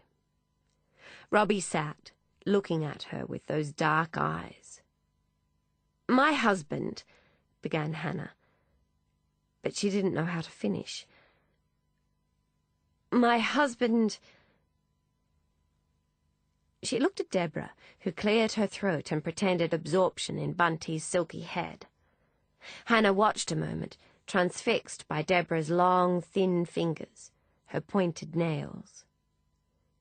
Robbie followed her gaze. "Your husband, Mrs. Luxton?" Hannah spoke softly. "My husband would prefer that you no longer call without purpose."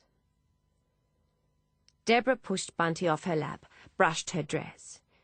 "You understand, don't you, Mr. Hunter?" Boyle came in then, carrying the tea salver. He laid it on the table, nodded to Deborah, then left. "You will stay for tea, won't you?" said Deborah in a sweet voice that made Hannah's skin crawl. "One last time?" She poured the tea and handed a cup to Robbie. With Deborah as gay conductor, they managed an awkward conversation about the collapse of the coalition government and the assassination of Michael Collins. Hannah was hardly listening. All she wanted was a few minutes alone with Robbie in which to explain. She also knew it was the last thing Deborah would permit. She was thinking this, wondering whether she would ever have opportunity to speak with him again, realizing just how much he'd come to depend on his company, when the door opened and Emmeline came in from lunching with friends. Emmeline was particularly pretty that day. She'd had her hair set into blonde waves and was wearing a new scarf in a new colour, burnt sienna, that made her skin glow. She flew through the door, as was her way, sending Bunty scuttling beneath the armchair, and sank casually into the corner of the lounge, resting her hands dramatically on her stomach. "Phew," she said, oblivious to the room's tension. "I'm as stuffed as a Christmas goose. I truly don't think I'll ever eat again." She lolled her head to the side. "How's tricks, Robbie?" She didn't wait for an answer. She sat up suddenly, eyes wide. "Oh, you'll never guess who I met the other night at Lady Sybil Colfax's party. I was sitting there talking with darling Lord Berners. He was telling me all about the dear little piano he's had installed in his Rolls-Royce, when who should arrive but the Sitwells. All 3 Sitwells. They were ever so much funnier in the flesh. Dear Sashi with his clever jokes, and Osbert with those little poem things with the funny endings." "Epigrams," Robbie mumbled. "He's every bit as witty as Oscar Wilde," said Emmeline. But it was Edith who was most impressive. She recited one of her poems, and it brought the whole lot of us to tears. Well, you know what Lady Colfax is like. An absolute snob for brains. I couldn't help myself, Robbie darling. I mentioned that I knew you, and they just about died. I dare say they didn't believe me. They all think I've a talent for invention. I can't think why. But you see, you simply have to come to the party tonight to prove them wrong." She drew breath, and in one swift movement withdrew a cigarette from her bag and had it lit. She exhaled a rush of smoke. "Say you'll come, Robbie. It's one thing to have people doubt one when one's lying, quite another when one's speaking the truth." Robbie paused a moment, considering her offer. "What time shall I collect you?" he said. Hannah blinked. She'd expected him to decline, as he always did when Emmeline tossed him one of her invitations. She'd thought Robbie felt the same way about Emmeline's friends as she did. Perhaps his disdain did not extend to the likes of Lord Berners and Lady Sybil. Perhaps the lure of the Sitwells was too much to resist. 6 o'clock, Emmeline said, smiling broadly. What a thrill! Robbie arrived at 5:30. It was an irony, thought Hannah, that someone who made a habit of arriving without announcement should become so excessively polite when meeting someone even less reliable than he. Emmeline was still dressing, so Robbie sat in the drawing-room with Hannah. She was pleased finally to have opportunity to explain about Deborah, the way she'd goaded Teddy into making his decree. Robbie told her to forget it, that he'd guessed as much. They spoke then of other things, and time must have flown, because suddenly Emmeline appeared, dressed and ready to go. Robbie nodded goodbye to Hannah. Then he and Emmeline disappeared into the night. For a time it continued thus. Hannah saw Robbie when he came to collect Emmeline, and there was little Deborah could do to change things. Once, when she'd made a last-ditch attempt to have him banished, Teddy shrugged and said it seemed only proper that the mistress of the house entertained guests who called for her younger sister. Would she have the fellow sit by himself in the drawing-room?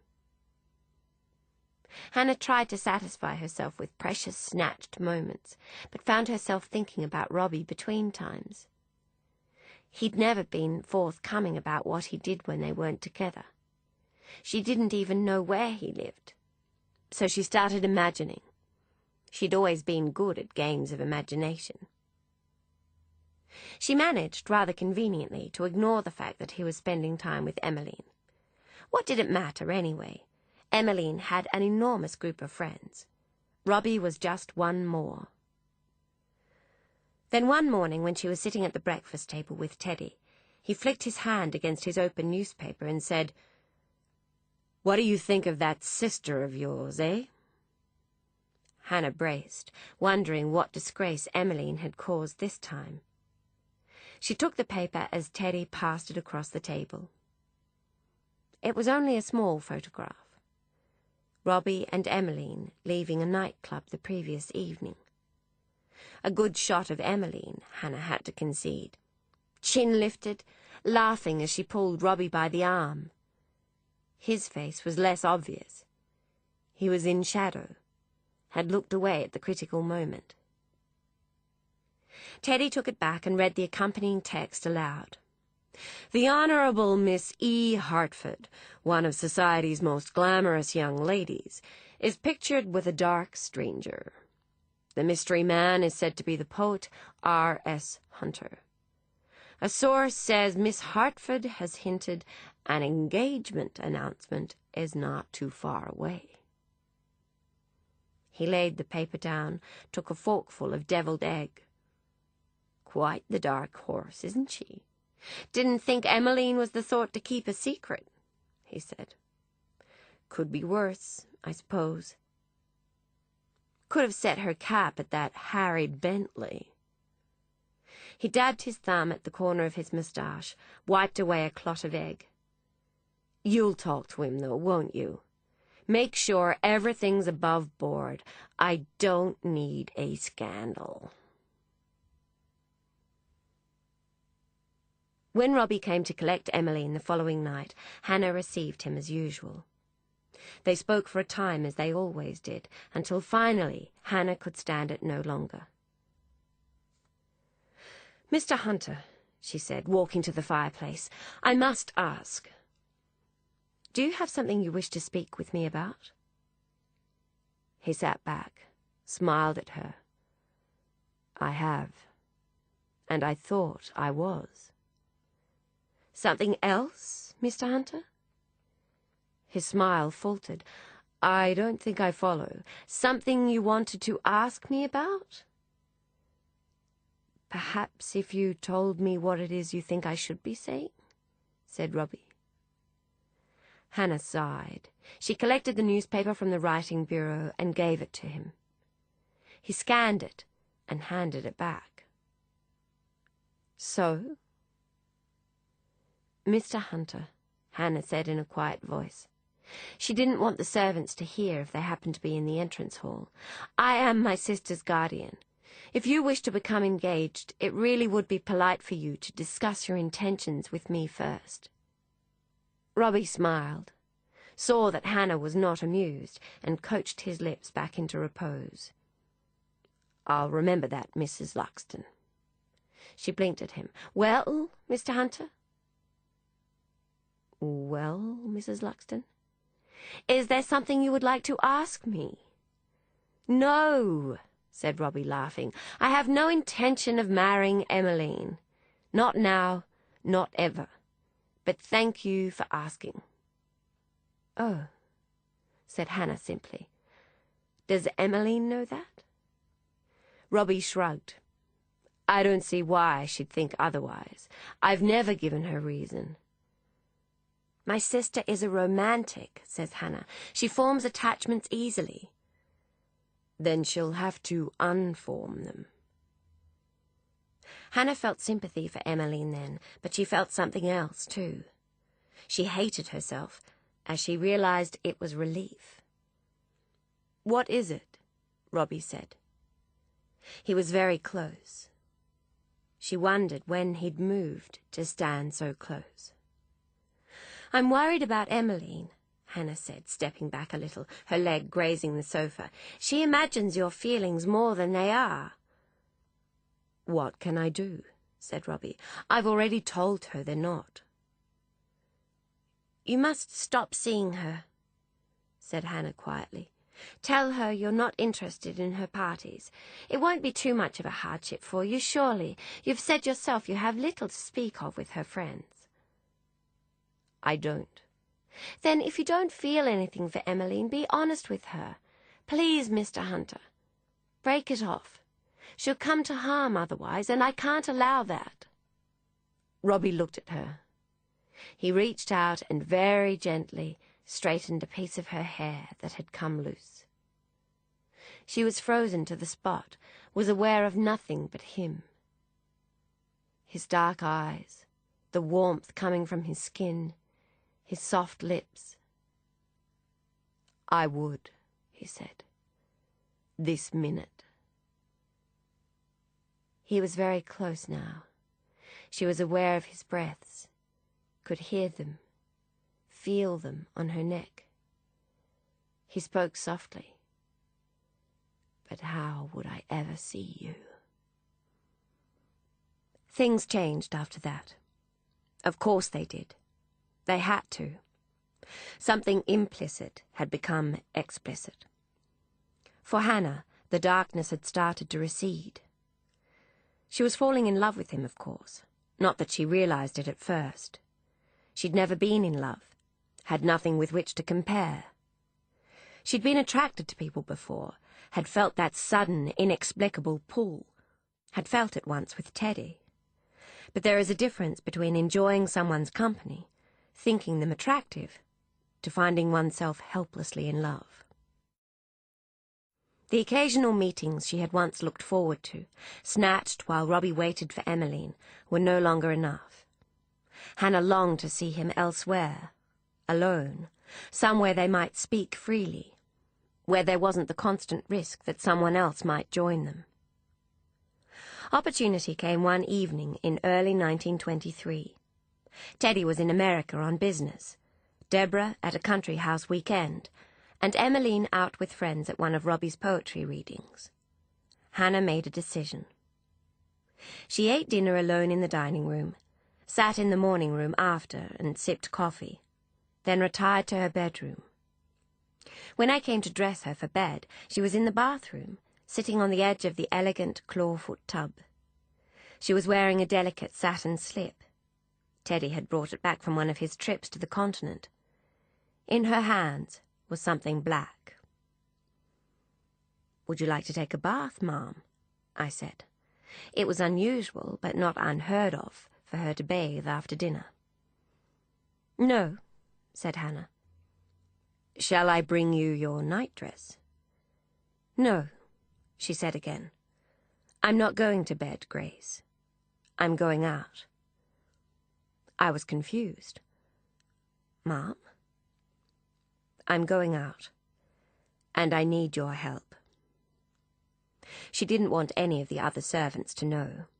They were spies, she said matter-of-factly, and she wanted neither Teddy nor Deborah, nor Emmeline for that matter, to know she'd been anywhere but home all evening.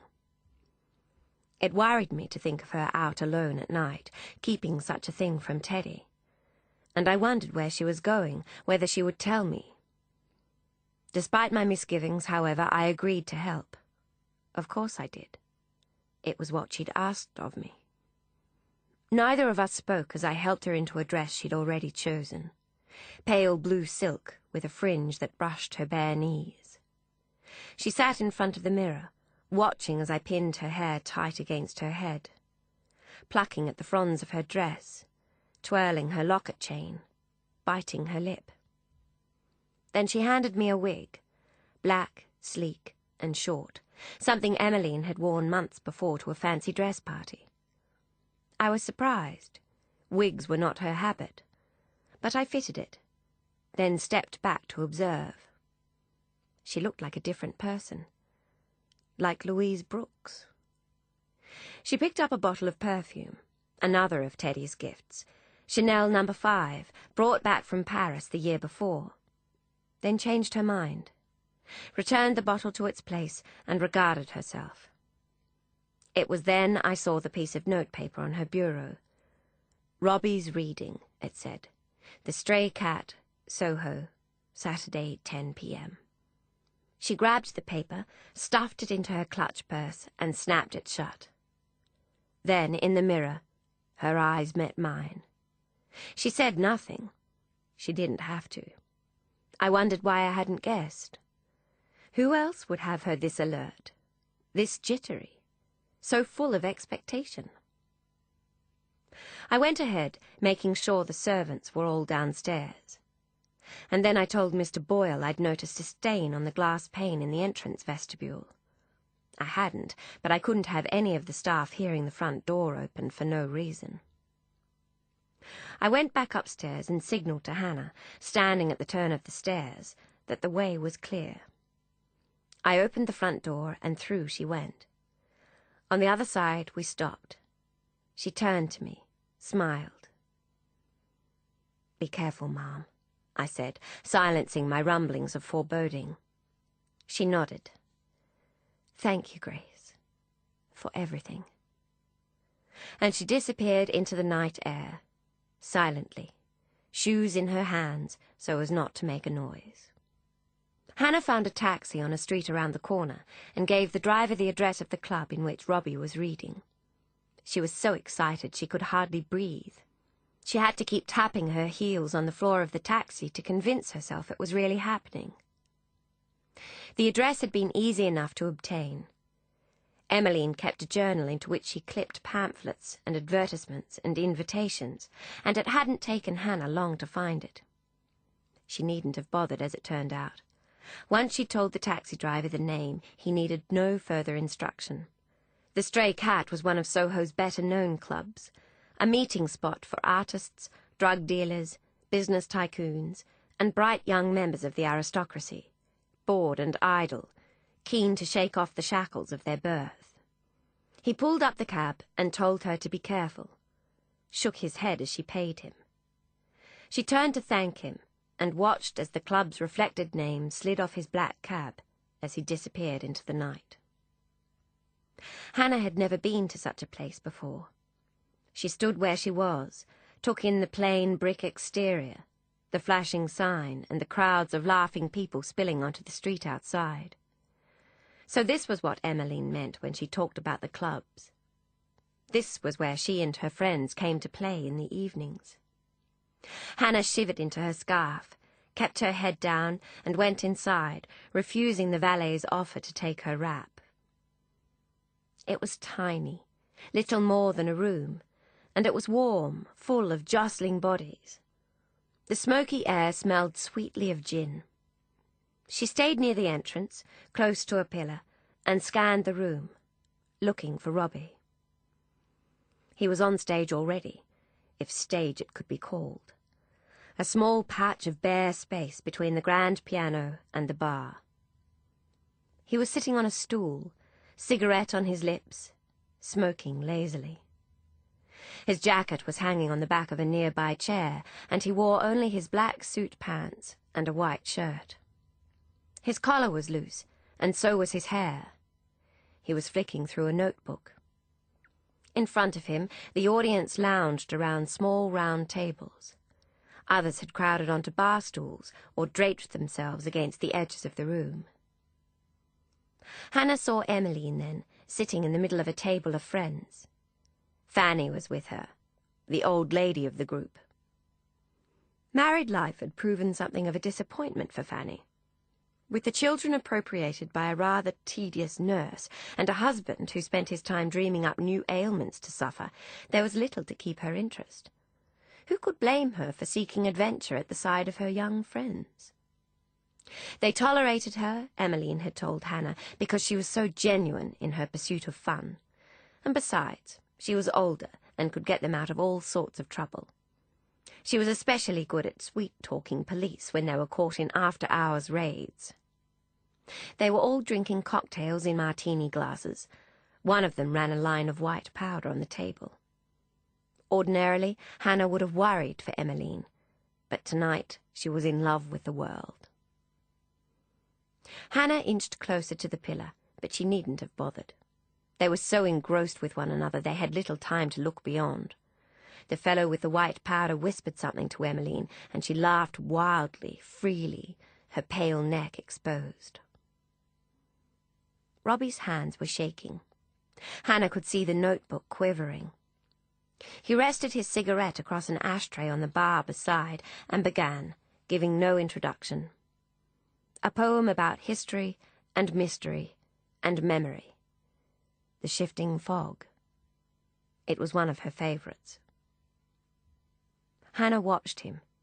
It was the first opportunity she'd ever had to gaze at him, to let her eyes roam his face, his body, without him knowing. And she listened. The words had touched her when she'd read them, but to hear him speak them was to see inside his own heart. He finished, and the audience clapped, and someone called out, and there was laughter, and he looked up at her. His face didn't betray him, but she knew he saw, recognized her despite her disguise. For a moment they were alone. He looked back at his notebook, turned a few pages, fumbled a bit, settled on the next poem. And then he spoke to her, poem after poem, about knowing and unknowing, truth and suffering, love and lust. She closed her eyes, and with every word she felt the darkness disappearing. Then he was finished, and the audience was applauding. The bar staff swept into action, mixing American cocktails and pouring shots, and the musicians took their seats, broke into jazz. Some of the drunk, laughing people improvised a dance floor between the tables. Hannah saw Emmeline wave to Robbie, beckon him to join them. Robbie waved back and pointed to his watch. Emmeline jutted her bottom lip, an exaggerated gesture, then whooped and waved as one of her male friends dragged her up to dance. Robbie lit another cigarette, shrugged into his jacket, and tucked his notebook into the inside pocket. He said something to a man behind the bar and headed across the room toward Hannah. In that moment, as time slowed and she watched him walking, drawing closer, she was faint. She experienced vertigo, as if she were standing on the top of an enormous cliff in a strong wind, unable to do anything but fall. Without a word, he took her hand and led her out the door. It was 3 in the morning when Hannah crept down the servants' stairs of number 17. I was waiting for her, as I'd promised, my stomach a knot of nerves. She was later than expected, and darkness and disquiet had conspired to fill my mind with awful scenes. "Thank goodness," Hannah said, slipping through the door as I opened it. "I was worried you'd forget." "Of course not, Ma'am," I said, offended. Hannah floated through the servants' hall and tiptoed into the main house, shoes in hand. She'd started up the stairs to the second floor when she realized I was still following. "You don't need to see me to bed, Grace. It's far too late. Besides, I'd like to be alone." I nodded, stopped where I was, stood on the bottom step in my white nightie like a forgotten child. "Ma'am?" I said quickly. Hannah turned. "Yes?" "Did you have a nice time, Ma'am?" Hannah smiled. "Oh, Grace," she said. "Tonight my life began."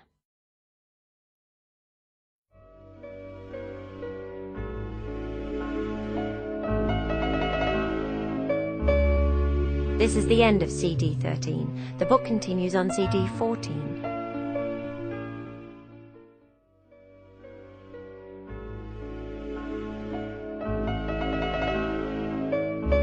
CD 14.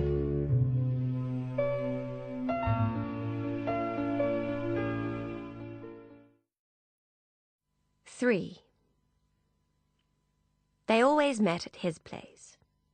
She had often wondered where he lived, but her imaginings had never brought her close. He had a little barge called the Sweet Dulcie, and he kept it moored at the Thames embankment, usually near Chelsea Bridge. He had bought it from a dear friend, he told her, in France after the war, and had sailed it back to London. It was a sturdy little thing, and, despite appearances, quite capable of voyage on the open sea. The inside was surprisingly well appointed, wood-panelled, a tiny box kitchen hung with copper pots, and a sitting area with a pull-down bed beneath a bank of curtained windows.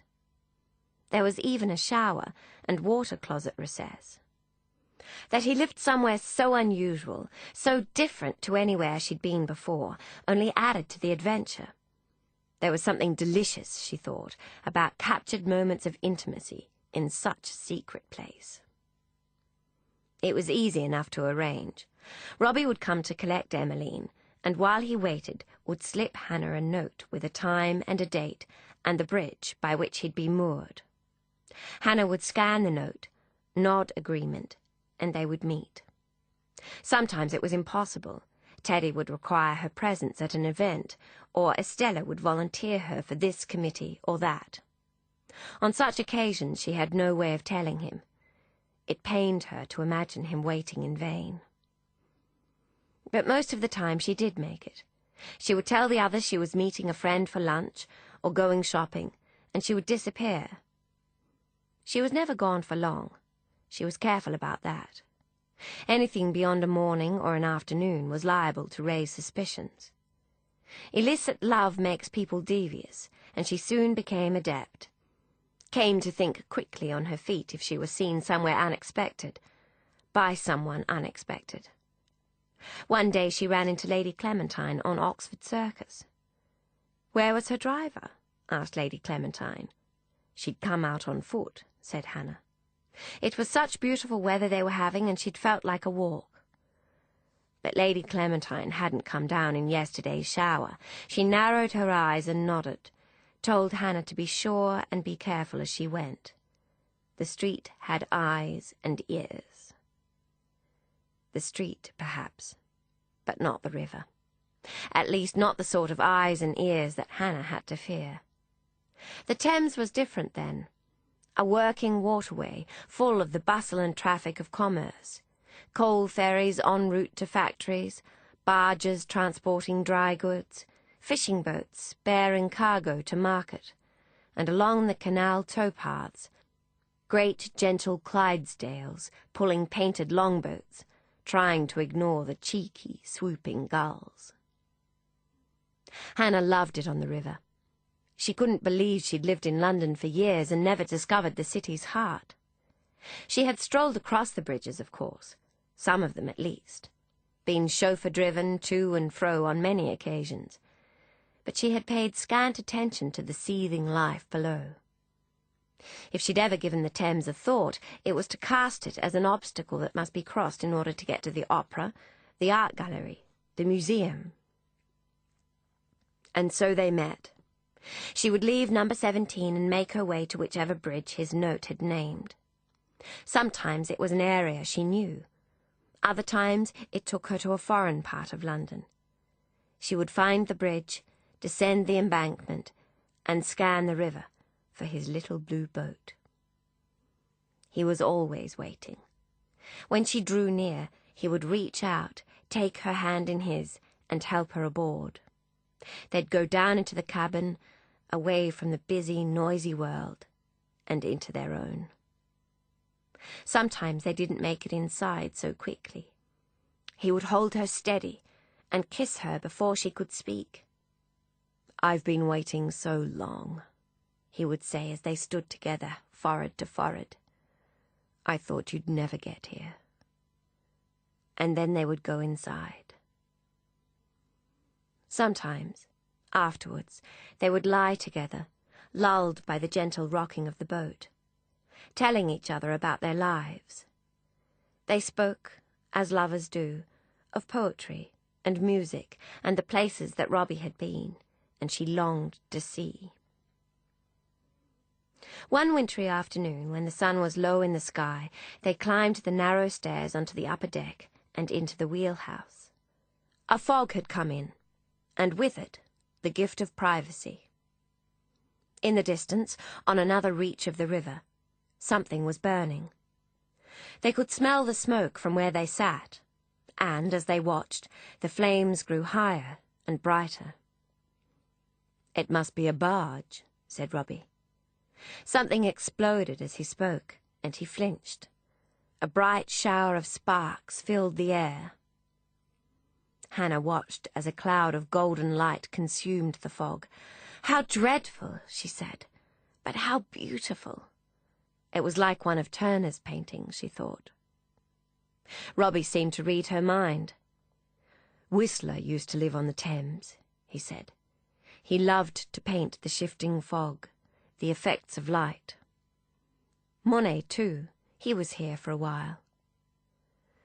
"You're in good company, then," said Hannah, smiling. "My friend who used to own the Dulcie was a painter," said Robbie. "Really? What's his name? Would I know his work?" "Her name is Marie Seurat." Hannah felt a flicker of envy then, thinking of this phantom woman who had lived on her own boat, made a life as a painter, known Robbie when she, Hannah, had not. "Did you love her?" she said, preparing herself for his answer. "I was very fond of her," he said, "but alas, she was rather attached to her lover, Georgette." He laughed, watching Hannah's face. "Paris is a very different place." "I'd love to go there again," said Hannah. "We will," said Robbie, taking her hand in his. "One day, We will. As winter became spring and they continued to meet, Hannah and Robbie began to play at house. One day she was making him a cup of tea, and he was watching, amused, as she considered the tea leaves, wondered aloud whether they would still work, being so dry and crispy. "If we lived together," said Hannah, "I suppose I'd become more domesticated. I quite like the idea of baking." Robbie raised his eyebrows. He'd seen what she could do with toast. "And you," said Hannah, "you'd write beautiful poems all day, sitting here beneath the window, and you'd read them to me. We'd eat oysters and apples and drink wine." "We would sail to Spain to escape the winters," said Robbie. "Yes," said Hannah, "and I'd become a toreador, a masked toreador, the greatest in all of Spain." She placed his cup of weak tea, leaves swimming on top, on the little shelf beside the bed, and sat next to him. "People everywhere would guess at my identity." "But it would remain our secret," said Robbie. "Yes," she said, "it would remain our secret." One drizzly day in April, they lay curled up together, listening to the gentle slap of the water against the boat's hull. Hannah was watching the clock on the wall, counting off the time before she had to leave. Finally, when the unfaithful minute hand reached the hour, she sat up, retrieved her pair of stockings from the end of the bed, and began to drag the left one on. Robbie walked his fingers along the base of her spine. "Don't go," he said. She bunched her right stocking and slipped it over her foot. "Stay." She was standing now, dropping her slip over her head, straightening it around her hips. "You know I would. I'd stay forever if I could." "In our secret world." "Yes," she smiled, knelt on the edge of the bed and reached out to stroke the side of his face. "I like that. Our own world, a secret world. I love secrets." She exhaled. She'd been thinking about this for some time. Wasn't sure why she wanted so keenly to share it with him. "When we were children," she said, "we used to play a game." "I know," said Robbie. "David told me about the game." "He did?" Robbie nodded. "But the game is secret," said Hannah automatically. "Why did he tell you?" "You were about to tell me yourself." "Yes, but that's different. You and it's different." "So tell me about the game," he said. "Forget that I already know." She looked at the clock. "I really should be going." "Just tell me quickly," he said. "All right, just quickly." And she did. She told him about Nefertiti and Charles Darwin and Emmeline's Queen Victoria, and the adventures they went on, each more extraordinary than the one before. "You should have been a writer," he said, stroking her forearm. "Yes," she said seriously, "I could have made my escapes and adventures at the sweep of a pen." "It's not too late," he said. "You could start writing now." She smiled. "I don't need to now. I have you. I escape to you." Sometimes he bought wine, and they would drink it from old glass tumblers. They would eat cheese and bread and listen to romantic music on the tiny gramophone that had accompanied him from France. Sometimes, when the lace curtains were drawn, they would dance, oblivious to the boat's confined space. One such afternoon he fell asleep. She drank the rest of her wine, then for a time she lay next to him, tried to match her breaths to his, succeeded finally in catching his rhythm. But she couldn't sleep. The novelty of lying next to him was too great. The novelty of him was too great. She knelt on the floor and watched his face. She'd never seen him sleeping before. He was dreaming, She could see the muscles around his eyes tightening at whatever it was playing on his closed lids. The twitching grew fiercer as she watched. She thought she should wake him. She didn't like to see him like this, his beautiful face contorted. Then he started to call out, and she was worried someone on the embankment might hear, might come to their aid, might contact someone. The police, or worse. She laid her hand on his forearm, ran her fingers lightly over the familiar scar. He continued to sleep, continued to call out. She shook him gently, said his name. "Robbie? You're dreaming, my love." His eyes flashed open, round and dark, and before she knew what was happening, she was on the floor, he on top of her, his hands around her neck. He was choking her. She could barely breathe. She tried to say his name, tell him to stop, but she couldn't. It only lasted a moment, then something in him clicked, and he realized who she was, realized what he was doing. He recoiled, jumped off. She sat up then, inched quickly backwards until her back hit the wall. She was looking at him, shocked, wondering what had come over him, who he had thought she was.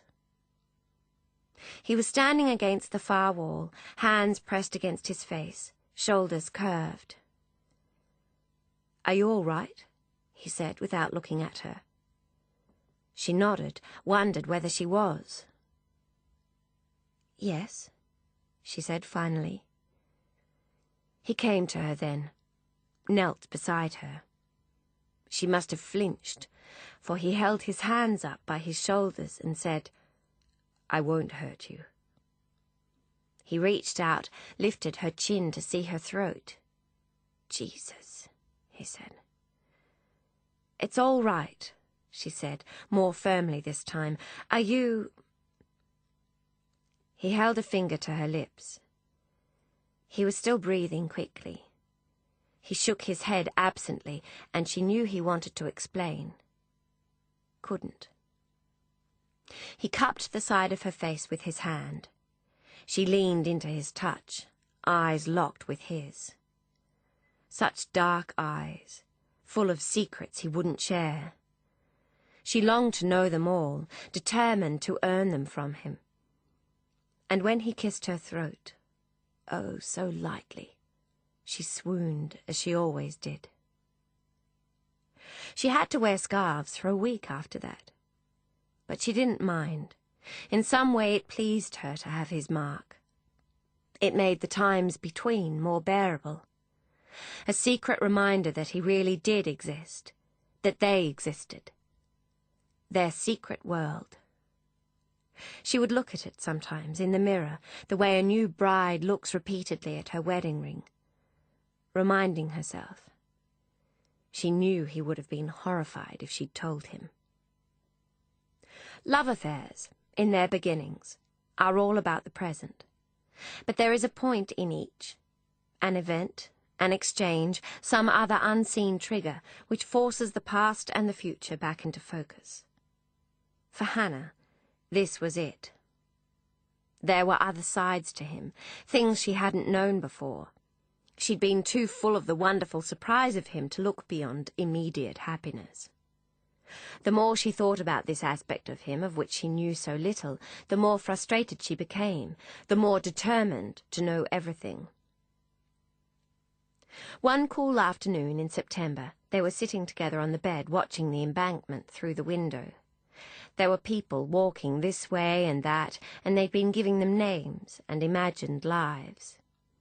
They'd been quiet for a while, had been content just to watch the passing procession from their secret position, when Robbie hopped out of bed.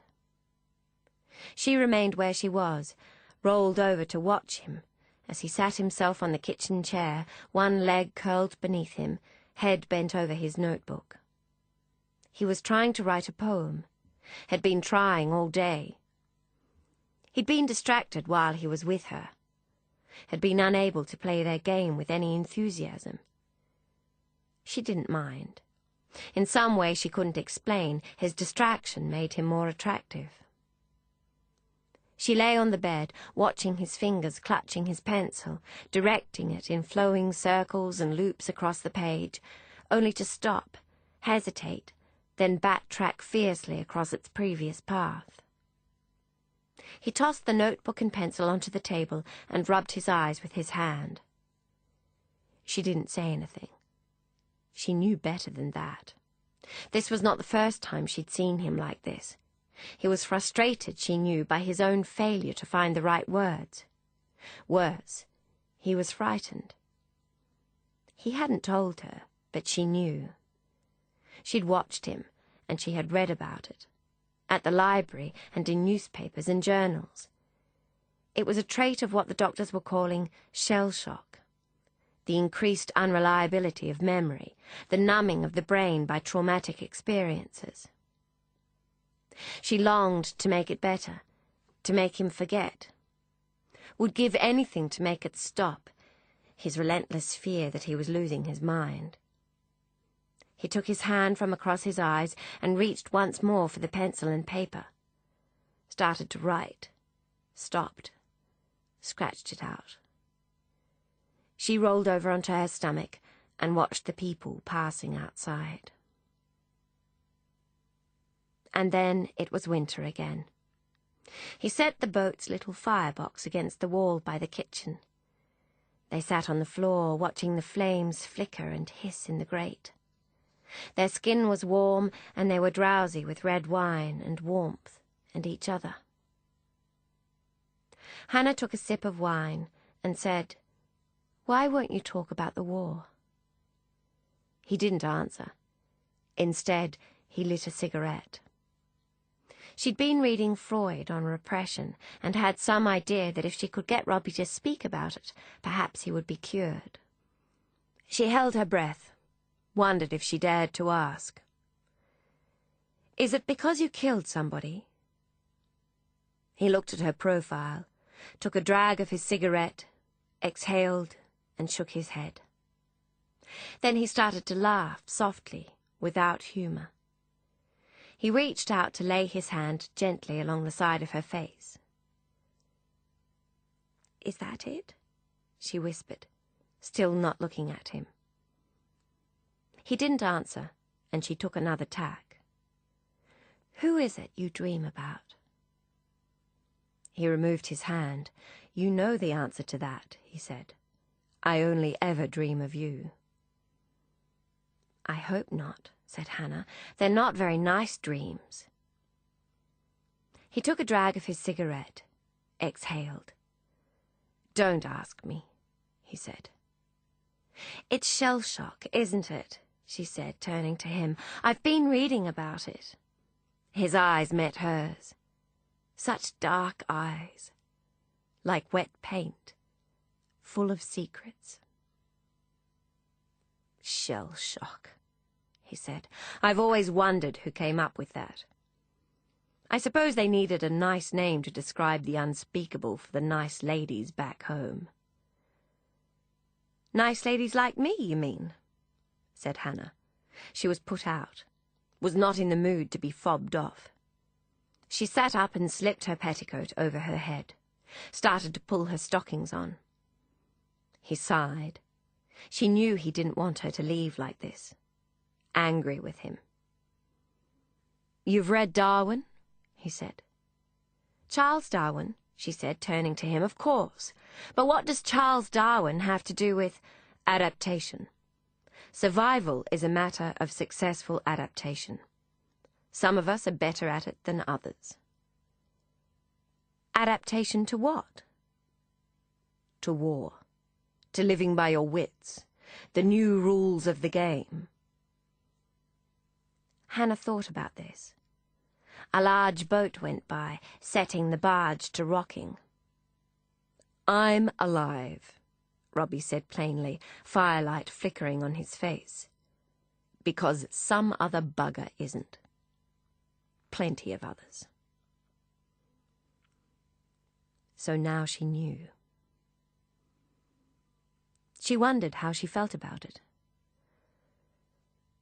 "I'm glad you're alive," she said, but she felt a shiver from deep down inside.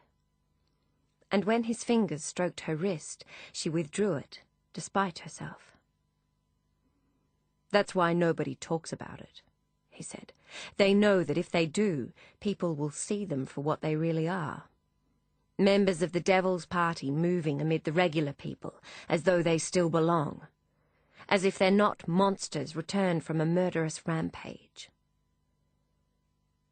"Don't say that," said Hannah sharply. "You're not a murderer." "I'm a killer." "It's different. It was war. It was self-defense. Defense of others." He shrugged. "Still a bullet through some fellow's brain." "Stop it," she whispered. "I don't like it when you talk like that." "Then you shouldn't have asked." She didn't like it. She didn't like to think of him that way, and yet she found she couldn't stop. That someone she knew intimately, whose hands had run gently, lightly over her body, whom she trusted implicitly, should have killed. Well, it changed things. It changed him, not for the worse. She didn't love him any less. But she looked at him differently. He had killed a man. Men. Countless, nameless men. She was thinking that one afternoon, watching him as he prowled about the barge. He had his pants on, but his shirt was still draped across a chair. She was watching his lean, muscled arms, his bare shoulders, his beautiful, brutal hands, when it happened. Footsteps on the deck above. They both froze, stared at each other. Robbie lifted his shoulders. There was a knock. Then a voice. "Hello? Robbie? Open up, it's just me." Emmeline's voice. Hannah slid off the side of the bed and quickly gathered her clothing. Robbie held his finger to his lips and tiptoed to the door. "I know you're in there," said Emmeline. "There's a lovely old man on the towpath who said he saw you come in and that you haven't been out all afternoon. Let me in, it's bloody freezing out here." Robbie signalled Hannah to hide in the water closet. Hannah nodded, tiptoed across the cabin, snibbed the door quickly behind her. Her heart was pounding against her rib cage. She fumbled with her dress, pulled it over her head, and knelt to peer through the keyhole. Robbie opened the door. "How'd you know where to find me?" "Charmed, I'm sure," said Emmeline, ducking her head and sauntering into the centre of the cabin. Hannah noticed she was wearing her new yellow dress. "Desmond told Freddie. Freddie told Jane. You know how those kids are." She paused and ran her wide-eyed gaze over everything. "How utterly divine, Robbie darling. What a wonderful hidey-hole. You must have a party. A very cosy party." She raised her brows when she saw the tangle of sheets on the bed and turned back to Robbie, smiling as she assessed his state of undress. "I haven't interrupted anything?" Hannah inhaled. "I was sleeping," said Robbie. "At 3:45?" He shrugged, found his shirt and put it on. "I wondered what you did all day. Here was I thinking you'd be busy writing poetry." "I was. I do." He rubbed his neck, exhaled angrily. "What do you want?" Hannah winced at the harshness of his voice. It was Emmeline's mention of poetry. Robbie hadn't written in weeks. Emmeline didn't seem to notice any unkindness. "I wanted to know if you were coming tonight, to Desmond's place." "I told you I wasn't." "I know that's what you said, but I thought you might have changed your mind." "I haven't." There was a silence as Robbie glanced back toward the door, and Emmeline looked longingly around the cabin. "Perhaps I could—" "You have to go," said Robbie quickly. "I'm working." "But I could help out." She used her purse to lift the edge of a dirty plate. "Tidy up, or—" "I said no." Robbie opened the door. Hannah watched as Emmeline forced her lips into a breezy smile. "I was joking, darling. You didn't really think I'd have nothing better to do on a lovely afternoon than clean house." Robbie didn't say anything. Emmeline strolled toward the door, straightened his collar. "You're still coming to Freddie's tomorrow?" He nodded. "Pick me up at 6? "Yeah," said Robbie, and he closed the door behind her. Hannah came out of the bathroom then. She felt dirty, like a rat slinking out of its hole. "Perhaps we should leave it a while," she said. "A week or so." "No," said Robbie. "I've told Emmeline not to drop around. I'll tell her again. I'll make sure she understands." Hannah nodded, wondered why she felt so guilty. She reminded herself, as she always did, that it had to be this way, that Emmeline wasn't being harmed. Robbie had long ago explained that his feelings were not romantic. He said she'd laughed and wondered why on earth he ever imagined she thought otherwise. And yet, something in Emmeline's voice, a strain beneath the practiced flippancy, and the yellow dress, Emmeline's favourite. Hannah looked at the wall clock. There was still half an hour before she had to leave. "I might go," she said. "No," he said, "stay. I really... at least a few minutes. Give Emmeline time to find her way." Hannah nodded as Robbie came toward her. He ran a hand over each side of her face to grip the back of her neck, then pulled her lips to his. A sudden, jagged kiss that caught her off balance and silenced, utterly, the niggling voices of misgiving. A wet afternoon in December. They were sitting in the wheelhouse. The boat was moored near Battersea Bridge, where the willows wept into the Thames. Hannah exhaled slowly. She had been waiting for the right moment to tell him. "I won't be able to meet for 2 weeks," she said. "It's Teddy. He has guests from America for the next fortnight, and I'm expected to play the good wife. Take them places. Entertain them." "I hate to think of you like that," he said, fawning all over him. "I certainly don't fawn all over him. Teddy wouldn't know what was happening if I did." "You know what I mean," said Robbie. She nodded. Of course she knew what he meant. "I hate it too. I'd do anything so I never had to leave you." "Anything?" "Almost anything." She shivered as a scud of rain blew into the wheelhouse. "Arrange to see Emmeline sometime next week. Let me know when and where we can meet. After New Year?" Robbie reached across the wheel to pull closed the window. "I want to break it off with Emmeline." "No," said Hannah suddenly, "not yet. How will we see each other? How will I know where to find you?" "Wouldn't be a problem if you lived with me. We'd always be able to find one another. Wouldn't be able to lose each other." I know. She reached for his hand. "But until then, how can you think of breaking it off?" He pulled away. The window was stuck, wouldn't budge. "You were right," he said. "She's becoming too attached." "Leave that," said Hannah. "You're getting wet." Finally it gave way, slammed closed. Robbie sat down again, hair dripping. Far too attached. "Emmeline's ebullient," said Hannah, taking a towel from the cupboard behind her, reaching out to dry his face. "It's just her way." "Why? What makes you say that?" Robbie shook his head impatiently.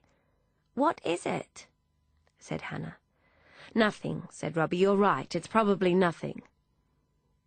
"I know it's nothing," said Hannah firmly, and in that moment she believed it. Would have said it even if she didn't. Love is like that. Insistent, sure, persuasive. It silences easily all whispers of misgiving. The rain was heavy now. "You're cold," said Hannah, wrapping the towel around his shoulders. She knelt before him, rubbing his bare arms dry. "You'll catch a chill." She didn't meet his eyes when she said, "Teddy wants us to move back to Riverton." "When?" "March. He's going to have it restored, build a new summer house. It's all he's thought about for weeks." She spoke dryly. "He imagines himself quite the country squire." "Why didn't you tell me before?" "I didn't want to think of it," she said helplessly. "I kept hoping he'd change his mind." She threw her arms around him with sudden fierceness. "You have to keep contact with Emmeline. I can't invite you to stay, but she can. She's bound to have friends up for weekends, country parties." He nodded, wouldn't meet her eyes. "Please," said Hannah, "for me, I have to know you're coming." "And we'll become one of those country house couples?" "Yes," she said. "We'll play the same games as countless couples before us. Sneak around in the night, pretend to be distantly acquainted in the day?" "Yes," she said quietly. "They're not our rules." "I know. It's not enough," he said. "I know," she said again. "All right," he said, "but only for you." 1923 became 1924, with Teddy away on business, and Deborah and Emmeline engaged with various friends. They arranged to meet. The boat was moored in a part of London Hannah had never entered. As the taxi wended its way deeper into the tangled East End, she watched out the windows. Night had fallen, and for the most part there was little to see. Grey buildings, horse-drawn carts with lanterns suspended over their top, occasional red-cheeked children in woolen jumpers, tossing jacks, rolling marbles, pointing at the taxi. Then, down one street, the shock of coloured lights, people thronging, music. Hannah leaned forward, said to the driver, "What is this? What's happening here?" "New Year festival," he said in a heavy Cockney accent. "Bloody balmy, the lot of 'em. Middle of winter. She'll be inside." Hannah watched, fascinated, as the taxi crawled down the street toward the river. Lights had been strung between buildings so that they zigzagged right the way along. A band of men playing fiddles and a piano accordion had gathered quite a crowd, clapping and laughing. Children wove between adults, dragging streamers and blowing whistles. Men and women mingled around great metal drums, roasting chestnuts, drinking ale from mugs. The taxi driver had to hit his horn and call out at them to clear the way. "Mad, the lot of him," he said, as the taxi emerged at the other end of the street and turned the corner into a darkened road. "Stark raving." Hannah felt as if she'd passed through a sort of fairyland. When the driver pulled up finally at the docks, she ran breathlessly to find Robbie, who had been waiting for her. Robbie was resistant, but Hannah pleaded, convinced him finally to accompany her back to the festival. They got out so little, she said, and when might they have opportunity again to visit a party together? No one would know them here. It was safe. She led the way from memory, half convinced she'd be unable to find it again, half convinced the festival would have disappeared like a fairy ring in a children's tale. But soon enough, the frenetic strains of the violin band, children's whistles, jovial shouts, and she knew it lay ahead. Moments later they turned the corner into Wonderland, began to wander down the street. The cool breeze brought with it mingling wafts of roasting nuts, sweat, and good cheer. People hung out of windows, calling to those below, singing, toasting the new year, farewelling the old. Hannah watched wide-eyed, held tightly to Robbie's arm, pointing this way and that, laughing with delight at the people who'd started dancing on a makeshift floor. They stopped to watch, joined the growing crowd, found seats together on a plank of wood stretched across timber boxes. A large woman with red cheeks and masses of dark curling hair perched on a stool by the fiddlers, singing and slapping a tambourine against her padded thigh. Whoops from the audience, shouts of encouragement, flowing skirts whipping past. Hannah was enthralled. She'd never seen such revelry. Oh, she'd attended her fair share of parties, but compared to this, they seemed so orchestrated, so tame. She clapped, laughed, squeezed Robbie's hand vehemently. "They're wonderful," she said, unable to shift her eyes from the couples. Men and women of all shapes and sizes, arms linked as they swirled and stomped and clapped. "Aren't they wonderful?" The music was infectious. Faster, louder, seeping through each pore, flowing into her blood, making her skin tingle. Driving rhythm that tugged at her core. Then Robbie's voice in her ear. "I'm thirsty. Let's go, find something to drink." She hardly heard, shook her head. Realized she'd been holding her breath. No, you go, I want to watch." He hesitated. "I don't want to leave you." "I'll be fine."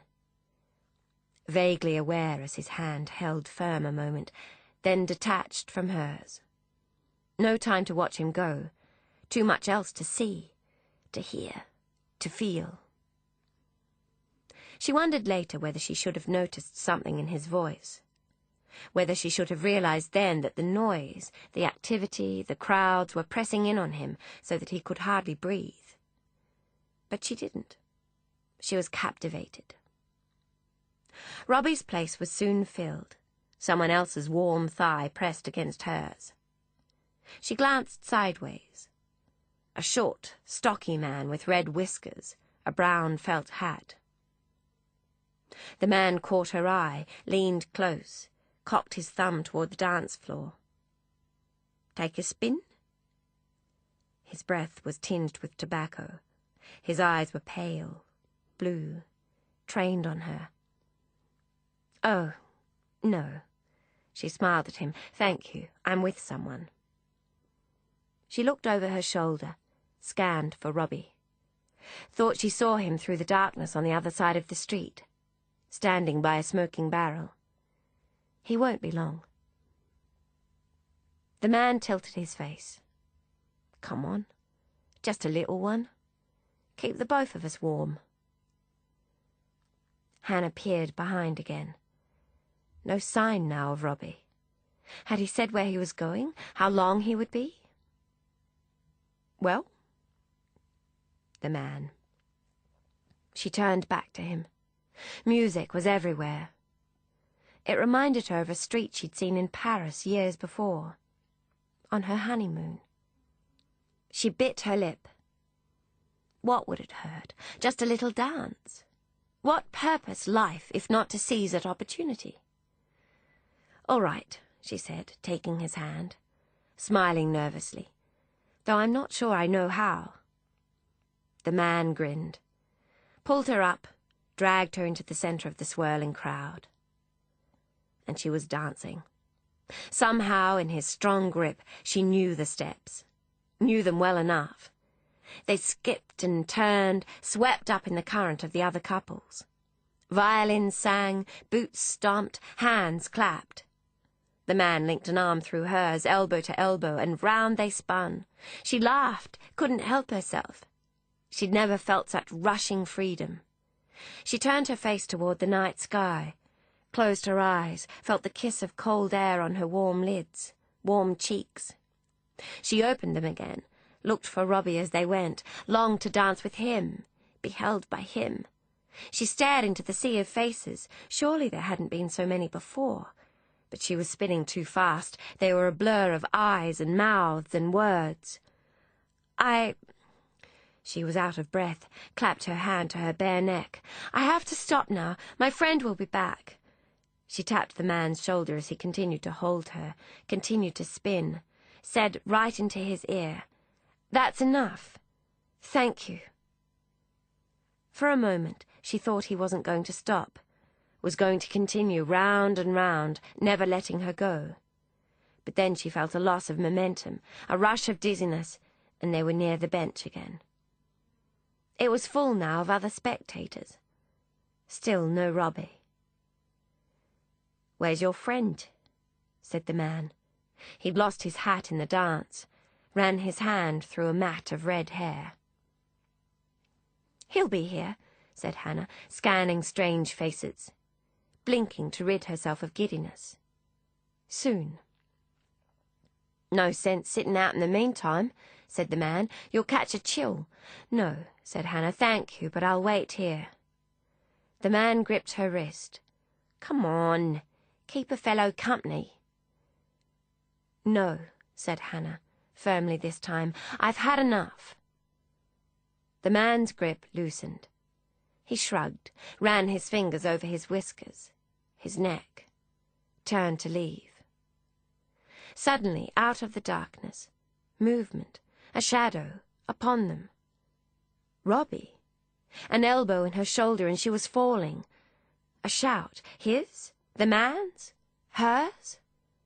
Hannah collapsed into a wall of onlookers. The band continued, the clapping and stomping too. From where she fell, she glanced upward. Robbie was on the man, fist pounding, pounding, again, again, again. Panic, heat, fear. "Robbie!" she called. "Robbie, stop!" She pushed her way through endless people, grabbing at anything she could. The music had stopped and people had gathered to the fray. Somehow she pressed between them, made her way to the front, clutched at Robbie's shirt. "Robbie!" He shook her off, turned briefly toward her. Eyes blank, not meeting hers, not seeing hers.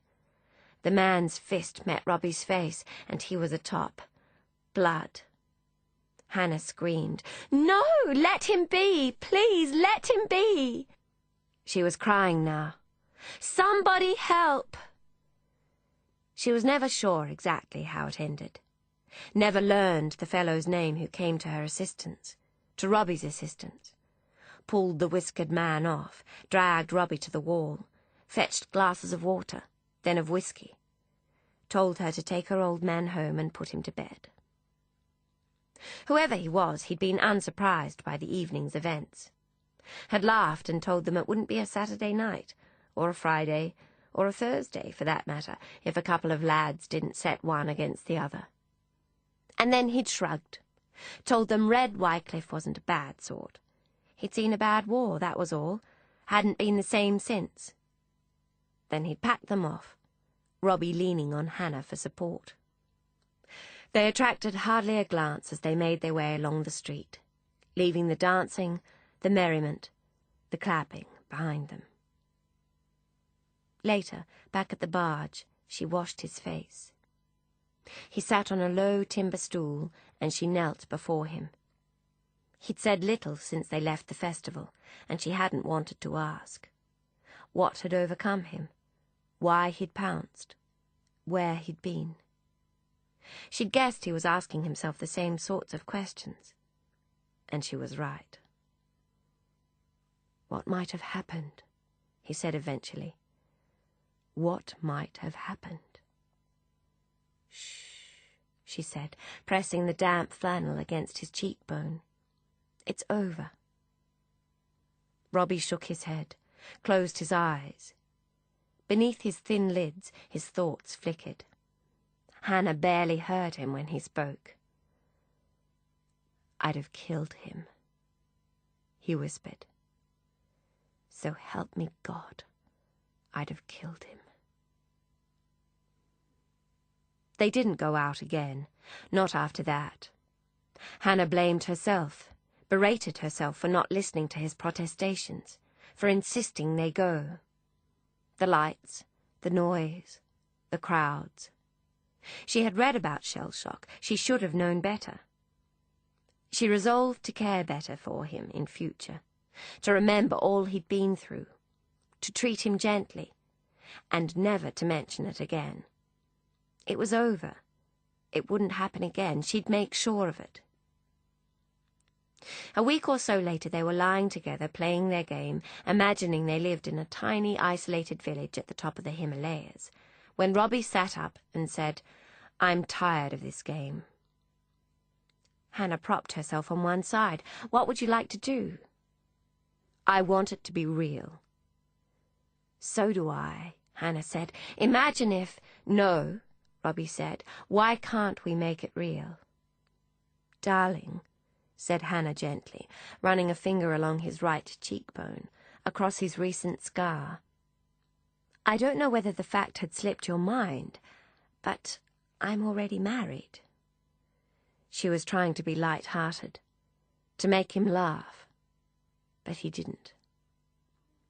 People get divorced. She wondered who these people were. "Yes, but we could sail somewhere else, away from here, away from everyone we know. Don't you want to?" "You know I do," said Hannah. "With the new law, you only have to prove adultery." Hannah nodded. "But Teddy hasn't been adulterous." "Surely," Robbie said, "in all this time that we've—" "It isn't his way," said Hannah. "He's never been particularly interested." She ran a finger over his lips. "Not even when we were first married. It wasn't until I met you that I realized—" She paused, leaned to kiss him. "That I realized." "He's a fool," said Robbie. He looked at her intensely and ran his hand lightly down her arm, from shoulder to wrist. "Leave him." "What?" "Don't go to Riverton," he said. He was sitting now, had hold of her wrists. God, he was beautiful. "Run away with me." "You're not being serious," she said uncertainly. "You're teasing." "I've never been more serious." "Just disappear." "Just disappear." She was silent for a minute, thinking. "I couldn't," she said. "You know that." "Why?"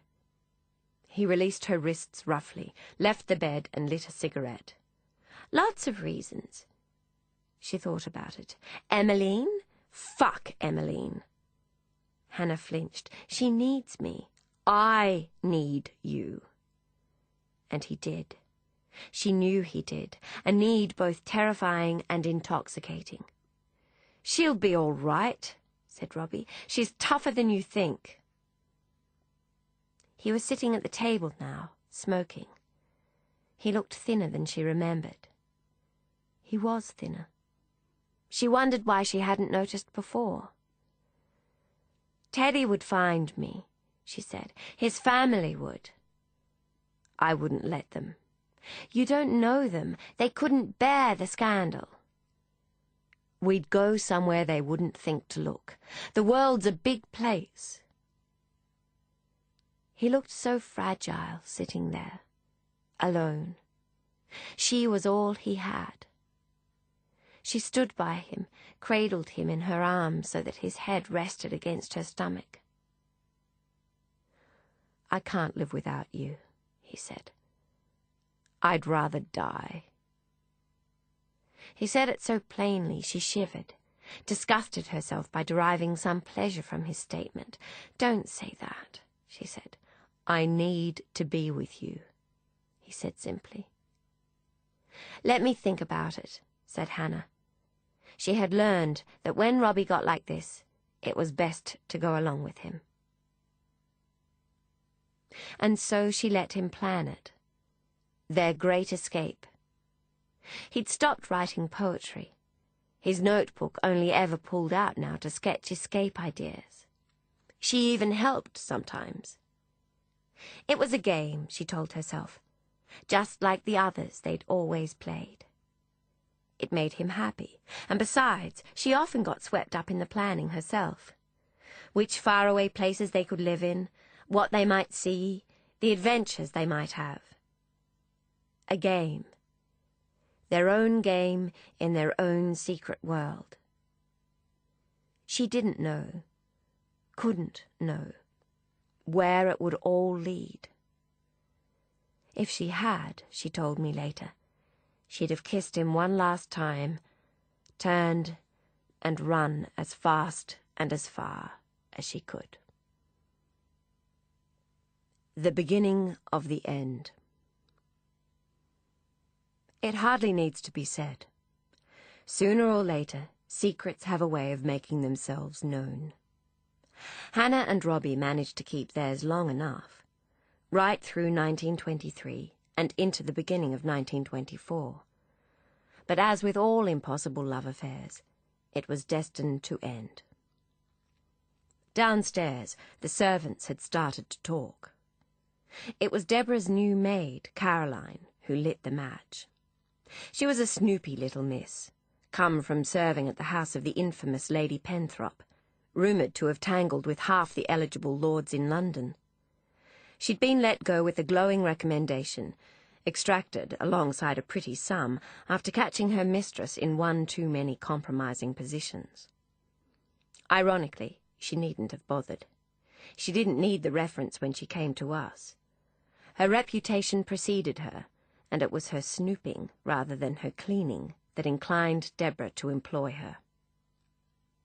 There are always signs if one knows where to look, and know where to look she did. Scraps of paper with strange addresses plucked from the fire before they burned, imprints of ardent notes left on writing blocks, shopping bags that contained little more than old ticket stubs. And it wasn't difficult to get the other servants talking. Once she invoked the spectre of divorce, reminded them that if scandal broke they'd likely find themselves without employment, they were pretty forthcoming. She knew better than to ask me, but in the end she didn't need to. She learned Hannah's secret well enough. I blame myself for that. I should have been more alert. If I hadn't had my mind on other things, I would have noticed what Caroline was up to. I could have warned Hannah. But I'm afraid at that time I was not a good lady's maid, was sadly remiss in my responsibilities to Hannah. I was distracted, you see. I'd suffered a disappointment of my own. From Riverton had come news of Alfred. Thus, the first either of us knew was the evening of the opera, when Deborah came to Hannah's bedroom. I dressed Hannah in a slip of pale French silk, neither white nor pink, and was just fixing her hair into curls about her face when there came the knock at the door. "Almost ready, Teddy," said Hannah, rolling her eyes at my reflection. Teddy was religiously punctual. I drove a hairpin into a particularly errant curl. The door opened and Deborah swanned into the room, dramatic in a red dress with butterfly wing sleeves. She sat on the end of Hannah's bed and crossed one leg over the other, a flurry of red silk. Hannah's eyes met mine. A visit from Deborah was unusual.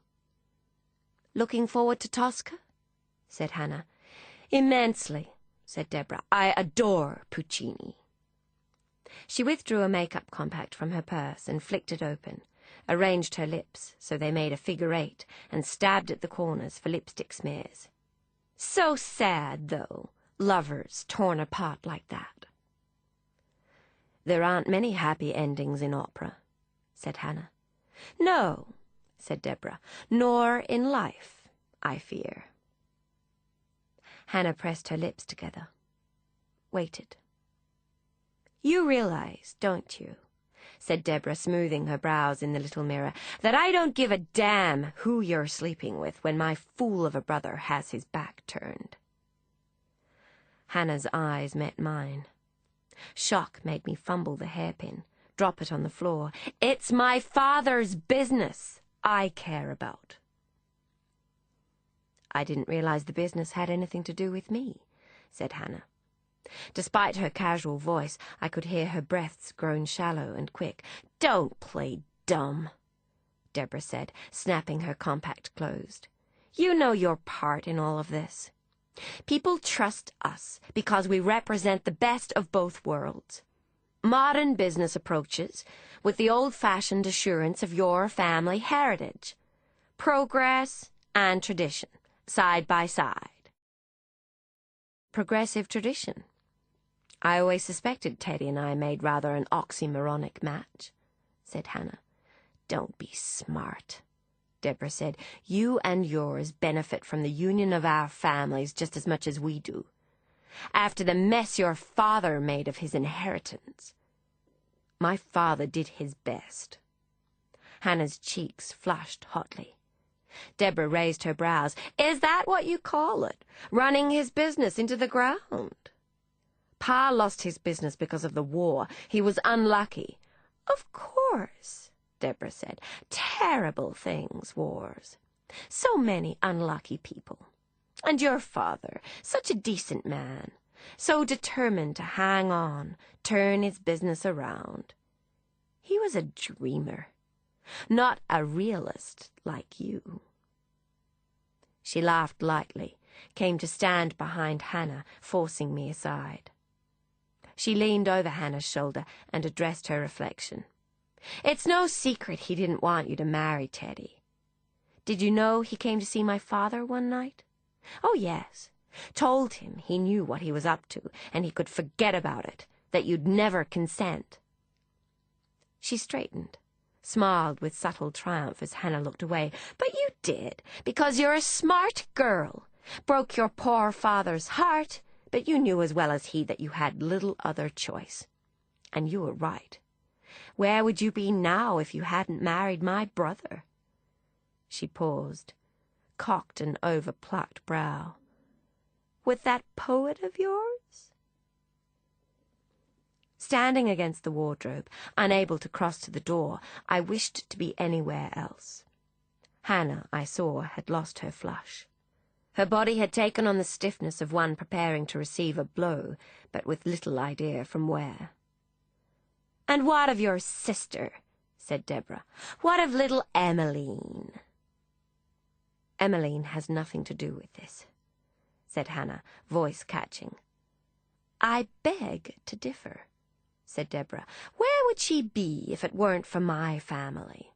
A little orphan whose daddy lost the family's fortune, put a bullet through his own head, whose sister is carrying on with one of her boyfriends. Why, it could only be worse if those nasty little films were to resurface. Hannah's back stiffened. Oh, yes, said Deborah. I know all about them. You didn't think my brother kept secrets from me, did you? She smiled, and her nostrils flared. He knows better than that. We're family. What do you want, Deborah? Deborah smiled thinly. I just wanted you to see, to understand how much we all have to lose from even the whiff of scandal. Why it has to stop. And if it doesn't? Deborah sighed, collected Hannah's purse from the end of the bed. If you won't stop seeing him of your own accord, I'll make certain that you can't. She snapped the purse shut and handed it to Hannah. Men like him, war-damaged, artistic, disappear all the time, poor things. No one thinks anything of it. She straightened her dress and started for the door. You get rid of him, or I will. And with that, the sweet Dulcie was no longer safe. Robbie, of course, had no idea, not until Hannah sent me with a letter, an explanation and a location where they could meet, one last time. He was taken aback to see me in Hannah's stead, and none too pleased. He took the letter warily, scanned the embankment to check I was alone, then began to read. His hair was dishevelled, and he hadn't shaved. His cheeks were shadowed, as was the skin around his smooth lips, which were moving softly, speaking Hannah's words. He smelled unwashed. I had never seen a man in such a natural state, didn't quite know where to look. I concentrated instead on the river behind him. When he got to the end of the letter, his eyes met mine, and I saw how dark they were, and how desperate. I blinked, looked away, left as soon as he said he'd be there. They met for the final time that winter in the Egyptian room at the British Museum. It was a rainy morning in March 1924.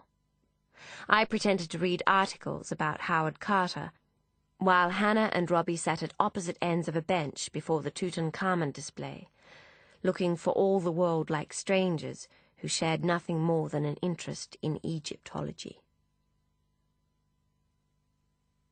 A few days later, at Hannah's behest, I was helping Emmeline pack for her move to Fanny's house. Emmeline had spread across 2 rooms while at number 17, and there was little doubt that without help she had no hope of being ready in time. Thus I was plucking Emmeline's winter accessories from the shelves of soft toys given her by admirers when Hannah came to check our progress. "You're supposed to be helping, Emmeline," said Hannah, "not leaving Grace to do everything." Hannah's tone was strained. Had been that way since the day in the British Museum, but Emmeline didn't notice. She was too busy flicking through her journal. She'd been at it all afternoon, sitting cross-legged on the floor, poring over old ticket stubs and sketches, photographs and ebullient youthful scrawlings. "Listen to this," she said, "from Harry. Do come to Desmond's, else it'll just be we 3 fellows. Desi, yours truly, and Clarissa." Isn't he a scream? Poor Clarissa, she really shouldn't have bobbed her hair. Hannah sat on the end of the bed. "I'm going to miss you." "I know," said Emmeline, smoothing a crinkled page of her journal, "but you do understand I can't come to Riverton with you all. I'd simply die of boredom." "I know." "Not that it will be boring for you, darling," Emmeline said suddenly, realizing she may have caused offence. "You know I don't mean that." She smiled. "It's funny, isn't it, the way things turn out?" Hannah raised her eyebrows. "I mean, when we were girls, you were always the one who longed to get away. Remember, you even talked about becoming an office girl."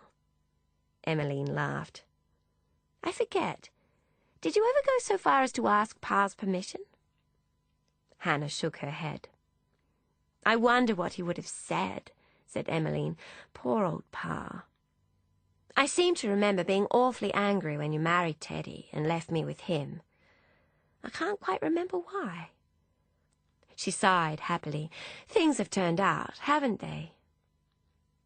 Hannah pressed her lips together, searched for the right words. "You're happy in London, aren't you?" "Do you need to ask?" said Emmeline. "It's bliss." Good. Hannah stood to leave, then hesitated, sat again. "And you know that if anything should happen to me—" "Abduction by Martians from the Red Planet?" said Emmeline. "I'm not fooling, Emmy." Emmeline cast her eyes skyward.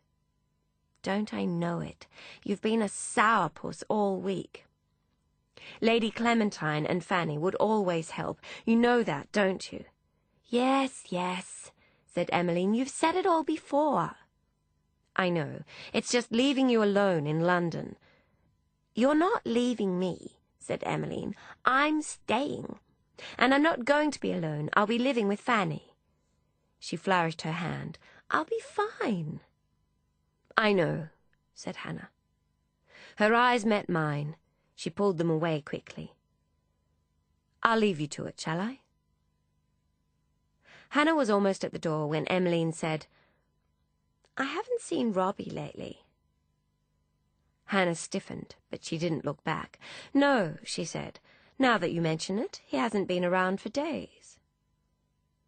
"I went to look for him, but his little boat wasn't there. Deborah said he'd gone away." "Did she?" said Hannah, back rigid. "Where did she say he'd gone?" "She didn't." Emmeline frowned. "She said you might know." "How should I know?" said Hannah, turning. She avoided my eyes. "I shouldn't worry. He's probably off writing poetry somewhere." "He wouldn't have just left. He'd have told me." "Not necessarily," said Hannah. "He was like that, don't you think? Unpredictable, unreliable." She lifted her shoulders, dropped them again. "Anyway, what does it matter?" "It might not matter to you, but it does to me. I love him." "Oh, Emmy, "No," said Hannah softly. "No, you don't." "I do," said Emmeline. "I always have, ever since he first came to Riverton and he bandaged my arm for me." "You were 11, said Hannah. "Of course, and it was just puppy love then," said Emmeline. "But it was the beginning. I've compared every man I've met since to Robbie." Hannah pressed her lips together. "What about the filmmaker? What about Harry Bentley, or the half-dozen other young men you've been in love with this year alone? You've been engaged to at least 2 of them." "Robbie's different," said Emmeline. "And how does he feel?" Hannah said, not daring to look at Emmeline.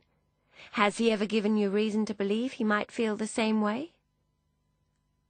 "I'm sure he does," Emmeline said. "He's never once missed an opportunity to come out with me. I know it's not because he likes my friends. He's made no secret of the fact he thinks they're a bunch of spoiled and idle kids." She nodded resolutely. "I'm sure he does. And I love him." "No," said Hannah with a firmness that took Emmeline by surprise. "He's not for you." "How do you know?" said Emmeline. "You barely know him." "I know his type," said Hannah. "Blame the war. It took perfectly normal young men and returned them changed, broken." I thought of Alfred, the night on the stairs at Riverton when his ghosts had come for him. Then I forced him from my mind. "I don't care," said Emmeline stubbornly. "I think it's romantic. I should like to look after him, fix him." "Men like Robbie are dangerous," said Hannah. "They can't be fixed. They are as they are." She exhaled, frustrated. "You have so many other suitors. Can't you find it in your heart to love one of them?" Emmeline shook her head stubbornly. "I know you can. Promise you'll try?" "I don't want to." "You must." Emmeline looked away from Hannah then, and I saw something new in her expression. Something harder, more immovable. "It's really no concern of yours, Hannah," she said flatly. "I'm 20. I don't need you to help make my decisions. You were married at my age, and Lord knows you didn't consult anyone on that decision." "It's hardly the same thing." "I don't need a big sister watching over everything I do. Not any more." Emmeline exhaled and turned again to face Hannah. Her voice was lighter. "Let's agree, shall we, that from this point on we'll let one another live the life she chooses. What do you say?" Hannah, it turned out, had little to say. She nodded agreement and closed the door behind her.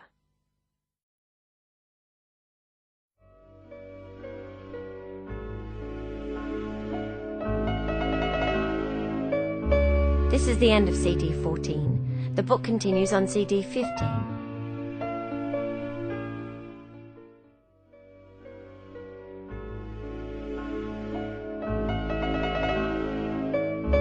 CD 15.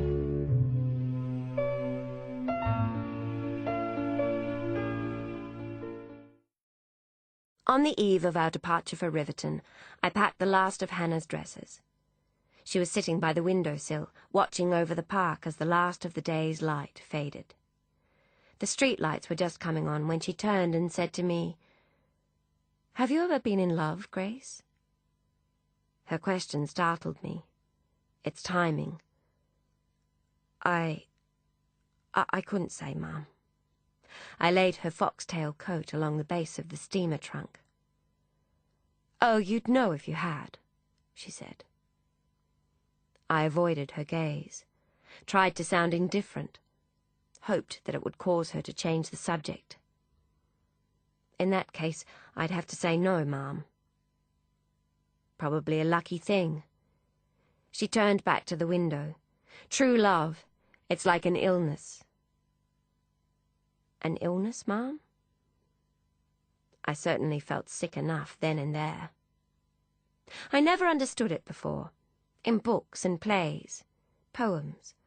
I never understood what drove otherwise intelligent, right-thinking people to do such extravagant, irrational things. And now, Ma'am? Yes, she said softly. Now I do. It's an illness. You catch it when you least expect. There's no known cure. And sometimes, in its most extreme, it's fatal. I let my eyes close briefly. My balance faltered. Not fatal, Ma'am, surely. No, you're probably right, Grace. I exaggerate. She turned to me and smiled. You see, I'm a case in point. I'm behaving like the heroine in some awful penny novelette. She was quiet then, but must have continued to think along the same lines, for after a while she tilted her head quizzically and said, You know, Grace, I always thought that you and Alfred— Oh, no, Ma'am, I said quickly. Too quickly. Alfred and I were never more than friends. The hot sting of 1,000 needles in my skin. Really? She pondered this. I wonder what made me think otherwise. I couldn't say, Ma'am. She watched me fumbling with her silks, and she smiled. I've embarrassed you. Not at all, Ma'am, I said. It's just that— I clutched at conversation. I was just thinking of a recent letter I received. News from Riverton. It's a coincidence you should ask after Alfred just now. Oh? Yes, Ma'am. I couldn't seem to stop. Do you remember Miss Starling that used to work for your father? Hannah frowned. That thin lady with the mousy hair used to tiptoe about the house with a leather satchel. Yes, Ma'am, that's her. I was outside myself then, watching and listening as somehow I gave every appearance of carelessness. She and Alfred were married, Ma'am. Just this last month past. They're living in Ipswich now, running his electrical business. I closed her trunk and nodded, kept my gaze low. Now, if you'll excuse me, Ma'am, I believe Mr. Boyle needs me downstairs. I closed the door behind me, and I was alone. I clamped my hand to my mouth, clenched my eyes shut, felt my shoulders shaking, moist clicks in my throat. My skeleton seemed to lose some crucial integrity, and I crumpled, seeped, shoulder first into the wall, longing to disappear into the floors, the wall, the air. There I remained, immovable. I had vague visions of Teddy or Deborah finding me in the darkened hallway when time came for them to make their way to bed. Mr. Boyle being called to arrange for my removal. And I felt nothing. No shame. No duty. For what did it matter? What did any of it matter anymore? Then somewhere downstairs, a crash, plates and cutlery. A breath caught in my throat. My eyes opened. The present rushed upon me, refilled me. Of course it mattered. Hannah mattered. Now more than ever she needed me. The move back to Riverton, being without Robbie. I exhaled shakily, levelled my shoulders and swallowed, forced my throat to relax. Little use would I be if I gave myself over to self-indulgence, became so weighed down with self-pity I was distracted from my duties.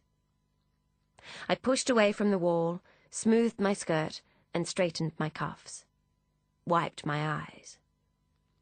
I was a lady's maid, not a petty housemaid. I was relied upon, could not be given to episodes of such imprudent abandon. I exhaled again, deeply, purposefully, nodded to myself and walked large, definite steps down the hall.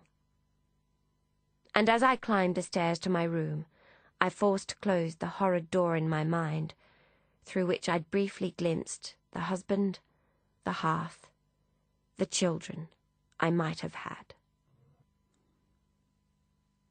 Riverton Revisited. Ursula has come as promised. We are driving the winding lane toward the village of Saffron Green. Any moment now we'll take a bend and there'll be tourist signs welcoming us to Riverton. I glance at Ursula's face while she drives. She smiles at me, then returns her attention to the road. Any misgivings she might have had about the wisdom of our excursion she has pushed aside. Sylvia wasn't pleased, but she agreed not to tell Matron, to stall Ruth if needs be. I suspect I am giving off the stench of last opportunities. It is too late to worry about preserving me for the future. The metal gates are open. Ursula turns the car into the driveway, and we weave our way toward the house. It is dark. The tunnel of trees is strangely still, strangely silent, as it always was, listening for something. We turn the last corner, and the house is upon us, just as it has been so many times before.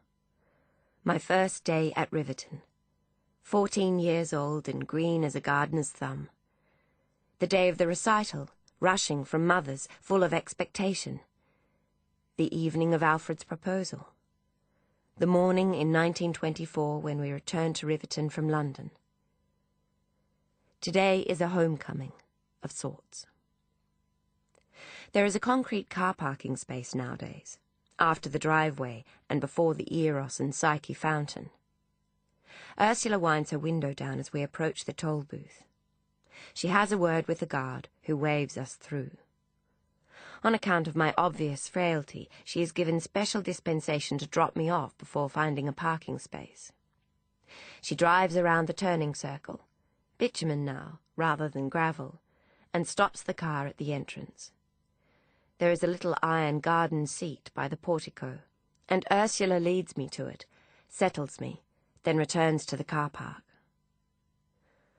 I am sitting there, thinking of Mr. Hamilton, wondering how many times he answered the Riverton front door before his heart attack in the spring of 1934, when it happens. Good to see you back, young Grace.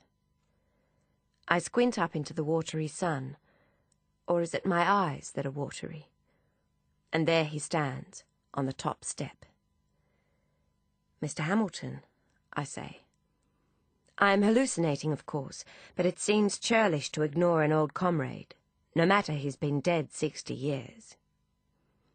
We've been wondering when we might see you again. Mrs. Townsend and I. You have? Mrs. Townsend passed soon after him, a stroke in her sleep. Oh, aye. We always like it when the young ones return.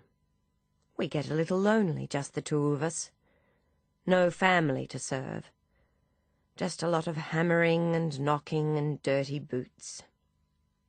He shook his head and cast his eyes upward to take in the arch of the portico. Aye, the old place has seen a lot of changes. Just wait till you see what they've done with my pantry. He smiles at me, down his long burnished nose. And tell me, Grace, he said gently, how are things with you? I'm tired, I say. I'm tired, Mr. Hamilton. I know you are, lassie, he says, not long now. What's that? Ursula is by my side, pushing her parking ticket into her purse. Are you tired? Concern knots her brow. I'll see about hiring a wheelchair. They've put lifts in as part of the renovation. I tell her perhaps that might be best, and then I sneak a glance back at Mr. Hamilton. He is no longer there. Inside the entrance hall, a sprightly woman, dressed like the wife of a 1940s country squire, welcomes us, and announces that our entrance fee includes the tour she's about to start. Before we can demur, we are herded into a group with 6 other unwitting visitors, a couple of day-trippers from London, a schoolboy researching a local history assignment, and a family of 4 American tourists, the adults and son in matching running shoes and T-shirts that read, I escaped the tower. The teenage daughter, tall, pale, and dour, dressed all in black. Our tour leader, Beryl, she says, tweaking her name badge to verify the fact, has lived in the village of Saffron Green all her life, and we're to ask her anything we'd like to know. The tour starts downstairs. The hub of any English country house, says Beryl with a practised smile and a wink. Ursula and I take a lift installed where the coat cupboard used to be. By the time we reach the bottom, the group is already crowded around Mrs. Townsend's kitchen table, laughing as Beryl reads through a comic list of traditional English dishes of the 19th century. The servants' hall looks much as it did, yet it is unaccountably different. It's the lighting, I realise. Electricity has silenced the flickering, whispering spaces. We were without for a long time at Riverton. Even when Teddy had the place wired in the mid-20s, it was nothing like this. I miss the dimness, though I suppose it wouldn't do to keep it lit as was, even for historical effect. There are laws about that sort of thing now. Health and safety. Public liability. No one wants to be sued because a day tripper accidentally misses his step on a poorly lit staircase. "Follow me," chirps Beryl. "We'll take the servants' exit to the back terrace, but don't worry, I won't make you put on uniforms." We're on the lawn above Lady Ashbury's rose garden. It looks, surprisingly, much as it always did, though ramps have been constructed between the tiers. They have a team of gardeners now, says Beryl, employed continuously on grounds maintenance. There's a lot to look after.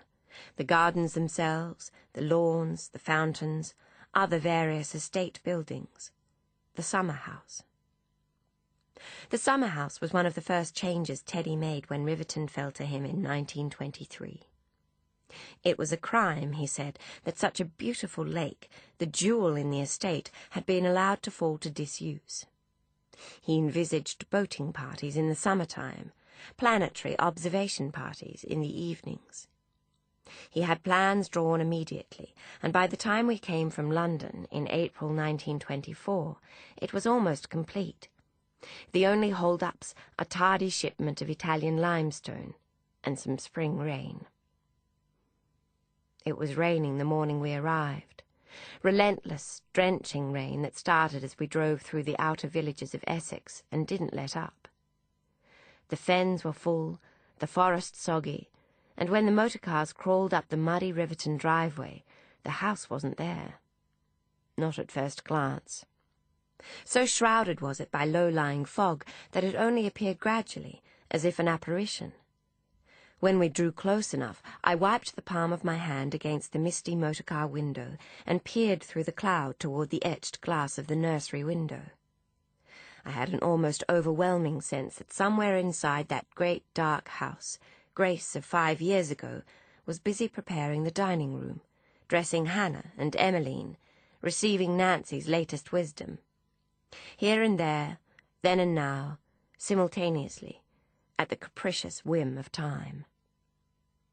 The first motor car stopped and Mr. Hamilton materialized from the front portico, black umbrella in hand, to help Hannah and Teddy alight. The second car continued onto the rear entrance and stopped. I attached my raincoat to my hat, nodded to the driver, and made a run for the servants' hall entrance. Perhaps it was the fault of the rain. Perhaps if it had been a clear day, if the sky had glittered blue and sunlight had smiled through the windows, the house's decline would not have been so shocking. For though Mr. Hamilton and his staff had gone to their best efforts, had been cleaning around the clock, said Nancy, the house was in poor condition. It was a tall order to make up so promptly for years of Mr. Frederick's determined neglect. It was Hannah who was most affected. Naturally enough, I suppose. Seeing it in its demoralized state brought home to her the loneliness of Pa's last days. Brought back, too, the old guilt, her failure to mend the bridges between them. To think he lived like this, she said to me that first evening as I readied her for bed. "All the while I was in London and I didn't know. Oh, Emmeline made jokes every so often, but I never for a minute imagined." She shook her head. "To think, Grace, to think of poor old Pa being so unhappy." She was silent for a moment, then said, "It goes to show, doesn't it, what happens when a person isn't true to their own nature?" "Yes, Ma'am," I said, unaware that we were no longer speaking of Pa. Teddy, though surprised by the extent of Riverton's decline, was not perturbed. He had planned a full renovation anyway. "Just as well to bring the old place into the 20th century, eh?" he said, smiling benevolently at Hannah. They had been back a week by then. The rain had cleared, and he was standing at one end of her bedroom, surveying the sunlit room. Hannah and I were sitting on the chaise longue, sorting through her dresses. "As you like," was her non-committal answer. Teddy looked at her, his face a sketch of bewilderment. Wasn't it exciting to restore her family home? Didn't all women relish the opportunity to put their feminine stamp on a place? "I'll spare no expense," he said. Hannah looked up and smiled patiently, as one might at an over-eager shop assistant. "Whatever you think best." Teddy, I'm sure, would have liked it if she'd shared his enthusiasm for the renovation project, meeting with designers, debating the merits of one fabric over another, delighting in the acquisition of an exact replica of the King's Own hall stand. But he didn't make a fuss. He was used, by now, to misunderstanding his wife. He just shook his head, stroked hers, and dropped the subject. Hannah, while not interested in the renovations, displayed a surprising elevation of mood when we returned to Riverton. I had expected that leaving London, leaving Robbie, would devastate her, had prepared myself for the worst. But I was wrong. If anything, she was of lighter spirit than usual. While the renovations were taking place, she spent much time outside. She took to strolling over the estate, rambling all the way to the back meadows and returning for lunch with grass seeds on her skirt and a glow in her cheeks. She had given Robbie up, I thought. Love it might have been, but she had decided she would live without. You will think me naive, and I was. I had only my own experience to guide me. I had given Alfred up, had returned to Riverton and adjusted to his absence, and I supposed Hannah had done the same, that she too had decided her duty lay elsewhere. One day I went looking for her. Teddy had won the Tory nomination for the seat of Saffron, and there was a lunch organised with Lord Gifford. He was due in 30 minutes, and Hannah was still on one of her walks. I found her, finally, in the rose garden. She was sitting on the stone stairs beneath the arbour, the same that Alfred sat upon that night, all those years before. "Thank goodness, ma'am," I said, out of breath as I approached. "Lord Gifford will be here any minute, and you're not dressed." Hannah smiled over her shoulder at me. I could have sworn I was wearing my green dress. "You know what I mean, ma'am. You've yet to dress for lunch." "I know," she said. She stretched her arms out to the side and rolled her wrists. "It's just such a beautiful day. It seems a shame to sit inside. I wonder if we might convince Teddy to dine on the terrace." "I don't know, ma'am," I said. "I don't think Mr. Luxton would like that. You know how he is with insects." She laughed. "You're right, of course. Ah, well, it was a thought." She stood up, gathered her writing pad and a pen into her arms. On top was an envelope without a stamp. "Would you like me to have Mr. Hamilton post that for you, ma'am?" "No," she said, smiling and hugging the writing pad to her chest. "No, thank you, Grace. I'll go into town this afternoon and post it myself." So you see why I supposed her happy. And she was. She was. but not because she'd given Robbie up. I was wrong there. Certainly not because she'd rediscovered a flame for Teddy. And not because she was back in her family home. No, she was happy for another reason. Hannah had a secret. Beryl leads us now through the long walk. It is a bumpy ride in the wheelchair, but Ursula is careful. When we reach the second kissing gate, there is a sign attached. Beryl explains that the bottom of the south garden is closed for renovation. They're working on the summer house, so we won't be able to look closely today. We can go as far as the Icarus fountain, but not beyond. She swings the gate, and we begin to file through. The party was Deborah's idea. It was as well to remind people that just because Teddy and Hannah were no longer in London, they hadn't slipped off the social scene. Teddy thought it a splendid proposal. The main renovations were almost complete, and it was an excellent opportunity to show them off. Hannah was surprisingly acquiescent. Beyond acquiescent, she took a hand in organising it. Teddy, surprised but pleased, knew better than to ask questions. Deborah, unused to having to share the plan-making, was less impressed. "But surely you don't want to concern yourself with all the details," she said, as they sat down to tea one morning. Hannah smiled. "On the contrary, I've a great many ideas. What do you think of Chinese lanterns?" It was at Hannah's urging that the party turned from an intimate affair for a select few into the huge extravaganza it became. She produced guest lists and suggested they bring a dance floor in for the occasion. The Midsummer's Night party had once been a Riverton institution, she told Teddy. Why shouldn't they resurrect it? Teddy was delighted. Seeing his wife and sister work together was his fondest dream. He gave Hannah free rein, and she took it. She had her reasons. I know that now. It is much easier to go unnoticed in a large, energetic crowd than a small gathering. Ursula wheels me slowly around the Icarus fountain. It has been cleaned. The blue tiles glimmer, and the marble gleams where it never did before, but Icarus and his 3 mermaids are still frozen in their scene of watery rescue. I blink, and the 2 ghostly figures in white petticoats lounging on the tiled rim disappear. "I'm the king of the world!" The young American boy has clambered onto the harpist mermaid's head and is standing with his arms outstretched. Beryl sweeps the scowl from her face and smiles with determined pleasantness. "Come down from there now, lad. The fountain was built to be looked at, not clambered over." She waggles her finger toward the little path that leads to the lake.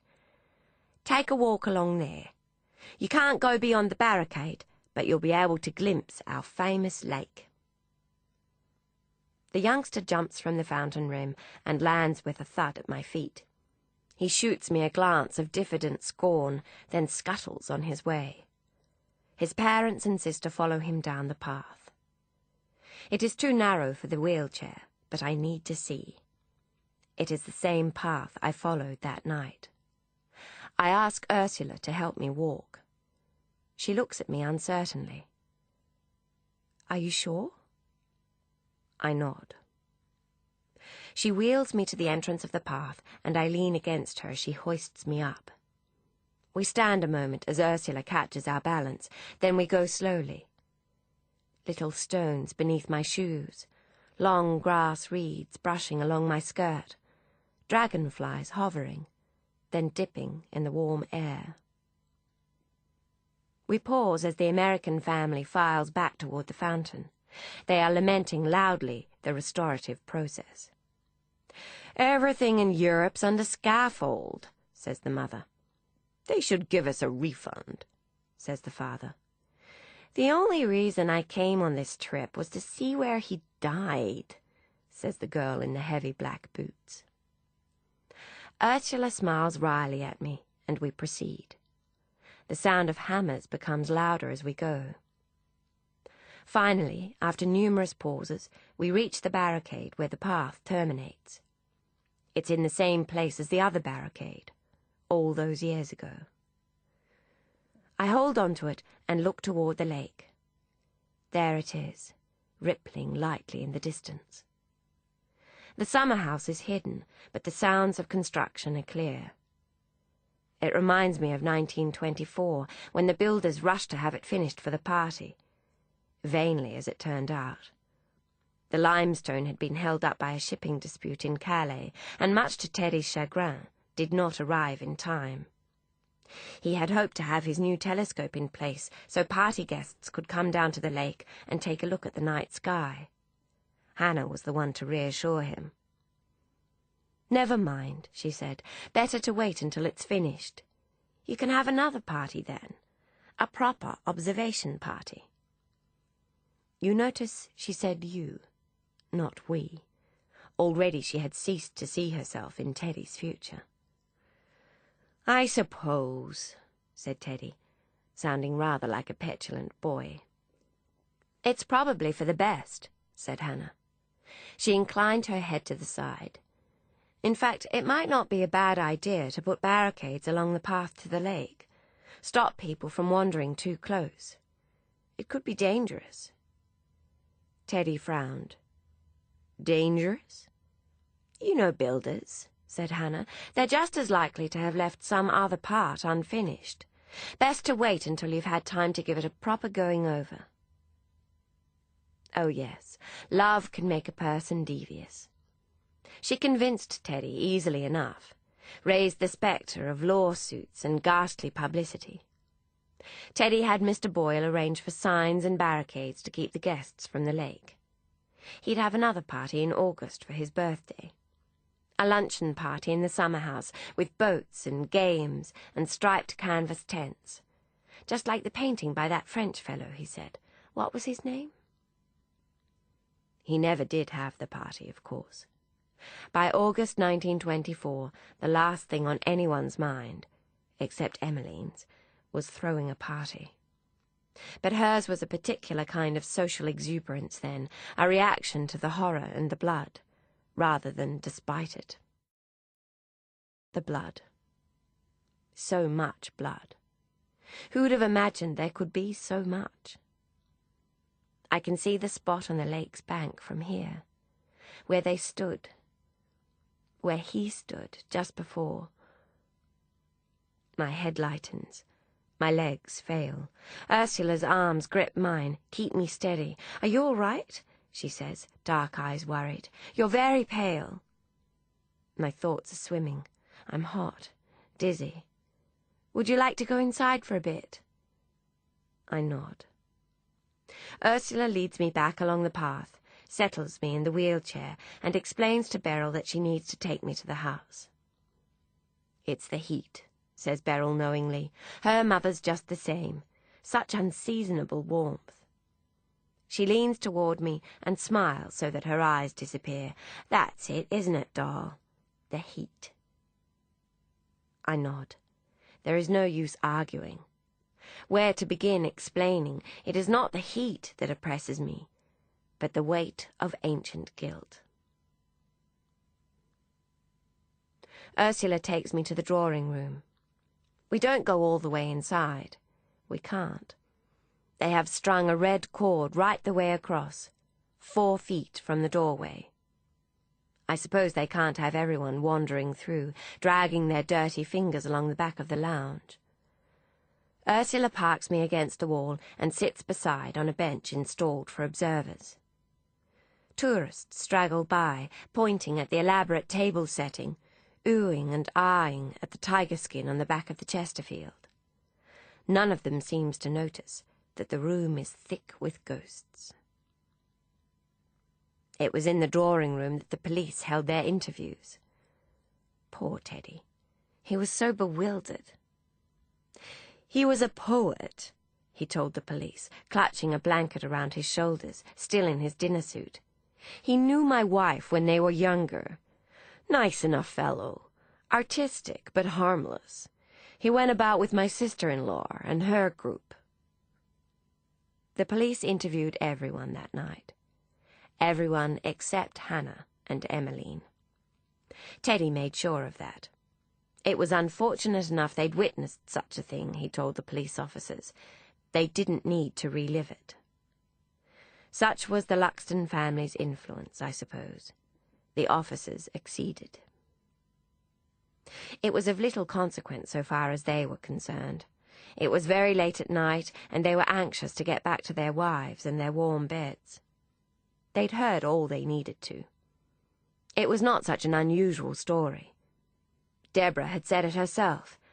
There were young men all over London, all over the world, who found the adjustment back to ordinary life an ill fit after everything they'd seen and done at war. That he was a poet made it all the more predictable. Artistic types were prone to extravagant, emotional behaviour. Our tour group has found us. Beryl bids us rejoin the party and leads us to the library. One of the few rooms not destroyed by the fire of 1938, she says, clipping purposefully down the hall. A blessing, I assure you. The Hartford family owned a priceless collection of antique books, over 9,000 volumes. I can vouch for that. Our motley group follows Beryl into the room and spreads out. Assorted necks crane to take in the domed glass ceiling and the shelves of books reaching all the way into the loft. Robbie's Picasso is gone now. In a gallery somewhere, I suppose. Gone are the days when every English house had works of the great masters hanging freely on the walls. It was here that Hannah spent much of her time after Robbie died. Full days curled up in a chair in the silent room.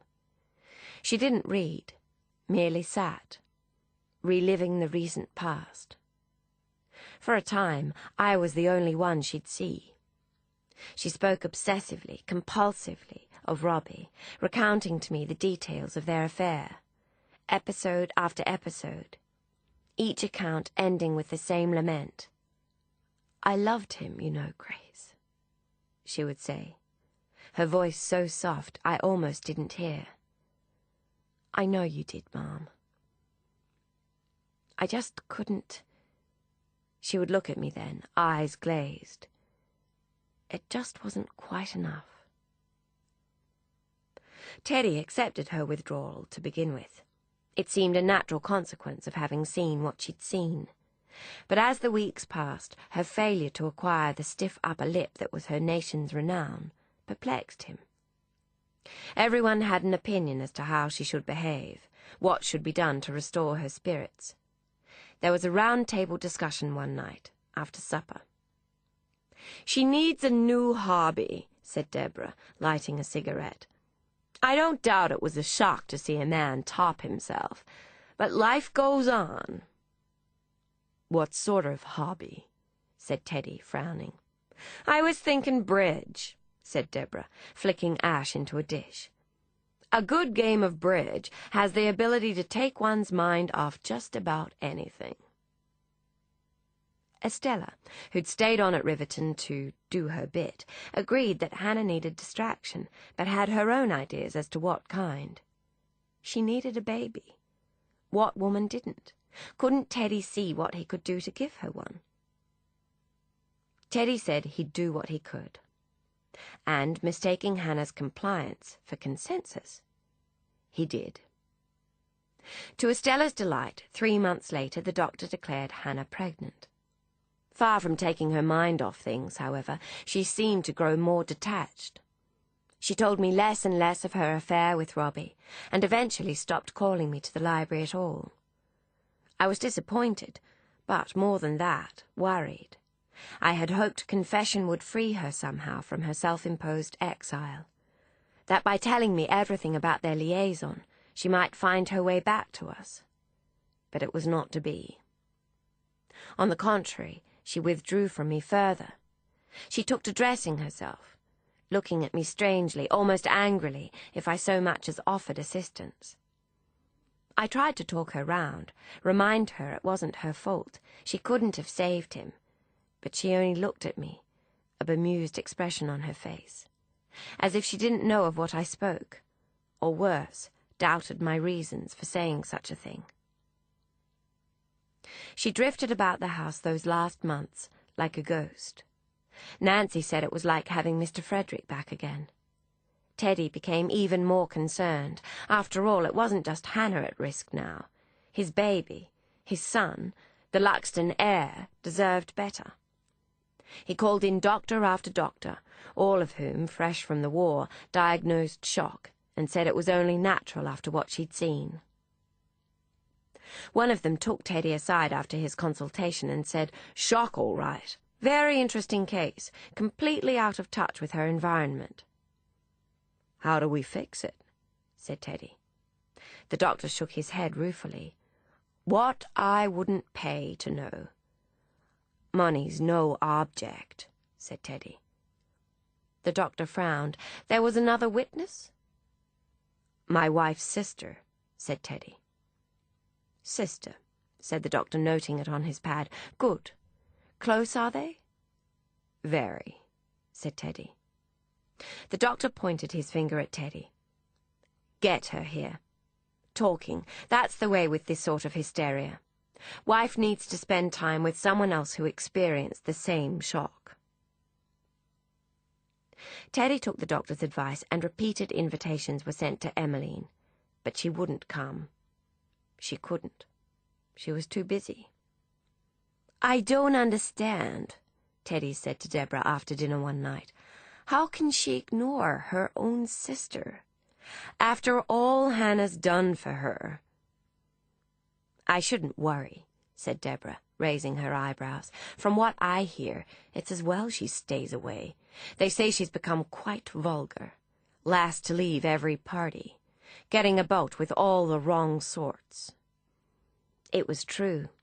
Emmeline had thrown herself back into her whirlwind social life in London.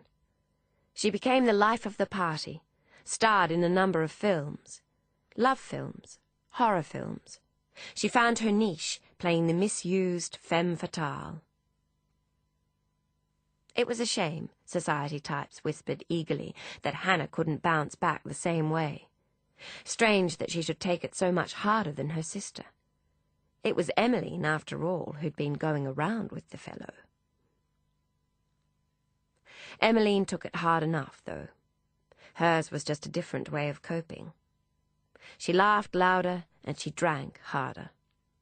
Rumour had it, the day she was killed on the Braintree Road, police found open bottles of brandy in the motor car. The Luxtons had that hushed up.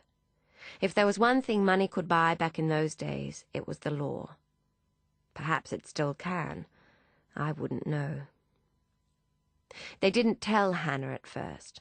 Estella thought it too risky, and Teddy agreed, what with the baby being so close to term. Lord Gifford made statements on Teddy and Hannah's behalf. Teddy came downstairs the night after the accident. He looked out of place in the drab servants' hall, like an actor who'd walked onto the wrong stage set.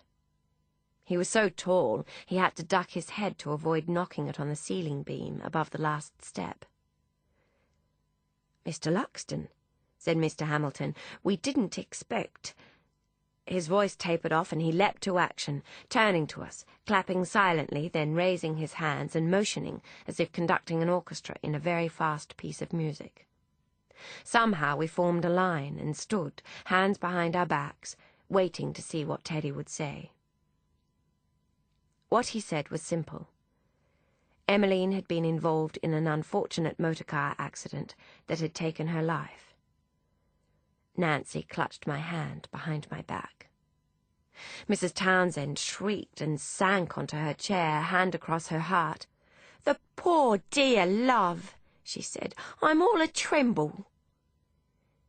"It's been a terrible shock for all of us, Mrs. Townsend," said Teddy, looking from one servant to the next. "There is, however, something I have to ask of you. If I may speak on behalf of the staff," said Mr. Hamilton, ashen-faced, "we're only too happy to assist in any way we can at this terrible time." "Thank you, Mr. Hamilton," said Teddy, nodding gravely. "As you all know, Mrs. Luxton has suffered awfully over the other business at the lake. I believe it would be kindest if we kept this most recent tragedy from her for the time being. It doesn't do to upset her further. Not while she's with child. I'm sure you'll all agree." The staff stayed silent as Teddy continued. "I'd ask, then, that you refrain from mentioning Miss Emmeline or the accident, that you make special effort to ensure newspapers are not left lying about where she might see them." He paused, glanced at each of us in turn. "Do you understand?" Mr. Hamilton blinked to attention then. "Ah, yes. Yes, sir." "Good," said Teddy. He nodded a few times quickly, realized there was nothing left to say, and left with a grim smile. After Teddy had disappeared, Mrs. Townsend turned, round-eyed, to Mr. Hamilton. "But does he mean not to tell Miss Hannah at all?" "It would seem that way, Mrs. Townsend," said Mr. Hamilton, "for the time being." "But her own sister's death?" "Those were his instructions, Mrs. Townsend." Mr. Hamilton exhaled and pinched the bridge of his nose. "Mr. Luxton is master of this house just as surely as Mr. Frederick was before him." Mrs. Townsend opened her mouth to debate the point, but Mr. Hamilton cut her off.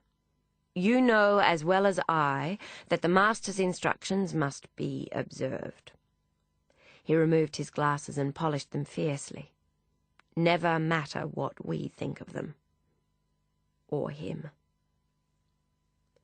Later, when Mr. Hamilton was upstairs serving supper, Mrs. Townsend and Nancy approached me in the servants' hall dining room.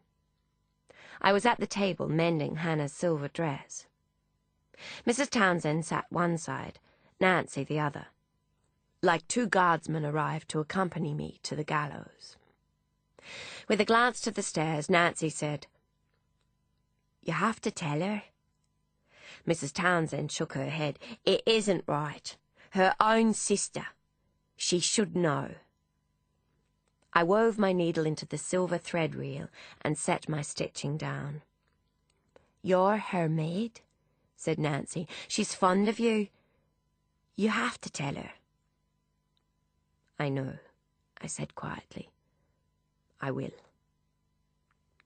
Next morning I found her, as I expected to, in the library. In an armchair on the far side, looking through the huge glass doors toward the churchyard. She was intent on something in the distance and didn't hear me approach. I came up close and stood quietly beside the matching chair. Early sunlight floated through the glass and bathed her profile, giving her an almost ethereal look.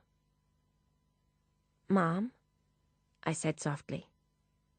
Without shifting her gaze, she said, "You've come to tell me about Emmeline." I paused, surprised, wondered how she knew. "Yes, Ma'am." "I knew you would, even though he's told you not to. I know you well after all this time, Grace." Her tone was difficult to read. "I'm sorry, Ma'am, about Miss Emmeline." She nodded slightly, but she didn't take her eyes from that distant point in the churchyard. I waited for a while, and when it seemed clear she didn't want company, I asked if there was anything I could bring her. Tea, perhaps. A book. She didn't answer at first, appeared not to have heard. And then, seemingly out of the blue, she said, "You can't read shorthand." It was a statement, not a question, so I did not answer. I found out later what she meant, why she spoke to me then of shorthand. But not for many years. On that morning I was still innocent of the part my deception had played. She shifted slightly, retracted her long bare legs closer to the chair. Still didn't meet my eyes.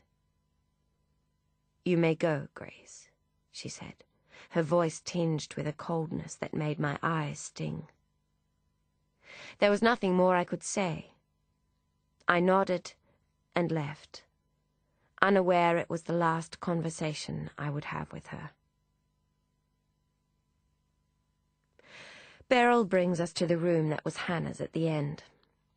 I wonder at first whether I'll be able to continue. But it is different now.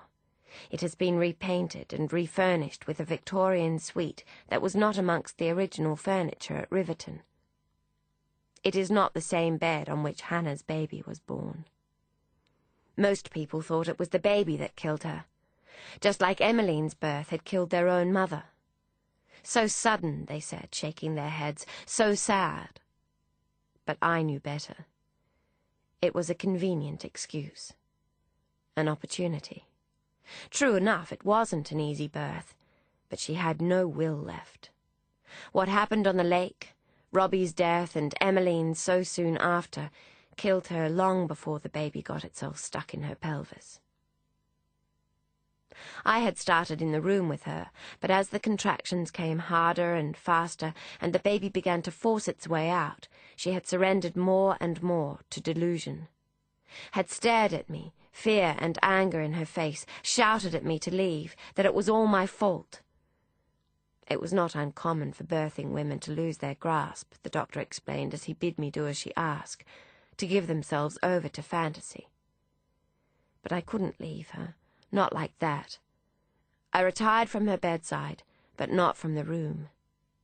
As she lay on the bed and the doctor started to cut, I watched from the door and I saw her face.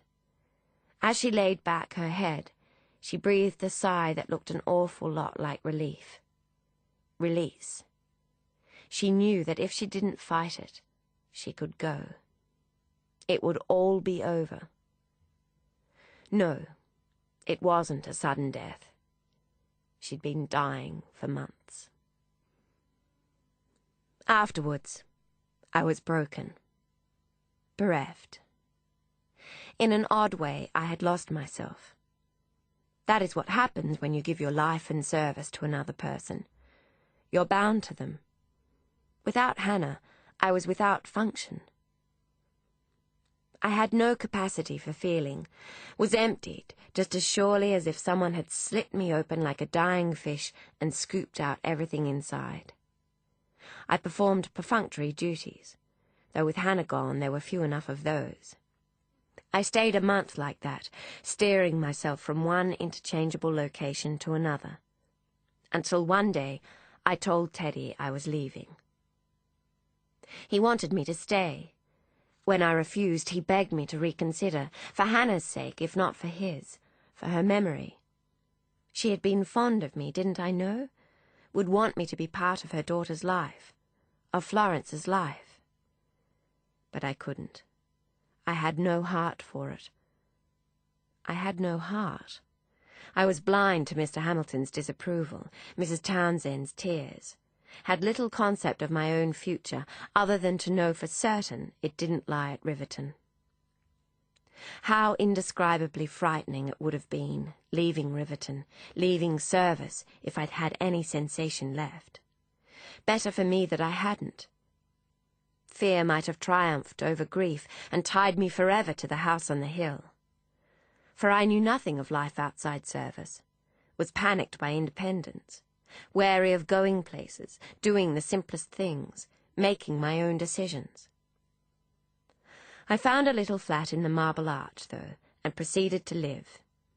I took what jobs I could, cleaning, waiting tables, stitching, resisted closeness, left when people started to ask too many questions, wanted more of me than I was able to give. In such occupation I passed a decade, waiting, though I didn't know it, for the next war. And for Marcus, whose birth would do what my own daughters could not, return to me what had been emptied by Hannah's death. In the meantime, I thought little of Riverton, of all I had lost. Let me rephrase. I refused to think of Riverton.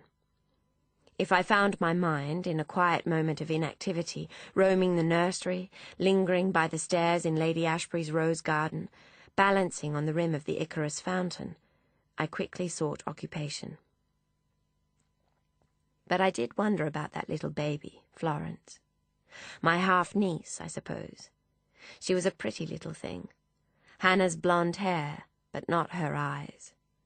Big brown eyes they were. Perhaps they changed as she grew. That can happen. But I suspect they stayed brown like her father's. For she was Robbie's daughter, wasn't she? I have given it quite some thought over the years. It is possible, of course, that despite Hannah's failure to fall pregnant to Teddy all those years, she fell swiftly and unexpectedly in 1924. Stranger things have happened. But at the same time, isn't it too convenient an explanation? Teddy and Hannah shared a bed infrequently in the latter years of their marriage, but Teddy had been anxious for a child at the beginning. For Hannah not to fall suggests, doesn't it, that there was a problem with one of them. And as she proved with Florence, Hannah was able to conceive. Isn't it more likely, then, that Florence's father was not Teddy? That she was conceived on the lake? That after months of being apart, when Hannah and Robbie met that night in the near-finished summer house, they were unable to resist? The timing, after all, was right. Deborah certainly thought so. She took one look at those big dark eyes, and her lips tightened. She knew. Whether it was she who told Teddy, I don't know. Perhaps he worked it out for himself. Whatever the case, Florence didn't stay long at Riverton. Teddy could hardly be expected to keep her, a constant reminder of his cuckolding. The Luxtons all agreed it was best he put the whole sorry affair behind him, settled down to running Riverton Manor, staging his political comeback. I heard they sent Florence to America, that Jemima agreed to take her as sister to Geetha. She had always longed for more than one. Hannah would have been pleased, I think, would have preferred to imagine her daughter growing up a Hartford than a Luxton. The tour ends, and we are delivered to the entrance hall. Despite Beryl's keen encouragement, Ursula and I bypass the gift shop. I wait again on the iron seat while Ursula fetches the car. I won't be long, she promises. I tell her not to worry. My memories will keep me company. Come again soon? Mr. Hamilton says from the doorway. No, I say. I don't think so, Mr. Hamilton. He seems to understand, smiles briefly. I'll tell Mrs. Townsend you said goodbye. I nod, and he disappears, dissolves like watercolour into a dusty streak of sunlight. Ursula helps me into the car. She has bought a bottle of water from a machine in the ticket booth and opens it for me when I am buckled into my seat. Here you are, she says, feeding a straw into the spout and wrapping my hands around its cold sides. She starts the engine and we drive slowly out of the car park. I am aware vaguely, as we enter the dark, leafy tunnel of the driveway, that it's the last time I will take this particular journey. But I don't look back. We drive in silence for a time, until Ursula says, You know, there's one thing that's always niggled me. The Hartford sister saw him do it, right? She sneaks a sideways glance at me. But what were they doing down by the lake when they should have been up at the party? I do not answer, and she glances at me again, wondering if perhaps I have not heard. What did you decide? I say. What happens in the film? They see him disappear, follow him to the lake, and try to stop him. She shrugs. I looked everywhere, but I couldn't find police interviews with either Emmeline or Hannah, so I had to sort of guess. It made the most sense. I nod. Besides, the producers thought it more suspenseful than if they stumbled on him accidentally. I nod. You can judge for yourself, she says, when you see the film. I had once thought to attend the film's premiere, but somehow I know it is beyond me now. Ursula seems to know too. "I'll bring you a copy on video as soon as I can," she says. "I'd like that." She turns the car into the Heathview entrance. "Uh-oh," she says, eyes widening. She places a hand on mine. "Ready to face the music?" Ruth is standing there, waiting. I expect to see her mouth sucked tight around her disapproval. But it isn't. She is smiling. 50 years dissolve, and I see her as a girl, before life had a chance to disappoint her.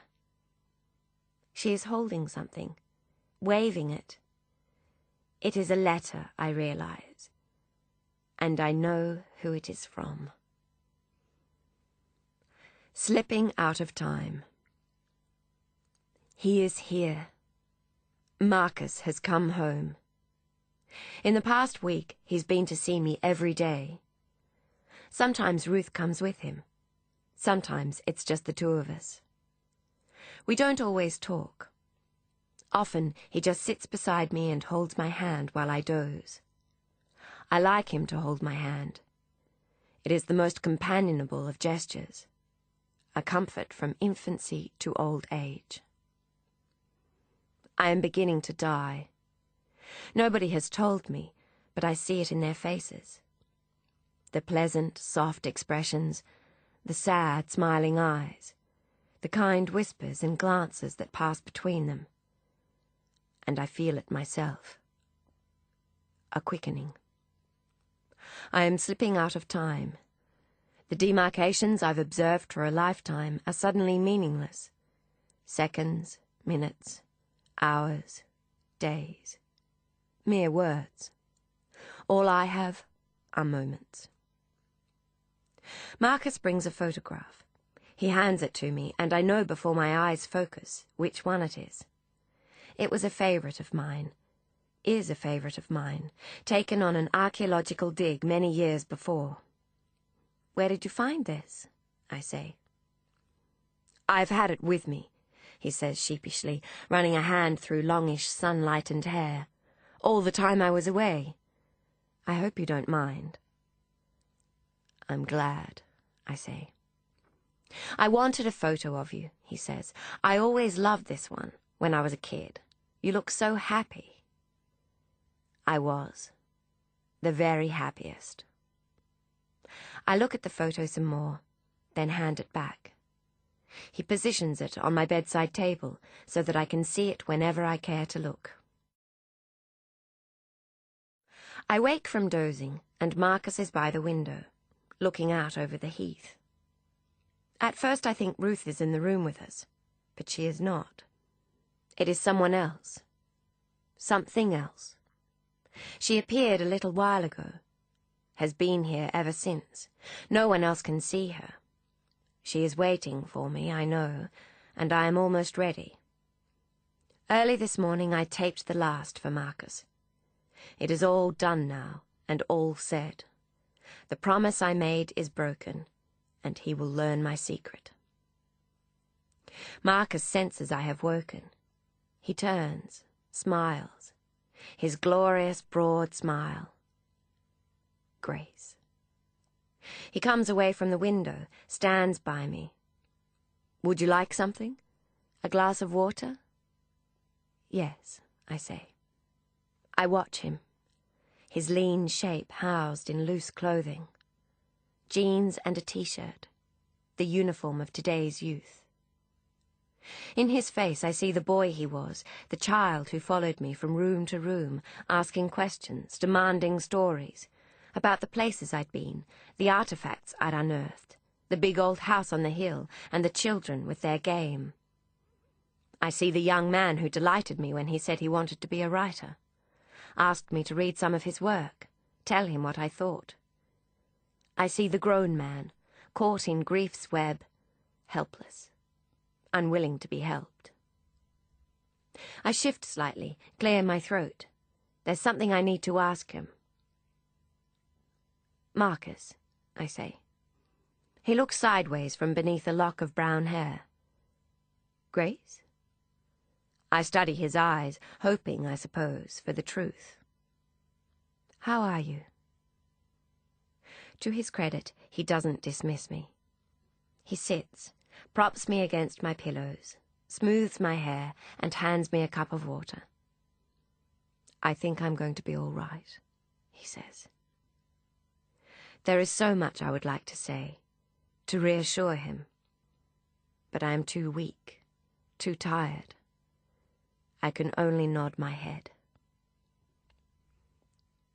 Ursula comes. She kisses my cheek. I want to open my eyes, to thank her for caring about the Hartfords, for remembering them, but I can't. Marcus looks after things. I hear him, accepting the videotape, thanking her, assuring her I'll be glad to see it, that I've spoken highly of her. He asks if the premiere went well. It was great, she says. I was nervous as anything, but it went off without a hitch. Even had a good review or two.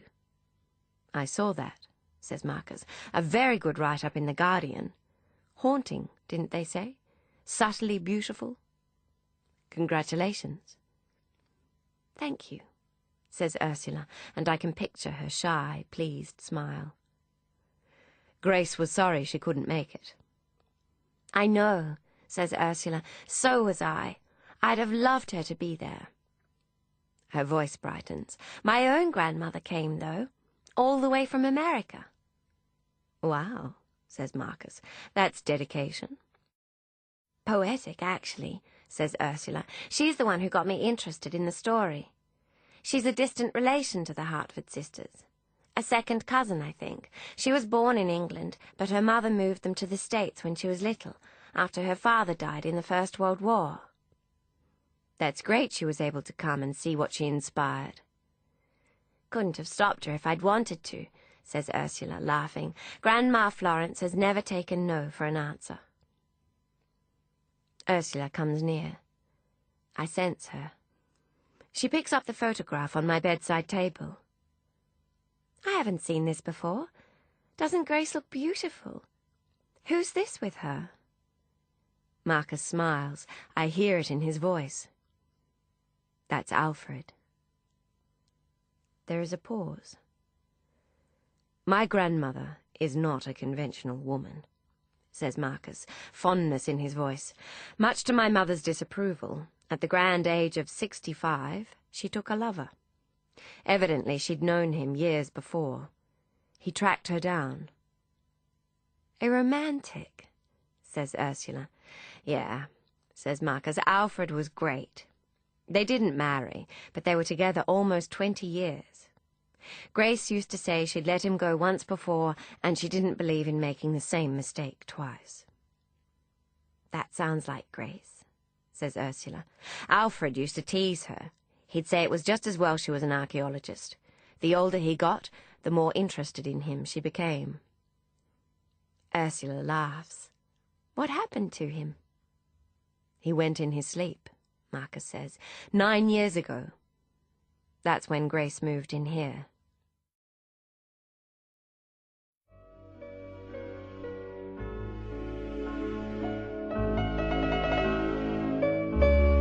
This is the end of CD 15. The book continues on CD 16.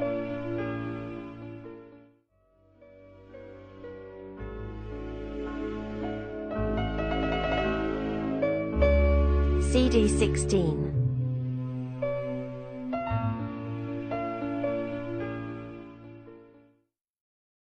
A warm breeze drifts in from the open window, across my closed eyelids. It is afternoon, I think. Marcus is here. He's been here some time. I can hear him, near me, scratching away with pen and paper, sighing every so often. Standing up, walking to the window, the bathroom, the door. It is later. Ruth comes. She is at my side, strokes my face, kisses my forehead. I can smell the floral of her coty powder. She sits. Are you writing something? She says to Marcus. She is tentative, her voice strained. Be generous, Marcus. She's trying. I'm not sure, he says. There's a pause. I'm thinking about it. I can hear them breathing. Say something, one of you. Inspector Adams? No, says Marcus quickly. I'm considering doing something new. Oh. Grace sent me some tapes. Tapes? Like letters, but recorded. She didn't tell me, Ruth says quietly. What does she say? All sorts of things. Does she mention me? Sometimes. She talks about what she does each day, but also about the past. She's lived an amazing life, hasn't she? Yes, says Ruth. A whole century, from domestic service to a doctorate in archaeology. I'd like to write about her. A pause. You don't mind, do you? Why would I mind? Says Ruth. Of course I don't. Why would I mind? I don't know. I can hear Marcus shrug. Just had a feeling you might. I'd like to read it, says Ruth firmly. You should write it. It'd be a change, says Marcus. Something different. Not a mystery. Marcus laughs. No, not a mystery. Just a nice, safe history. Ah, my darling. But there is no such thing. I am awake. Marcus is beside me in the chair, scribbling on a notepad. He looks up. Hello there, Grace, he says, and he smiles. He puts his notepad aside. I'm glad you're awake. I wanted to thank you. Thank me? I raise my eyebrows. For the tapes. He is holding my hand now.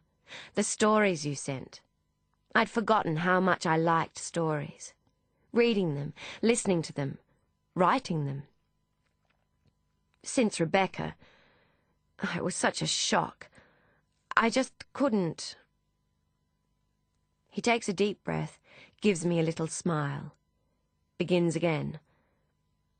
I'd forgotten how much I needed stories. Gladness, or is it hope, hums warmly beneath my ribs.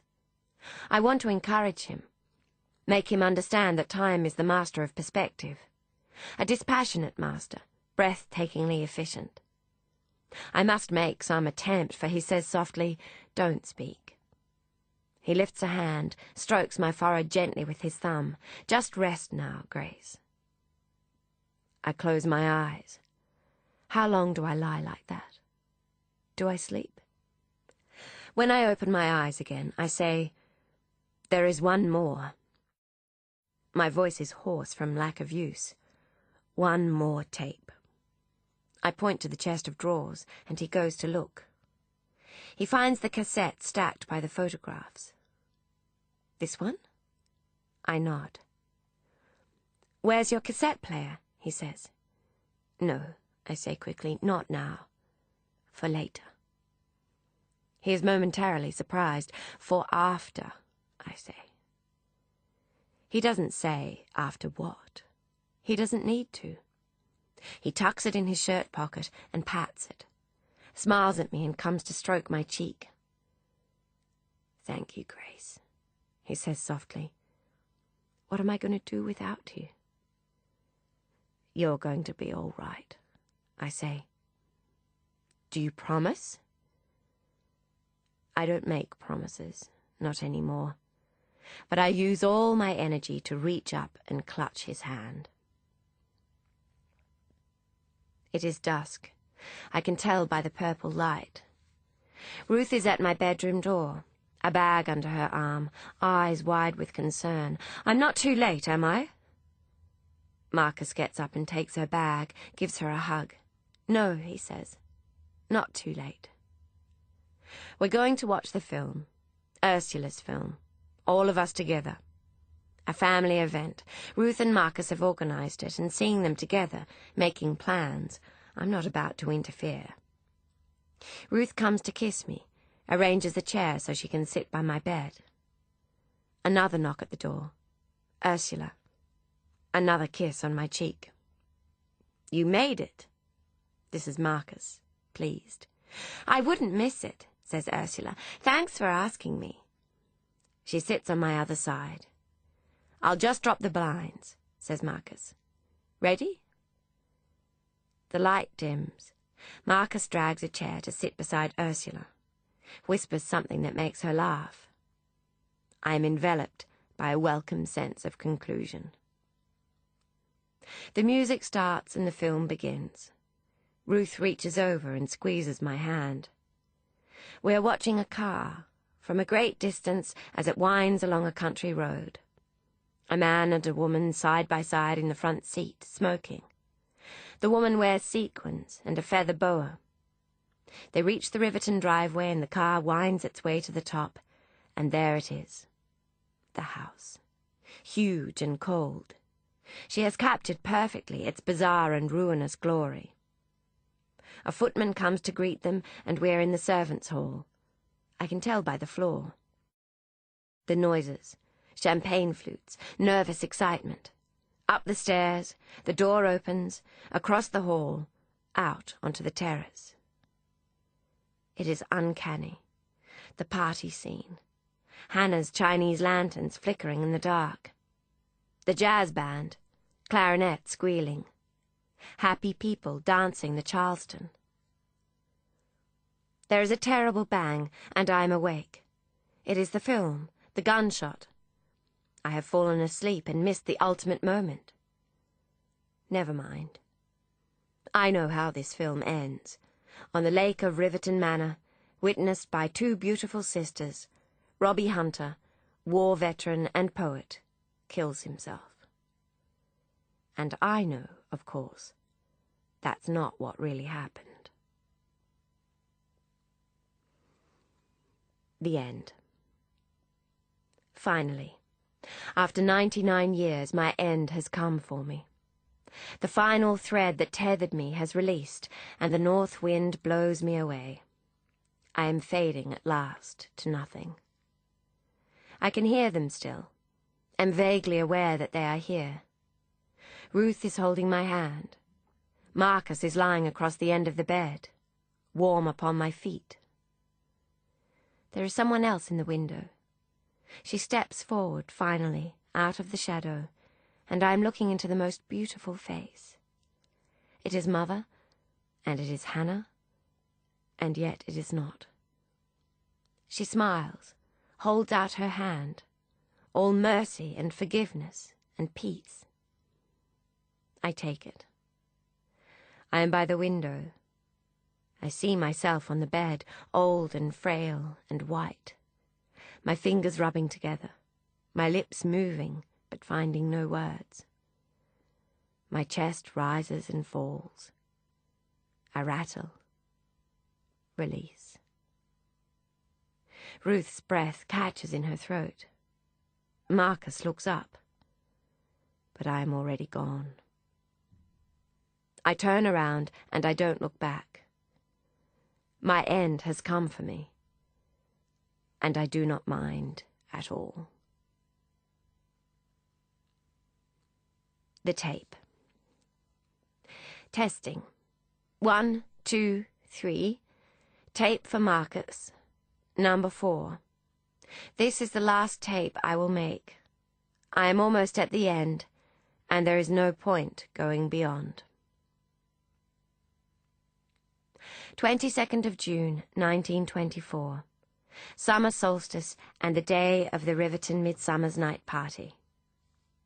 Downstairs, the kitchen was abuzz. Mrs. Townsend had the stove fire raging and was barking orders at 3 village women hired to help. She smoothed her apron over her generous middle and surveyed her minions as they basted hundreds of tiny quiche.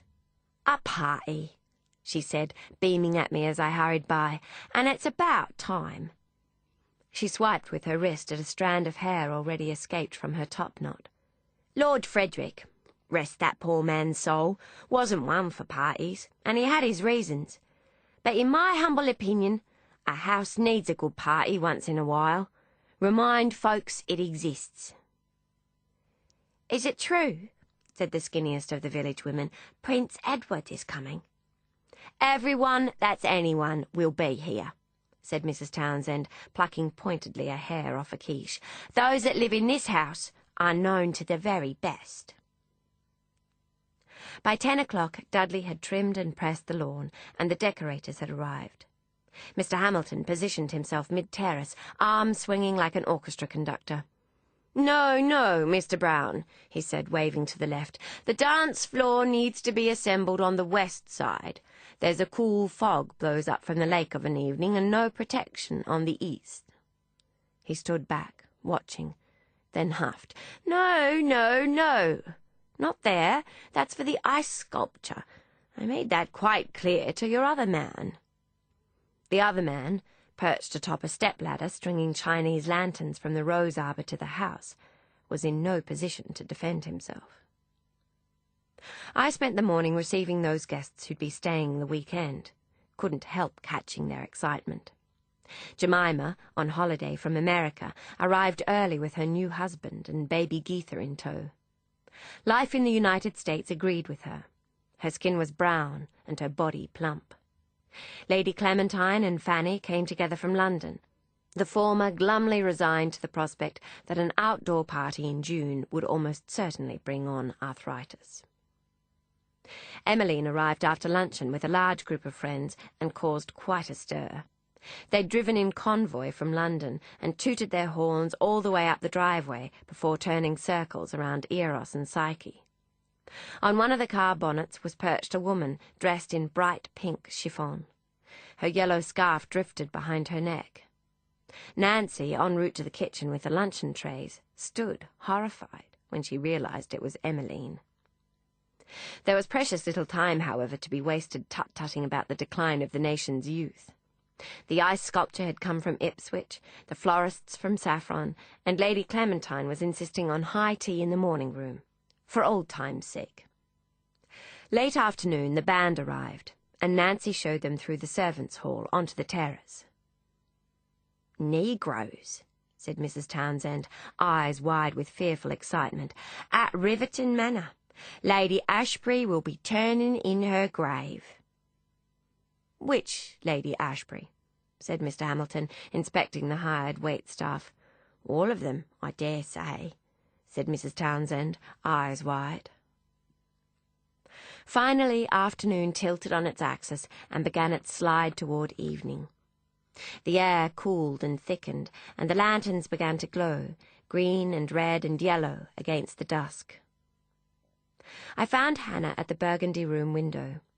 She was kneeling on the lounge, peering down toward the south lawn, watching the party preparations, or so I thought. "Time to get dressed, Ma'am." She startled, exhaled tensely.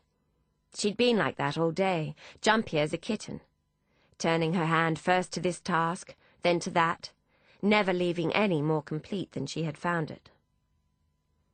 "Just a minute, Grace." She lingered a moment, the setting sun catching the side of her face, spilling red light across her cheek. "I don't think I ever noticed what a pretty view it is," she said. "Don't you think it's pretty?" "I do, Ma'am. I wonder that I never noticed before." In her room, I set her hair in curlers, an undertaking more easily said than done. She refused to stay still long enough for me to pin them tightly, and I wasted a good deal of time unwinding and starting again. With the curlers in place, or good enough, I helped her dress. Silver silk, shoestring straps falling into a low-cut V at the back. It hugged her figure, terminating an inch below her pale knees. While she pulled at the hem, straightening it, I fetched her shoes. The latest from Paris, a gift from Teddy. Silver satin with fine ribbon straps. "No," she said, "not those. I'll wear the black." "But, Ma'am, these are your favourites." "The black are more comfortable," she said, leaning forward to pull her stockings on. "But with your dress, it's a shame." "I said black, for God's sake. Don't make me say it again, Grace." I drew breath, returned the silver, and found the black. Hannah apologized immediately. "I'm nervous. I shouldn't take it out on you. I'm sorry." "That's all right, Ma'am. I said, natural to be excited. I unrolled the curlers, and her hair sat in blonde waves around her shoulders. I parted it on the side and brushed it across her forehead, catching the hair with a diamond clasp. Hannah leaned forward to attach pearl drop earrings, winced, then cursed as she caught her fingertip in the clip. "You're rushing, Ma'am," I said gently. "You must go carefully with those." She handed them to me. "I'm all thumbs today." I was draping ropes of pale pearls around her neck when the evening's first car arrived, crunching the gravel on the driveway below. I straightened the pearls so they fell between her shoulder blades, rested in the small of her back. "There now," I said. "You're ready." "I hope so, Grace." She raised her eyebrows, scanned her reflection. "Hope there's nothing I've overlooked." "Oh, I shouldn't think so, Ma'am." She used her fingertips to brush rapidly the edges of her brows, stroking them into line. She straightened one of her pearl strands, lowered it a little, raised it again, exhaled noisily. Suddenly, the squeal of a clarinet. Hannah gasped, clapped a hand to her chest. "My!" "Must be exciting, Ma'am," I said cautiously. "All your plans finally coming to fruition?" Her eyes met mine sharply. She seemed as if about to speak, yet she didn't. She pressed her red-stained lips together. "I have something for you, Grace. A gift." I was perplexed. "It's not my birthday, Ma'am." She smiled, quickly pulled open the small drawer of her dressing table. She turned back to me, fingers closed. She held it by the chain high above my hand, let it collapse into my palm. "But, Ma'am," I said, "it's your locket." Was my locket. Now it's yours." I couldn't return it fast enough. Unexpected gifts made me nervous. "Oh, no, Ma'am. No, thank you." She pushed my hand away firmly. "I insist, to say thank you for all you've done for me." Did I detect the note of finality even then? "I only do my duty, Ma'am," I said quickly. "Take the locket, Grace," she said. "Please." Before I could argue further, Teddy was at the door, tall and slick in his black suit, comb marks channeling his oiled hair, nerves furrowing his broad brow. I closed my hand around the locket. "Ready?" he said to Hannah, fretting with his moustache ends. "That friend of Deborah's is downstairs. Cecil, what's his name? The photographer. He wants to take family shots before too many guests arrive." He knocked the door frame twice with his open palm and continued down the hall saying, "Where on earth is Emmeline?" Hannah smoothed her dress over her waist. I noticed her hands were shaking. She smiled anxiously. "Wish me luck." "Good luck, Ma'am." She surprised me then, coming to me, kissing my cheek. "And good luck to you, Grace." She squeezed my hands and hurried after Teddy, leaving me holding the locket. I watched for a while from the upstairs window. Gentlemen and ladies in green, yellow, pink, arriving on the terrace, sweeping down the stone stairs onto the lawn. Jazz music floating on the air. Chinese lanterns flickering in the breeze. Mr. Hamilton's hired waiters balancing huge silver trays of sparkling champagne flutes on raised hands, weaving through the growing crowds. Emmeline, shimmering in pink, leading a laughing fellow to the dance floor to perform the shimmy shake. I turned the locket over and over in my hands, glanced at it every so often. Did I notice then the faint rattle from within? Or was I too preoccupied, wondering at Hannah's nerves?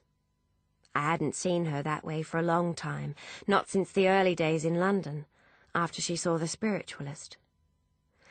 "There you are." Nancy was at the door, cheeks flushed, out of breath. "One of Mrs. Townsend's women has collapsed with exhaustion, and there's no one to dust the strudels." It was midnight before I finally climbed the stairs to bed. The party was still raging on the terrace below, but Mrs. Townsend had sent me away as soon as she could spare me. It seemed Hannah's twitchiness was contagious, and a busy kitchen was no place for fumbling. I climbed the stairs slowly, feet throbbing. Years as a lady's maid had caused them to soften. An evening in the kitchen was all it took to blister. Mrs. Townsend had given me a little parcel of bicarbonate soda, and I intended to soak them in a warm bath. There was no escaping the music that night. It permeated the air, impregnating the stone walls of the house. It had grown more raucous as the evening wore on, matching the spirits of the partygoers. I could feel the frenzied drumbeat in my stomach even as I reached the attic. To this day, jazz turns my blood to ice. At the top landing, I considered going straight to set the bath running, but decided to fetch my nightgown and toiletries first. A pool of the day's hot air hit my face when I opened my bedroom door. I pulled the electric switch and hobbled to the window, swinging the sash open. I stood for a moment, savouring the burst of cool, breathing its faint aroma of cigarette smoke and perfume. I exhaled slowly. Time for a long warm bath, then the sleep of the dead. I collected my soap from the dressing table beside me, then limped toward the bed for my nightgown. It was then I saw the letters. 2 of them, propped against my pillow. One addressed to me, one with Emmeline's name on front. The handwriting was Hannah's. I had a presentiment then, a rare moment of unconscious clarity. I knew instantly that the answer to her odd behaviour lay within. I dropped my nightgown and picked up the envelope marked Grace. With trembling fingers, I tore it open. I smoothed the sheet of paper. My eyes scanned, and my heart sank. It was written in shorthand. I sat on the edge of the bed, staring at the piece of paper, as if, through sheer force of will, its message would become clear. Its indecipherability only made me more certain its contents were important. I picked up the second envelope, addressed to Emmeline, fingered its rim. I deliberated only a second. What choice did I have? So help me God, I opened it. I was running, sore feet forgotten, blood pulsing, heartbeat in my head, breath catching in time with the music, down the stairs, through the house, onto the terrace. I stood, chest heaving, scanning for Teddy, but he was lost, somewhere amid the jagged shadows and the blurred faces. There was no time. I would have to go alone. I plunged into the crowd, skimming faces, red lips, painted eyes, wide laughing mouths. I dodged cigarettes and champagnes, beneath the coloured lanterns, around the dripping ice sculpture toward the dance floor. Elbows, knees, shoes, wrists whirled by. Colour, movement, blood pulsing in my head, breath catching in my throat. Then Emmeline, atop the stone staircase, cocktail in hand, head tipped back to laugh, strand of pearls draped from her neck to lasso that of a male companion. His coat draped about her shoulders. 2 would have more chance than 1. I stopped, tried to catch my breath. She righted herself, regarded me from beneath heavy lids. "Why, Grace," she said with careful enunciation, "is that the prettiest party dress you could find?" She threw her head back with laughter as she slipped on the P sounds. "I must speak with you, miss." Her companion whispered something. She smacked his nose playfully. I tried to breathe. A matter of urgency.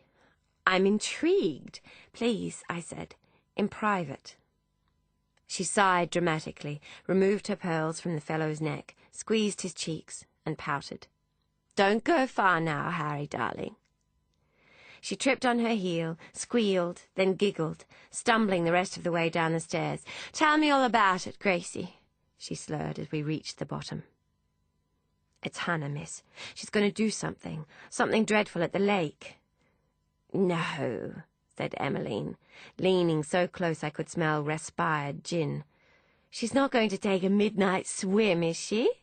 How scandalous.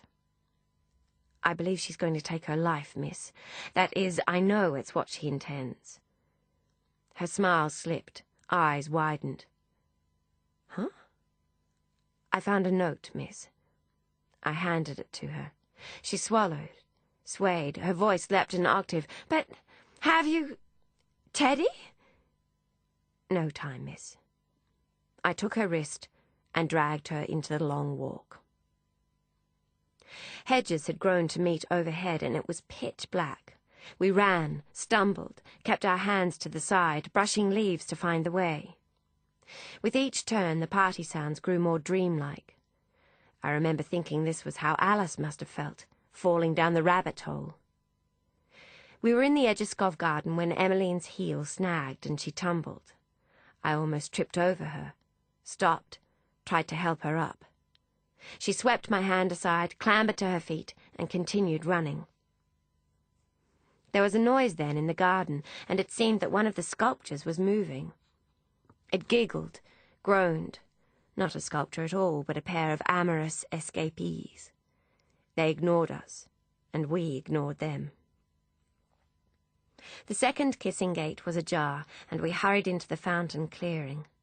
The full moon was high, and Icarus and his mermaids glowed ghostly in the white light. Without the hedges, the band's music and the whooping of the party were loud again, strangely nearer. With the aid of moonlight, we went faster along the small path toward the lake. We reached the barricade, the sign forbidding entrance, and finally the point where path met lake. We both stopped in the shelter of the path's nook, breathing heavily, and surveyed the scene before us. The lake glistened silently beneath the moon. The summer house, the rocky bank, were bathed in silvery light. Emmeline inhaled sharply. I followed her gaze. On the pebbly bank were Hannah's black shoes, the same I'd helped her into hours before. Emmeline gasped, stumbled toward them. Beneath the moon she was very pale, her thin figure dwarfed by the large man's jacket she wore. A noise from the summer house. A door opening. Emmeline and I both looked up. A person, Hannah, alive. Emmeline gulped. "Hannah!" she called, her voice a hoarse blend of alcohol and panic, echoing off the lake. Hannah stopped stiff, hesitated. With a glance to the summer house, she turned to face Emmeline. "What are you doing here?" she called, voice tense. "Saving you," said Emmeline, beginning to laugh wildly. Relief, of course. "Go back," said Hannah quickly. "You must go back." "And leave you here to drown yourself?" "I'm not going to drown myself," said Hannah. She glanced again at the summer house. "Then what are you doing? Airing your shoes?" Emmeline held them aloft before dropping them again to her side. "I've seen your letter." "I didn't mean it. The letter was a joke," Hannah swallowed. "A game." "A game? You weren't meant to see it until later." Hannah's voice grew surer. "I had an entertainment planned for tomorrow. For fun. Like a treasure hunt."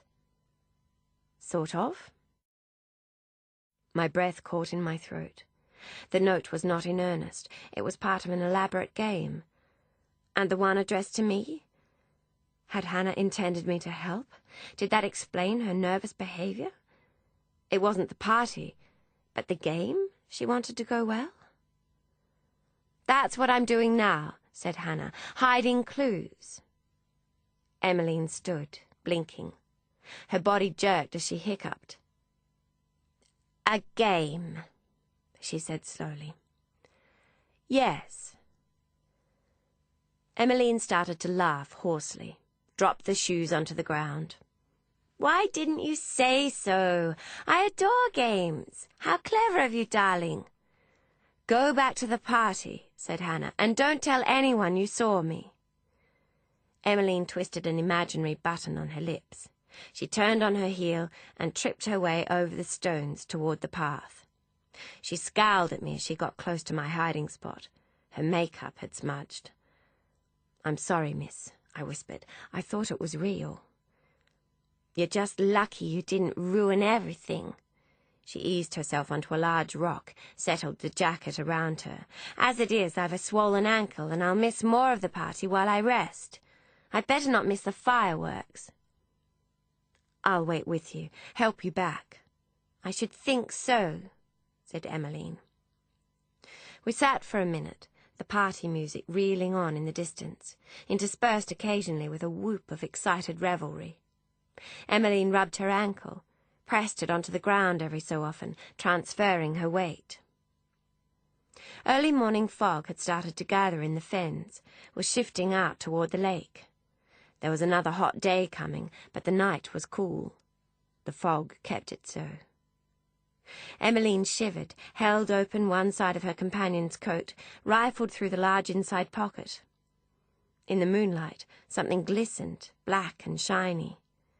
Strapped to the coat's lining. I inhaled. It was a gun. Emmeline sensed my reaction, turned to me wide-eyed. "Don't tell me, first handgun you've ever seen. You are a babe in the wood, Grace." She pulled it from the coat, turned it over in her hands, held it out to me. "Here, want to hold it?" I shook my head as she laughed, wishing I had never found the letters, wishing for once that Hannah hadn't included me. "Probably best," Emmeline said, hiccuping. "Guns and parties. Not a good mix." She slipped the gun back into her pocket, continued to fossick, locating finally a silver flask. She unscrewed the lid and tossed her head back, drank for a long time. "Darling Harry," she said, smacking her lips together, "prepared for every event." She took another swig and tucked the flask back into the coat. "Come on then. I've had my pain relief." I helped her up, my head bent over as she leaned on my shoulders. "That should do it," she said, "if you'll just—" I waited. "Mom?" She gasped, and I lifted my head, followed her gaze back toward the lake. Hannah was at the summer house, and she wasn't alone. There was a man with her, cigarette on his bottom lip, carrying a small suitcase. Emmeline recognized him before I did. "Robbie," she said, forgetting her ankle. "My God, it's Robbie!" Emmeline limped clumsily onto the lake bank. I stayed behind in the shadows. "Robbie!" she called, waving her hand. "Robbie, over here!" Hannah and Robbie froze, looked at one another. "What are you doing here?" Emmeline said excitedly. "And why on earth have you come the back way?" Robbie drew on his cigarette, fumbled with the filter as he exhaled. "Come on up to the party," Emmeline said. "I'll find you a drink." Robbie glanced across the lake into the distance. I followed his gaze, noticed something metallic shining on the other side. A motorbike, I realized, nestled where the lake met the outer meadows. "I know what's happening," Emmeline said suddenly. "You've been helping Hannah with her game." Hannah stepped forward into the moonlight. "Emmy." "Come on," said Emmeline quickly. "Let's all go back to the house and find Robbie a room. Find some place for your suitcase." "Robbie's not going to the house," said Hannah. "Why, of course he is. He's not going to stay down here all night, surely," said Emmeline with a silvery laugh. "It might be June, but it's rather cold, darlings."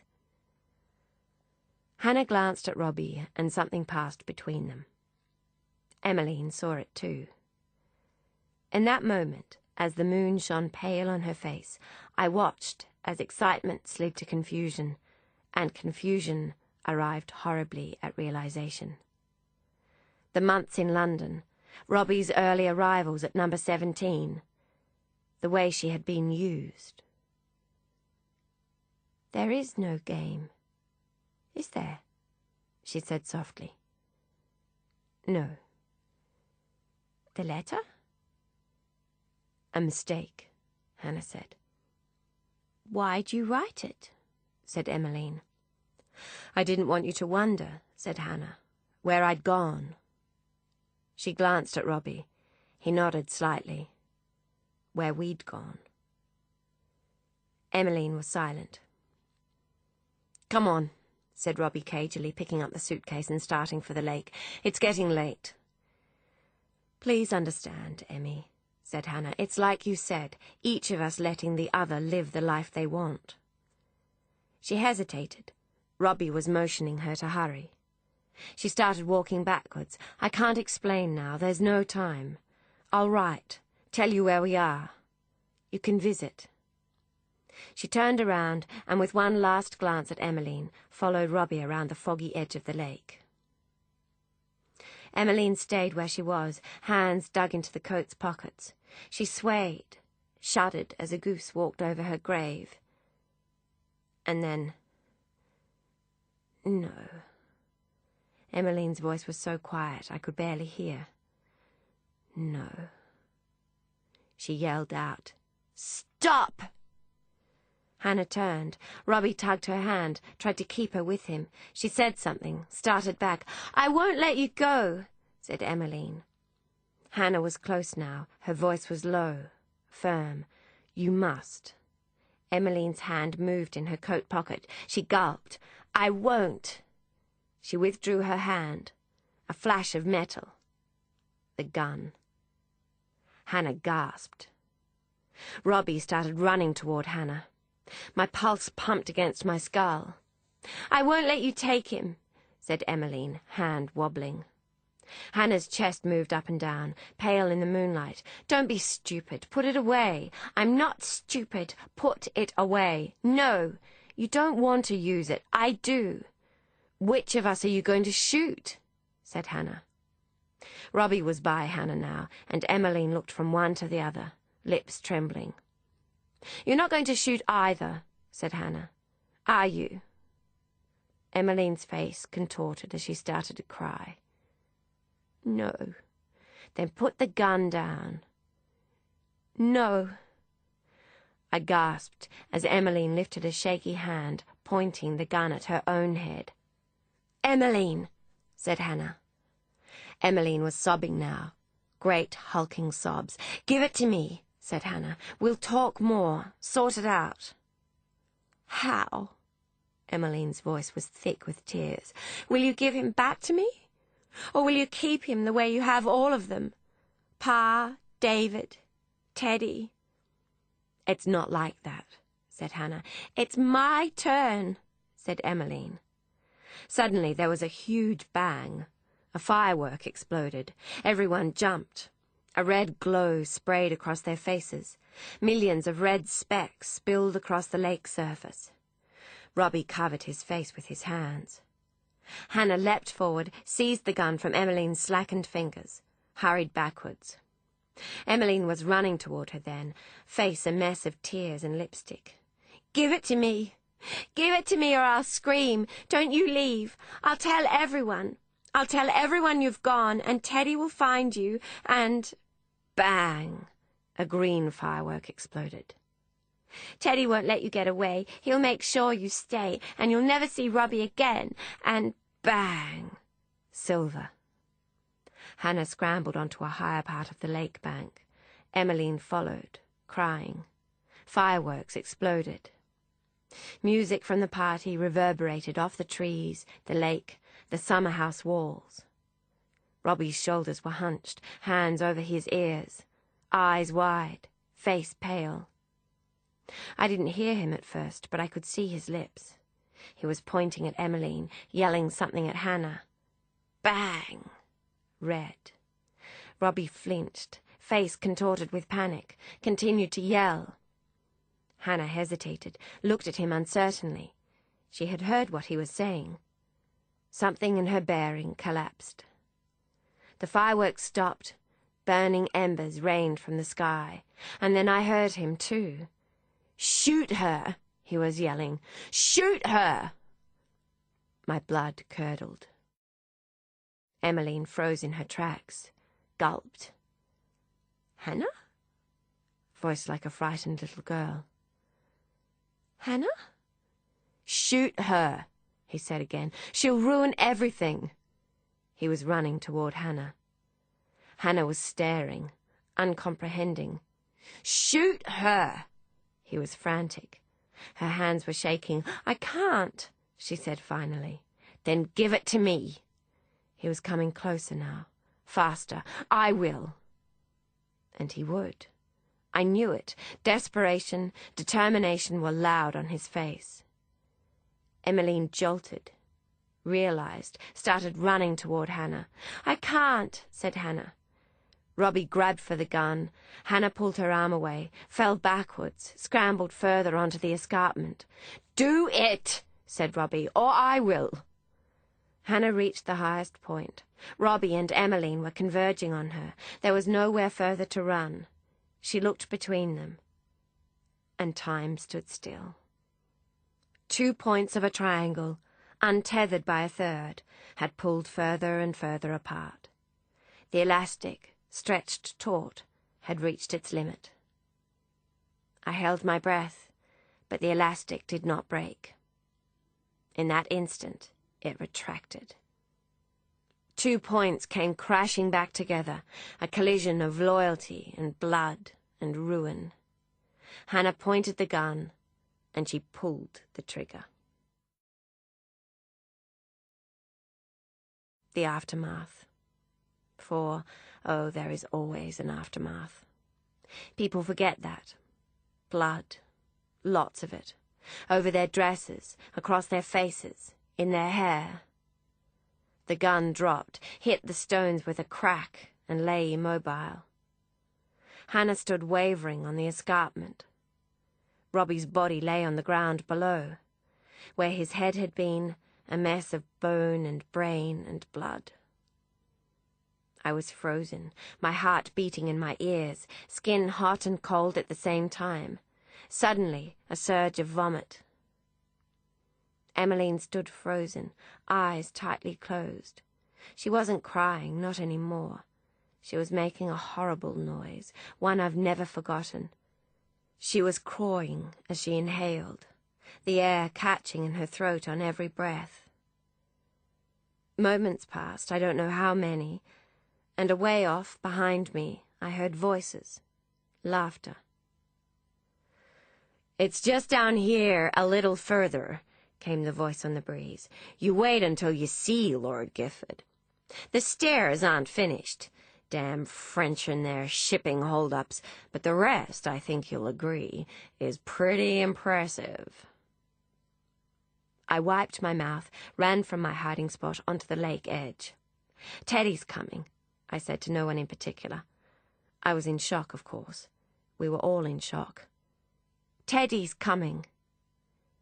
"You're too late," Hannah said, swiping frantically at her face, her neck, her hair. "You're too late." "Teddy's coming, Ma'am." I shivered. Emmeline's eyes snapped open, a flash of silver-blue shadow in the moonlight. She shuddered, righted herself, indicated Hannah's suitcase. "Take it to the house," she said hoarsely. "Go the long way." I hesitated. "Run." I nodded, took the bag, and ran toward the woods. I couldn't think clearly. I stopped when I was hidden and turned back. My teeth were chattering. Teddy and Lord Gifford had reached Path's End and stepped out onto the lake bank. "Dear God," said Teddy, stopping abruptly. "What on earth?" "Teddy, darling," said Emmeline. "Thank God." She turned jerkily to face Teddy, and her voice levelled. "Mr. Hunter has shot himself." The letter. "Tonight I die, and my life begins. I tell you, and only you. You have been with me a long time on this adventure, and I want you to know that in the days that follow, when they are combing the lake for a body they will never find, I am safe. We go to France first. From there I cannot say. Hopefully I will see Nefertiti's head mask. I have given you a second note addressed to Emmeline. It is a suicide note for a suicide that will never take place. She must find it tomorrow, not before. Look after her, Grace. She will be all right. She has so many friends. There is one final favor I must ask of you. It is of the utmost importance. Whatever happens, keep Emmeline from the lake tonight. Robbie and I leave from there. I cannot risk her finding out. She won't understand. Not yet. I will contact her later, when it is safe. And now to the last. Perhaps you've already discovered the locket I gave you is not empty? Concealed inside is a key. A secret key to a safe box in Drummond's on Charing Cross. The box is in your name, Grace, and everything inside it is for you. I know how you feel about gifts, but please, take it and don't look back. Am I too presumptuous in saying it is your ticket to a new life? Goodbye, Grace. I wish you a long life, full with adventure and love. Wish me the same. I know how well you are with secrets.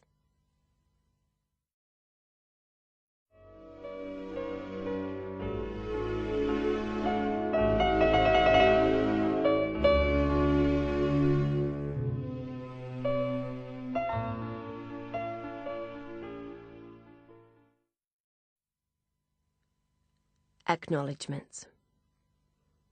I would like to thank the following.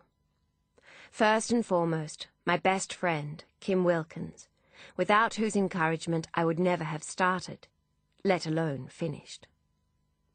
Davin, for his endurance, empathy, and unwavering faith. Oliver, for expanding the emotional boundaries of my life and for curing me of writer's block. My family, Warren, Jenny, Julia, and in particular my mother Diane, whose courage, grace, and beauty inspire me. Herbert and Rita Davies, dear friends, for telling the best stories. Be brilliant. My fabulous literary agent, Selwa Anthony, whose commitment, care, and skill are peerless. Selina Hannah Hutchins, for her efforts on my behalf. The SF Sassies, for writerly support. Everybody at Allen and Unwin, especially Annette Barlow, Catherine Milne, Krista Munns, Kristen Cornell, Julia Lee, and Angela Namoy. Julia Stiles, for being everything I hoped an editor would be. Dallery and Laney, for their assistance with Oliver. Was ever a little boy so loved. And for giving me the precious gift of time. The lovely people at Mary Ryan's for adoring books and making great coffee. For matters of fact, thank you to Mirko Ruckles for answering questions about music and opera, Drew Whitehead for telling me the story of Miriam and Aaron, Elaine Rutherford for providing information of a medical nature, and Diane Morton for her extensive and timely advice on antiques and customs, and for being an arbiter of good taste. Finally, I would like to mention Beryl Pop and Dulcie Connolly, two grandmothers, dearly loved and missed. I hope Grace inherited a little from each of you. Author's note. While the characters of The Shifting Fog are fictitious, the milieu in which they move is not. The socio-historical location of the novel is one that has always fascinated me. 19th century had just given way to 20th, and the world as we now know it was beginning to take shape. Queen Victoria died, and with her, old certainties were consigned to the grave. The aristocratic system began to crumble, humanity suffered battle on a scale undreamt of, and women were freed somewhat from rigid pre-existing expectations of social function. When a writer seeks to evoke a historical period of which they have no personal experience, it is necessary, of course, to carry out research. It is impossible for me to list here every source consulted, however I would like to mention a few without whom the book would have been the poorer.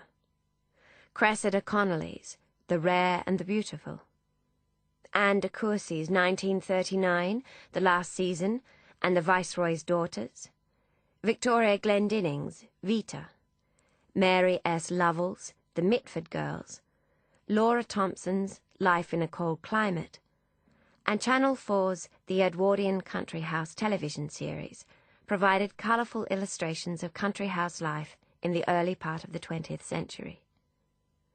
More broadly, Lucasta Miller's The Bronte Myth, Noel Carthew's Voices from the Trenches, Letters to Home, Thorstein Veblen's The Theory of the Leisure Class, Margaret Macmillan's Paris, 1919, Max Arthur's Forgotten Voices of the Great War, Stephen Inwood's A History of London, The Reader's Digest, Yesterday's Britain, W. H. Rivers's The Repression of War Experience, Bruce Bliven's Flapper Jane, F. M. L. Thompson's Moving Frontiers and the Fortunes of the Aristocratic Townhouse, and Michael Duffy's website, firstworldwar.com, were all very useful.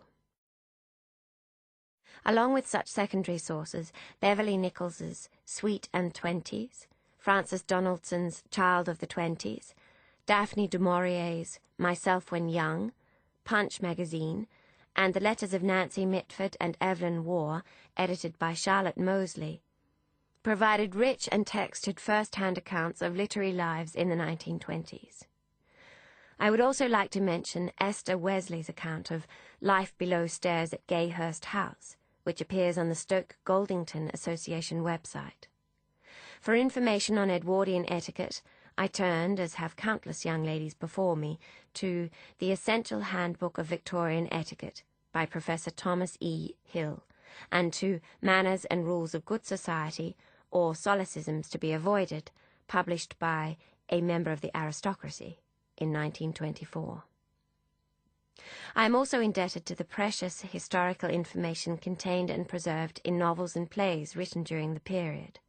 In particular, I would like to acknowledge the following authors: Nancy Mitford, Evelyn Waugh, Daphne du Maurier, F. Scott Fitzgerald, Michael Arlen, Noel Coward, and H. V. Morton. I would also like to mention a few contemporary storytellers whose works fed my fascination for the socio-historical period: Kazuo Ishiguro's Remains of the Day, Robert Altman's Gosford Park, and of course the UK television production Upstairs, Downstairs. I have long been interested, as a reader and a researcher, in novels like The Shifting Fog that utilize tropes of the literary Gothic: the haunting of the present by the past, the insistence of family secrets, return of the repressed, the centrality of inheritance, material, psychological, and physical, haunted houses, particularly haunting of a metaphorical nature, suspicion concerning new technology and changing methods, the entrapment of women, whether physical or socially, and associated claustrophobia, character doubling, the unreliability of memory and the partial nature of history, mysteries and the unseen, confessional narrative, and embedded texts. I have included here some examples in case there are readers who share such interests and would like to read further: Thomas H. Cook's The Chatham School Affair, A.S. Byatt's Possession, Margaret Atwood's The Blind Assassin, Morag Joss's Half-Broken Things, and Barbara Vine's A Dark Adapted Eye. Finally, having taken the liberty of acknowledging so many references and interests, I claim all bent truths and errors of fact as my own.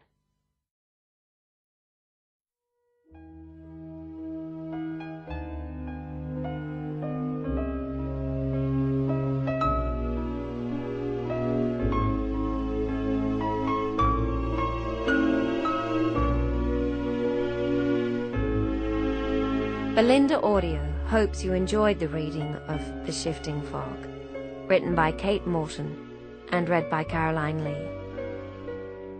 If you would like further information about Belinda Audio, please visit our website, www.belinda.com.